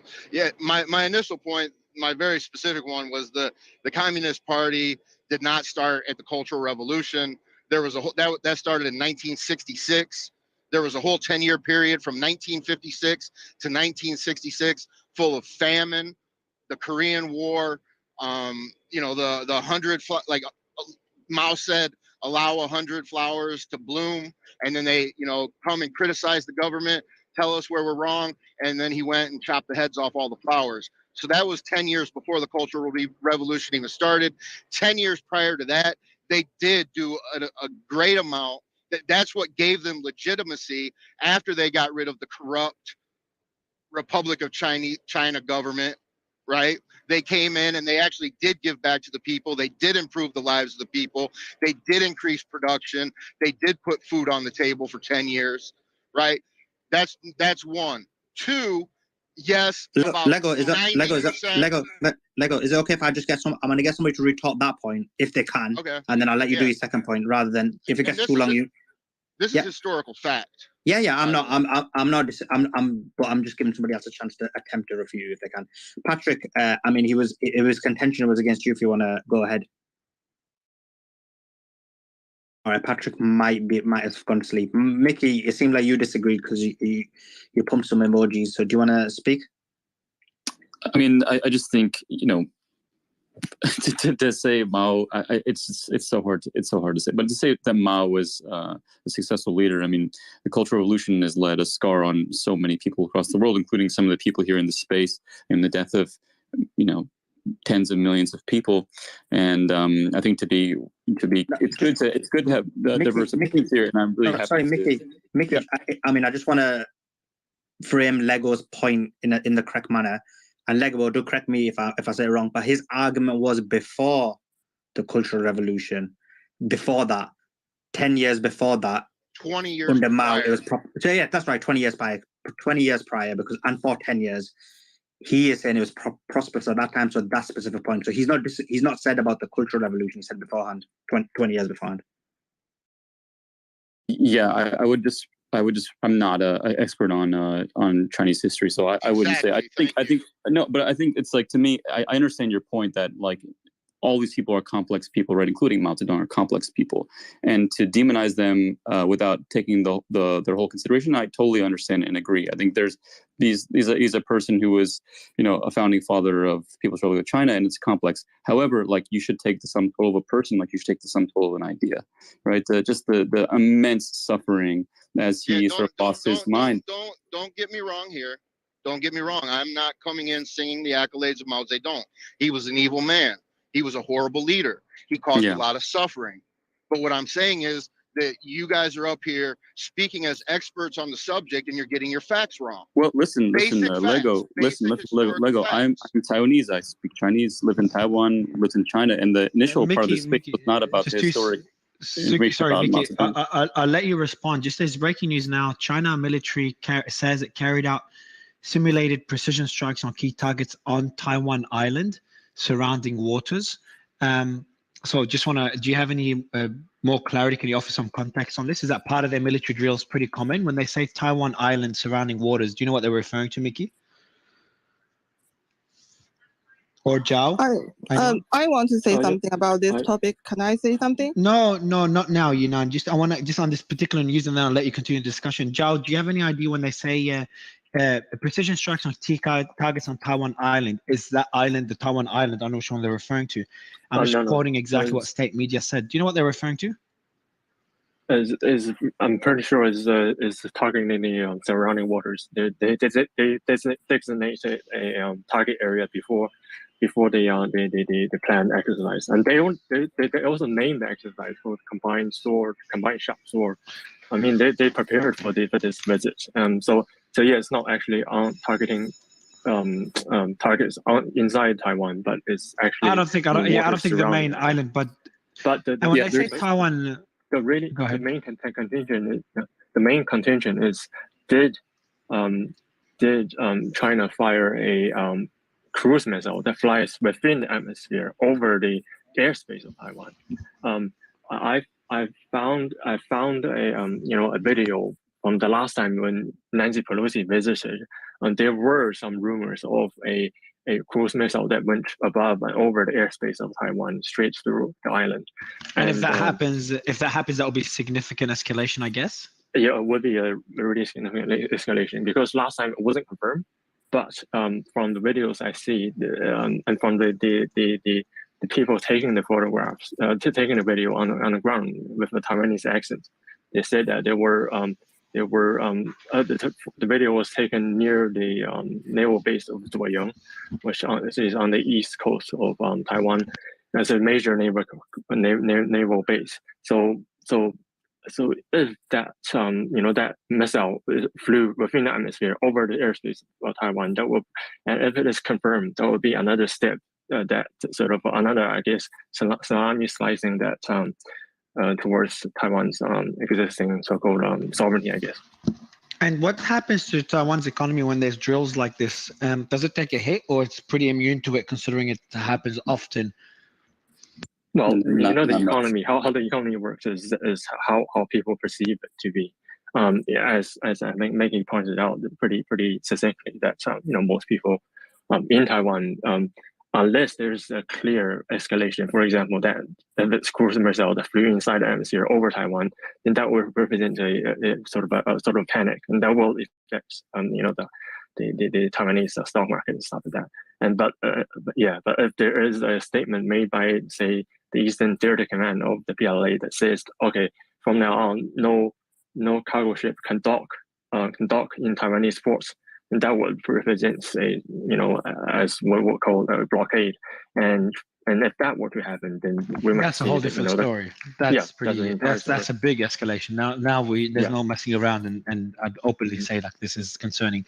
All right, so I'll keep updating as the team sends it through. But so far, I'll read out exactly what I just mentioned. China, I'll just read out what state media said about 5 minutes ago now. So 2 minutes before, it says China military says continuing momentum of encircling Taiwan island with drills. And then state media said that. And then it said China military says it carried out simulated precision strikes on key targets on Taiwan island surrounding waters. So this is why I got confused. Zhao is surrounding waters would be pretty common, but when they said on Taiwan island, surrounding waters, that's why I kind of jumped in and I wanted a bit more clarity. But I'm assuming it's some island in the surrounding. There's a whole bunch of islands there. So I'm guessing it's one of those. Did you say, sorry, Nerd, did you say they simulated it? Carried out simulated precision. Okay, yeah, of course. Yeah, so it's a good point. Yeah, sorry. Simulated precision strikes. Yeah. So it's pretty common. Okay. Yeah, there's they simulate invasions of Taipei, for example. They have a full to scale model of the Taiwanese presidential buildings across the water in Fujian, and they will practice military drills all the time, like running soldiers in and out in times of escalation. It's pretty. Would they film it or no? Yeah, they'll film it. It'll or they'll release satellite imagery, this kind of thing. Jesus. Man, it would suck to live in Taiwan, I swear. America does the same thing. I mean, everybody does the same thing. It's not just America. Hold on. America would simulate a specific presidential building and storming it, film it, and publish it. They wouldn't publish it publicly, but yeah, I mean, they would simulate it. Yeah, they have the layout. I'm sure they simulate it. I'm sure they simulate it. I'm sure they simulate it behind the scenes. 30, if you ever watch 0.30, it shows the attack on the Osama bin Laden compound, right? They built a facsimile of it, and then they simulated a raid on that compound. This is what they did, right? And this is something that's pretty common in the military. Yeah, but that's a very common. No, it's common for that to be as a military exercise behind the scenes. They started doing this after the Iran hostage crisis, where a bunch of Marines got 1,000 of them. No, but I understand it's common to do, but for them to film it and publish it, so use it as a propaganda. I mean, it's quite useful. It's useful. It's useful. It's saying that, hey, we can take this place if we want to. Yeah, it's useful. I mean, I'm just saying it would say it's provocative. It's provocative, but it's up to you to be provoked, right? I mean, every country does this. If you want to. If you are a powerful military and you want to show that, okay, this is something that can be done, then, you're going to show it, right? You want to say that, hey, we mean business. We're not idiots. No amount of defense can really stop us. That's the message. And that's all they're saying. They're not necessarily escalating any sort of war or any sort of conflict like that. That should not be on anybody's mind. I think that there's a lot of people, maybe not in this space, But there's a lot of people who are like, oh my God, what's going to happen right now, right now, right now. It's like, no, that's not. I think every panelist agreed that a war right now, while I'm the one who kind of pushed back, because everyone, pretty much 100% of panelists throughout the space said it's, including me, I think it's very, very, very unlikely. It would be but I did make for the anyone, right? I made the argument that, but I made the argument, Ian, just kind of play devil's advocate. I made the argument that the U.S. military and NATO is spread thin with Ukraine, ammunition and weaponry is low, so that would be at least one reason why China would strike now, because it's unlikely another Ukraine will happen. And also, I just want to say, since I have the panel right now, that if China were to invade Taiwan, and I'll give it to, and then Ian, we'll give it to Lego right after, because I interrupted you. So go ahead, Ian. Yeah, it wouldn't be Normandy. All right, like, get that out of your mind. It's not going to be fucking Normandy. It's not going to be Normandy at all. It's going to be more like the Gulf War. They're going to just blockade the place, bombard the defenses probably for weeks, and then they wait for capitulation. That's all that's going to happen. You might even see a coup in that instance, right? You're not going to see an invasion of Normandy, a beachhead landing where they're all gunned down by the Taiwanese, who, by the way, have zero military experience, like no real combat experience at all, right? Taiwan does not have a powerful military, regardless of how much they spend. They don't have that kind of a real world experiences. We're not going to see that, and they don't need to do that. China is not going to land with its shallow water navy and do a beachhead and then make incursions, Call of Duty style. It's not going to happen. That's not reality. It's going to be a very slow attrition based thing where they can just bombard them with missiles for weeks and on end until they just say, hey, our economy's fucked, we want to come to the table. That's literally all that's going to happen if they were to invade. Thanks for that, Ian. So Lego, I'm going to go back to you. Just one point I wanted to make. First of all, this space wasn't about Chinese history, but I understand your argument as someone that it was Patrick who made the point. Unfortunately, with that specific point, Patrick's off, so he can't obviously come back on your argument about that. So that's fine. So in terms of what you were saying, where you said you all, again, you've said it wasn't everybody who made that point. It was specifically Patrick. So I want to make that clear. But your contention is against Patrick, but he's not here at the moment. But yeah, you had a few more points. So I'll just pass it back over to you and go ahead. Yeah, that was just one of the one inaccuracies I heard. Just going back, speaking to what Mickey said about not being an expert, just to give you a little background on myself, I did spend 3 years studying at Nanjing University at a graduate level, the southern capital that the Taiwanese government fled from. Also have a master's from Johns Hopkins School of Advanced International Studies. So I do have, pretty extensive knowledge on China, and I lived there for 10 years. So, I mean, I could go on and on. I mean, if you guys want to ask me we want to speak about any direct point. No, I can give you my perspective. I mean, but one of the things that I heard that was quite inaccurate, or one of the things that I first heard you guys talking about that I do want to get into, was the whole, racism thing and the, the black ethnicity, whatnot in China. And I do have direct experience in this too.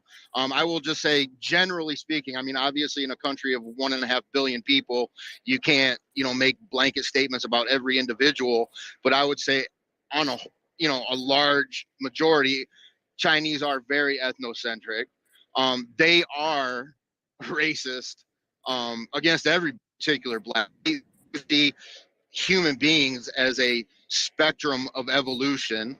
I was often come up to on the street, people would pull the hair on my arms. They would tell me that I was not as evolved as them because I had more hair, that I was closer to a monkey than they were. So there is this kind of thought process in China. I had African-American friends that could not get jobs as English teachers, but they were told, hey, you should be a DJ because you're black, and that's what black people do. Okay, this is a very, very real situation. Maybe people won't speak about it openly, but we'll speak on this space. We'll speak about any issue. Okay. Lego. So again, another point. You said you guys, and see, you're generalizing when it was only Ian who made that point, and I'm going to go to Ian to try and see if he wants to debunk you. But literally, you said you guys, so you made it a collective point. I apologize. I didn't catch every individual who said. Because I actually agree with you on this point. But I will say, as far as Ian's concerned, he sounds almost like a Chinese CCP mouthpiece. Shout out to Shirley Lowe down there. the CCP bot that's in every one of these spaces, recording and mining data, and he just sounds like the human version of her. But go ahead, Ian. I'd love to hear what you have to say on this matter. First of all, I don't work for China. I'm not a CCP mouthpiece. I don't support communism. I don't support their system of government, not completely. Like, every government has its benefits and its negatives, right? I don't think the Chinese government's perfect. Far from it. I don't want to see the rest of the world follow suit. I don't think it's compatible. So no. But on your comment on your personal experience with Chinese people being racist, yeah, they're racist people. They do exist. I experience racism from a variety of people: white people, black people. I've experienced racism my whole life. It's not a big deal. Like, you can't just single out a Chinese and say, yeah, this is a Chinese mindset. They think white people are subhuman. That is not reality. That is not reality at all. No. Can I finally say something? Why everybody ignore? I raised my hand forever. I mean, you asked for some moderation, so we're doing exactly what you said. So we're the debate. Well, go ahead and speak. But God forbid the Chinese person actually give their perspective. Lego, that's just the ridiculous point, because we're just moderating. You had a contention. Yeah, like, you made an argument. I had to go to E. It's let her speak. Let her speak. I'm about to let her speak. No, who are you? We haven't shut up. What are you talking about? You're moaning so much. It's actually annoying. You made an argument. I then passed it to Ian then passed it to Mickey to refute that argument. You made a second point. I sent it to Ian to refute that point. You stop crying, right? Yinan, now it's your turn. I moderated as you wanted, and now I'm going to you. Okay, thank you so much. Actually, I just sent a direct message to some hosts to let them on stage, because I think it's a big room, a big space talking about things about China, but very little people originally from China on stage to speak anything. It's ridiculous. That's my point of view. And another thing is Lego, and I do know that the fact you talk about Chinese people a little bit racist. I kind of agree in some way, but you have to face the reason why, because China is a huge country, mainly focused on one how to say. Hanzu, yeah, we one ethnicity.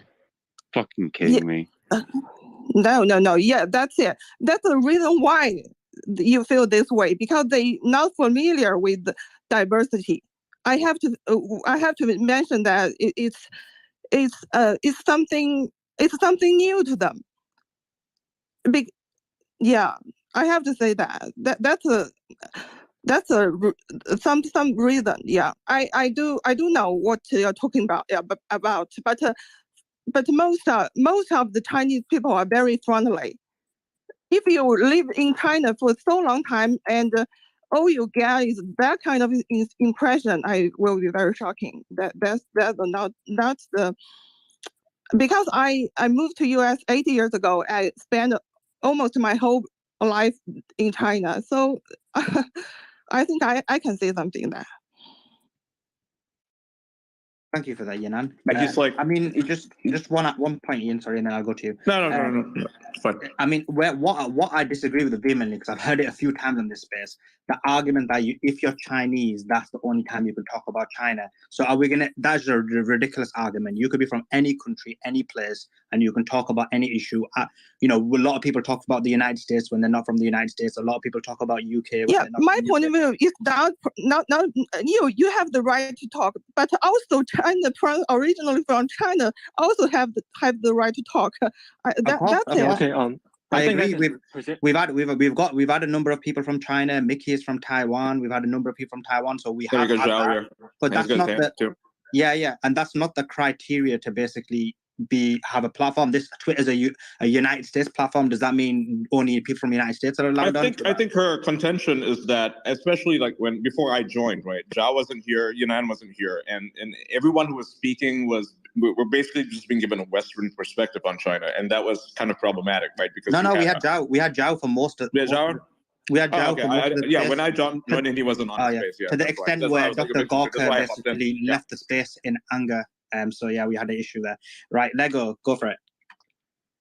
Yeah, and just to be clear, I'm not saying that it's right or wrong. I'm just saying that that's a fact of how things are. I also received, as a full disclosure, I'm a white guy. I got a lot of special privileges given to me in China just for the fact that I was a white person. Okay, she's right. Chinese people are very friendly, but I'm just saying, people were saying that these prejudices do not exist, and they absolutely do.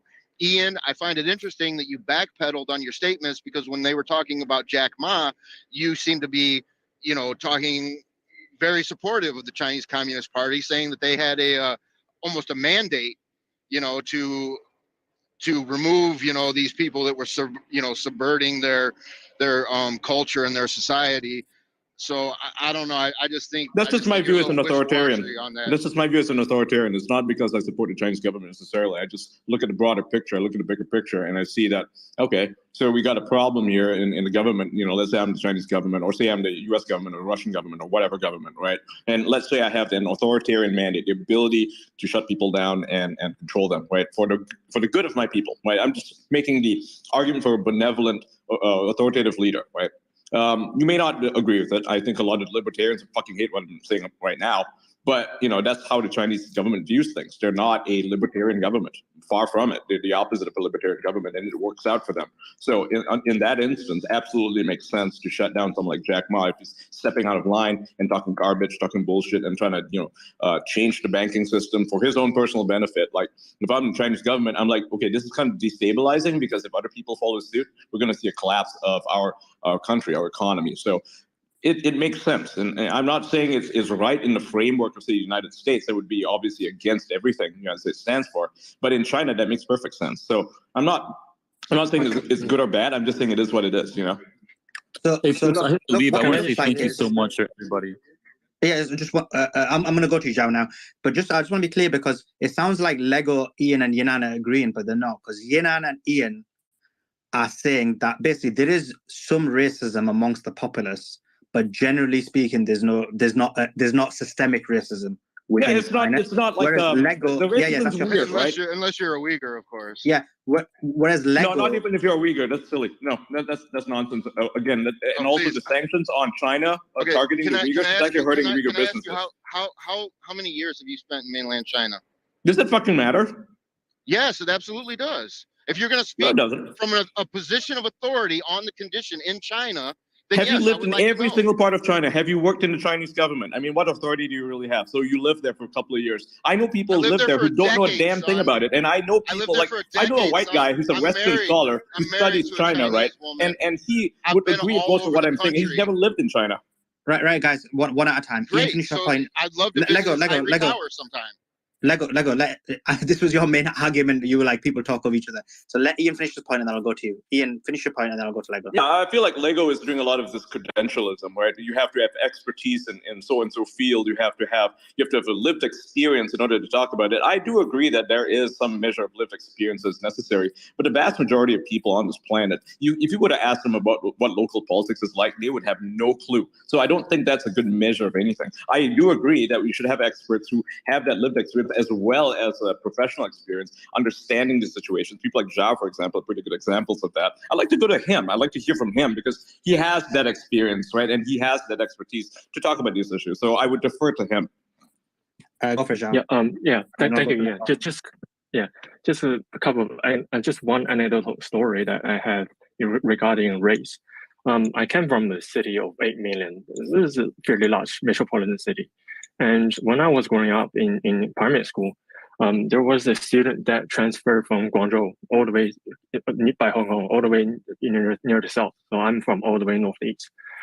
And the entire school came out to just look at this Cantonese versus this Chinese. I mean, to many Americans, they don't understand that the Chinese. For lots of histories, the population is so segmented and isolated that they even find it hard to see people from faraway provinces that are Chinese, and we find them interesting and find them weird in sort of interesting way. And for that, Cantonese students, we constantly ask them to speak in Cantonese because we've never heard it before.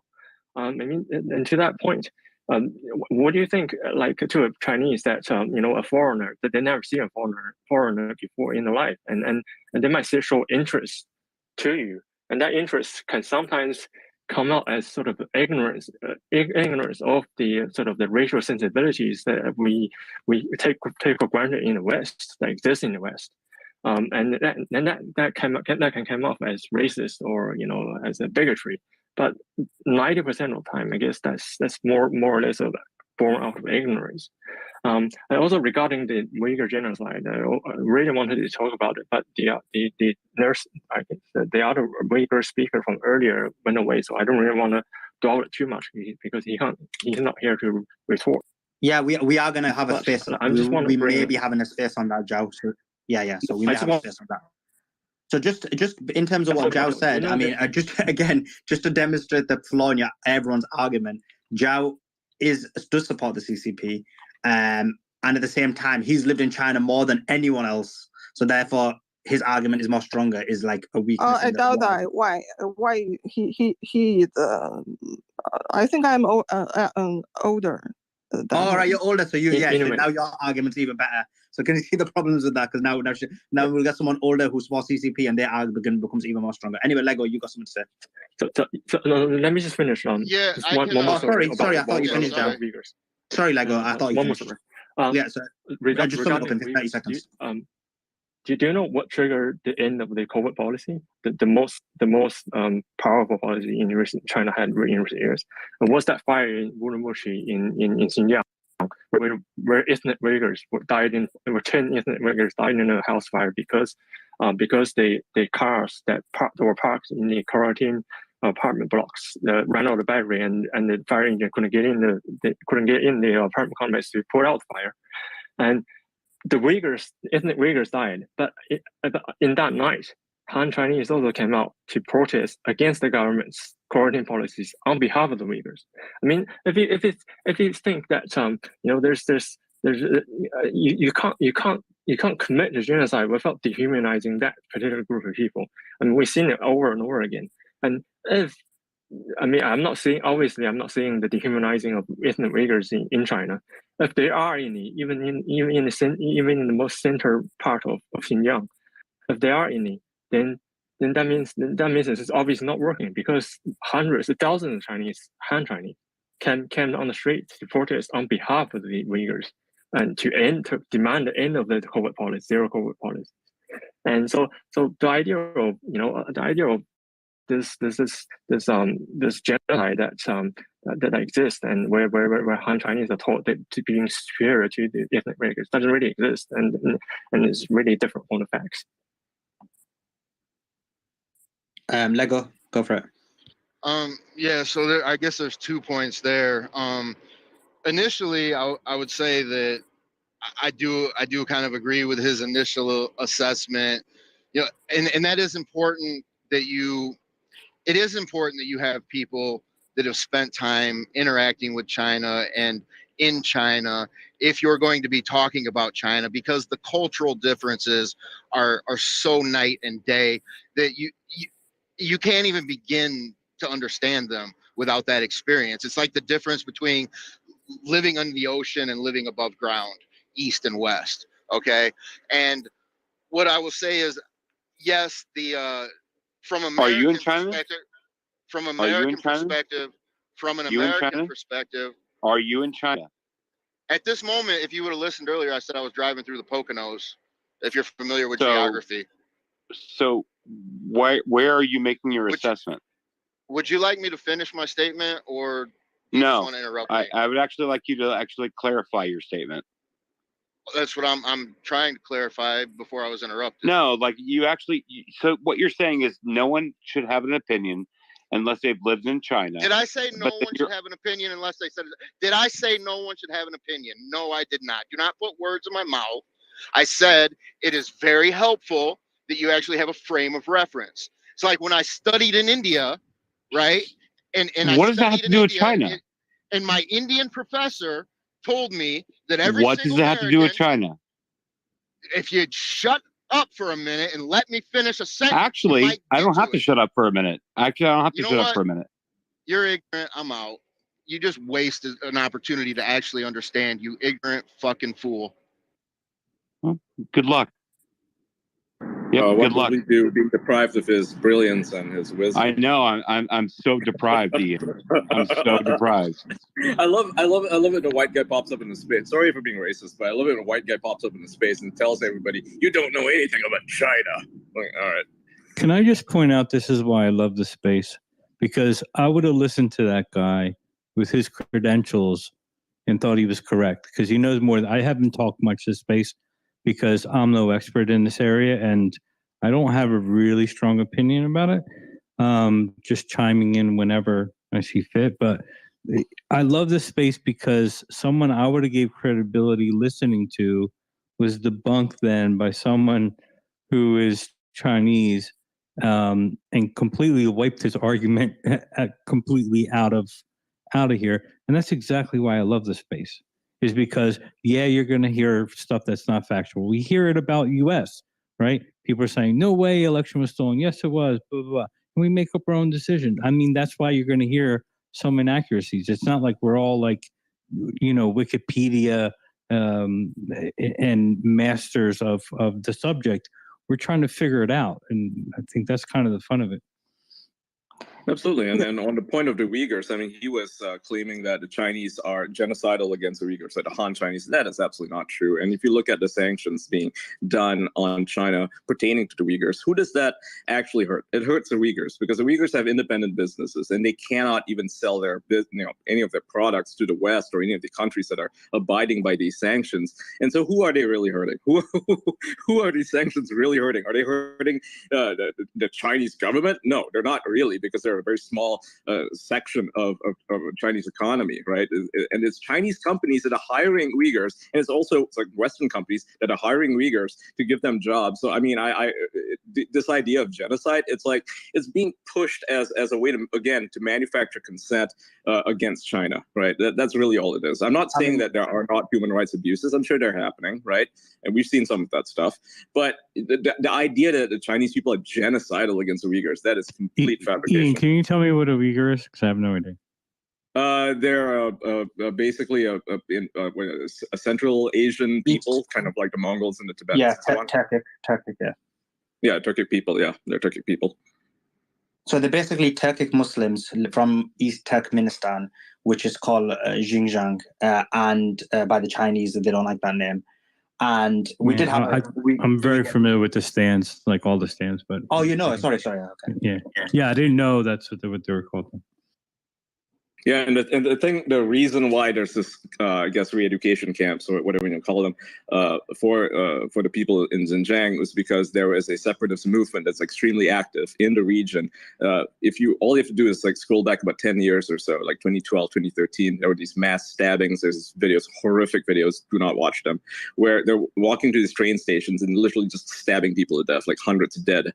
And that's why the Chinese government had to clamp down on the extremist movement. That's what the education camps are formed for. But it's not about genocide. It was a response to all of that, to the separatist movement. So we did have an expert, a Uyghur expert on here earlier. We refrained from going into the topic because we do plan to have a separate space on it.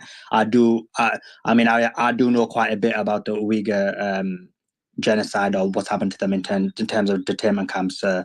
But again, we'll leave that for another space, not start at 6:30 a.m. in the morning. Yeah, it's a very complicated topic. Yeah, I've researched both sides of it. I've looked at the British.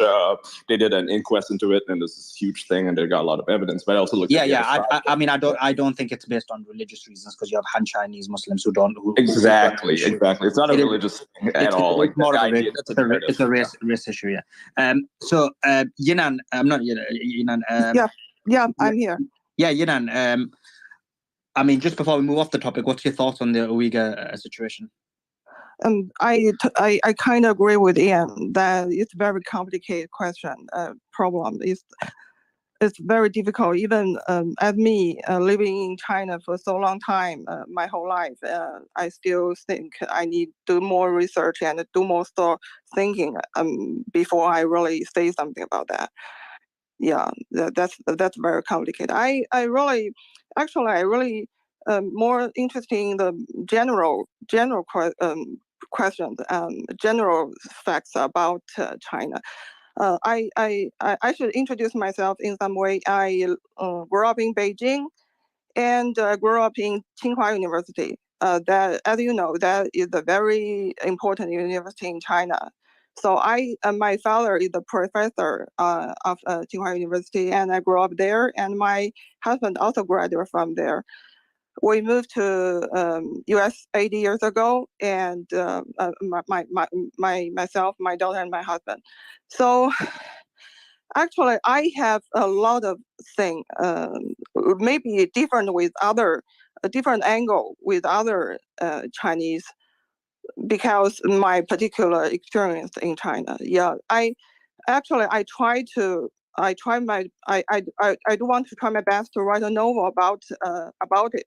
I think it's very important because Tsinghua plays a quite important role in the recent 100 modern history of China. So that's the thing I really want to do. So I do want to involve into the more discuss about China. So that I want to find the perfect, the right tone about my novel.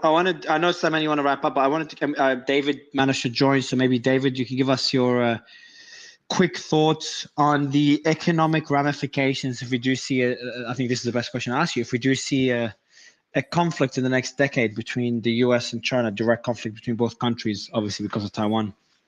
So increased tensions is a certainty, especially within the actual conversations that China decided to create this formal, let's say, blockade around the Taiwan Strait. Just to give you numbers, $3.4 trillion by virtue is passing through that strait in shipping on aggregate, and they compose to roughly 50% of all shipping containers being passed through everywhere throughout Europe, Africa, and specifically US, because roughly $500 billion if you're looking at shipping demands, one via the Chinese and two via Taiwan, is just being paced on aggregate towards these actual institutes, which creates a formal link within the United States, and why we actually see a program within new Taiwanese Act and policies to implement roughly $4.5 billion within the major non-NATO allies in that sense, to necessarily create new reforms within Taiwan to establish a new shipping route and or ensure that the shipping route is going to be current. So if we're looking at the actual conversation, it's quite large, because if we're looking at the education programs and the reforms that are currently at hand, it's the Confucius Institute that's being mainly played within the Taiwanese development, and we're seeing a lot of new initiatives through the U.S. government to interact within the actual manufacturing and or municipalities of Taiwan in order to ensure the actual development of a, let's say, demographic country. So it does have a lot of inclusive tensions, and if we're going to actually model it economically within the geoeconomic tensions and potentialities, it becomes even more nuanced and stochastic in that sense, because clearly we're seeing more and more capabilities that Xi has to be this how can I say, undefined character within current geopolitical tensions. Appreciate that update, man. I think it was a great space. We were meant to cover the Pentagon files, the leaks. We'll do that tomorrow. I will prep for it for tomorrow. There's going to be multiple leaks as well. I've pinned the newsletter above. We forgot to mention it throughout the space. So I've pinned it on my retweeted on my profile. So you do want summaries, we want notifications of future spaces. You have to go and just register for the newsletter there. Otherwise, guys, quick thoughts from the moderators. We've obviously covered the Taiwan tensions and the drills happening there that are ongoing today. Hopefully there's no further escalations, unlikely to be further escalations. And then while we're covering that, we had the tit for tat continuing in the Middle East between Israel and I don't know who in Syria. And of course, the latest update on that, Palestinians. So Israel hit back. Yeah, so there's still protests against Netanyahu's reforms. So there's people on the streets today. I saw a video about it this morning now in Israel. There is also still tensions. I think there's some groups that support Hamas. So I'm not sure Hamas directly, but I think there was groups, can't remember their name, that were calling for a jihad. But there could be small groups, small factions here and there. I don't know Hamas's stance. I don't know what they said today. I know that Nasrallah from Hezbollah, there's no provocations there. Nothing else in Lebanon after yesterday's strikes, but there were strikes in Syria that took out a Syrian military base as well. So they took out a base that belongs to the Syrian military. So not some, not some a group that supports Hamas or that supports Iran. So that was interesting. That is pretty I'm bad. not sure for the reasons.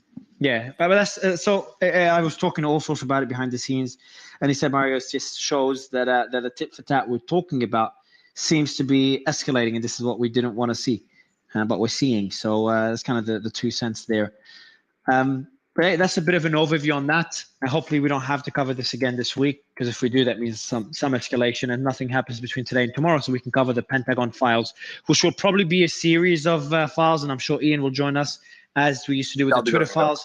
Yeah, we'll be covering them. We'll see how. On the note of the Pentagon files, I can't disclose too much information here, but I can say with 100% certainty that those files are real. Now, I'm not saying they haven't been altered or that the purpose of them being leaked doesn't have some psyop related to it, but I can confirm that they're real.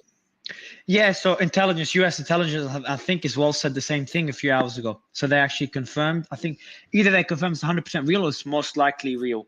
I'll try to find the announcement there.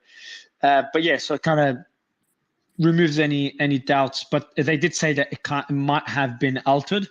But obviously, it's hard to tell if something's been altered or not. We'll see. It's hard to tell, yeah. And so it could you just be there. literally a meme or altering it. Whoever's posting it has the ability to alter it, so that's why. Yeah, so I'll read out what NBC News said 45 hours ago. U.S. officials believe leaked U.S. classified documents about Ukraine war strength may be real. U.S. officials think classified U.S. documents about Ukraine's war effort that appeared online are likely real and the results of a leak, but that some of the documents may have been altered before they were posted, a senior US official said on Saturday. The official described that as the government's working theory, pending investigation and review. So that's from NBC News. So it just makes it even more important for us to cover, and that will be the focus for tomorrow. But guys, Slayman, Trash, final quick thoughts, guys? Yeah, I just want to thank everyone. I think we had a great conversation. We had a great contribution. I think one of the main topic areas that people wanted to discuss with the Uyghurs. So maybe that would be a future space. But yeah, other than that, it was awesome. I'm glad you pronounced it well, man. I'm proud of you. What was the other word that I get pissed off because you keep mispronouncing it? I message you, correct you, you're like, oh, thanks, and then you mispronounce it again. DeSantis. He was. Can I say what you were saying or no? Yeah, bro. Oh, I love it how you don't care. Ian, fucking Slayman drove me crazy, man. He keeps calling DeSantos. And then I replied it when I keep telling him, bro, it's DeSantis in capital I. Yeah. He replies to me, he's like, Mario, I'm from the UK, it's the accent. I'm like, bro, it has nothing to do with the accent. It's everywhere in the world, DeSantis. I don't go Mario in one country, Maraya in another country. Look, it's DeSantos because he's a bit of a tosser, isn't he? Yeah. Okay, bro. To be fair to Sulaiman, I mean, DeSantis and DeSantos are the same name, right? It means off the states. The name was originally given to orphans in Italy. It's a very sanctified name. And when I see people making fun of DeSantis' name, I'm like, you have no clue what you're doing right now. That's so disrespectful. Do not disrespect the name. Just by virtue of that itself, yeah. So I'm not on board with DeSanctimonious. It's like, oh my God, that's so pathetic. So pathetic. And so is DeSantos, by the way. But I didn't know that actually that they're the same. So that kind of backs up your point, Slayman. There you go. Like you. I'm the last one. No, but also there is. I mean, just for my British people to back me up, there is a slight difference in language. For example, you guys say aluminum and we say aluminium. Or for example, Trash earlier on today was saying anyway, we say vehemently. Yeah, we vehemently and vehemently. He was saying it very patent and patent, patent and patent. How did Trash say? What did you say, Trash? I can't even pronounce it. He was saying something like vehemently or something. Vehemently. Vehemently, yeah, vehemently. Yeah, vehemently delight, vehemently. Whereas we say vehemently. So yeah, I know. Solder and soda. Solder and soda. My accent's all over the place because I lived in Australia, but I've been traveling for like a decade. So and I've stayed a long time in the US and in London. So You say it's tomato, I say tomato. Tomato. Do you say tomato or tomato, Slimman? Tomatoes. Yeah, tomato. I go with tomatoes on tomato. I don't know what I say. All right, guys, I think this is it. Trash, I think, is off his mic. He might have fallen asleep by the looks of it. So yeah, appreciate you all. We'll see you tomorrow to discuss the Pentagon files. Pentagon. That's my accent kicking in. The Pentagon files. Pentagon. See, I can't fucking talk anymore after this whole DeSantis. Imagine I meant to host these spaces. Imagine I stop stuttering and my whole accent just goes, it goes all over the place. Right, guys. The best one, the best point of that line you actually missed when you said when I said that to you. You said, "Oh, is an I in the UK." Yeah. Oh, isn't I? Yeah. What about that line? Yeah, that was hilarious. Anyway, it's probably too late for people to understand. But yeah, very funny, bro. Very, very funny. Cool, guys. Thank you so much. Appreciate it. We'll see you tomorrow. Bye, everyone. All right. Bye-bye.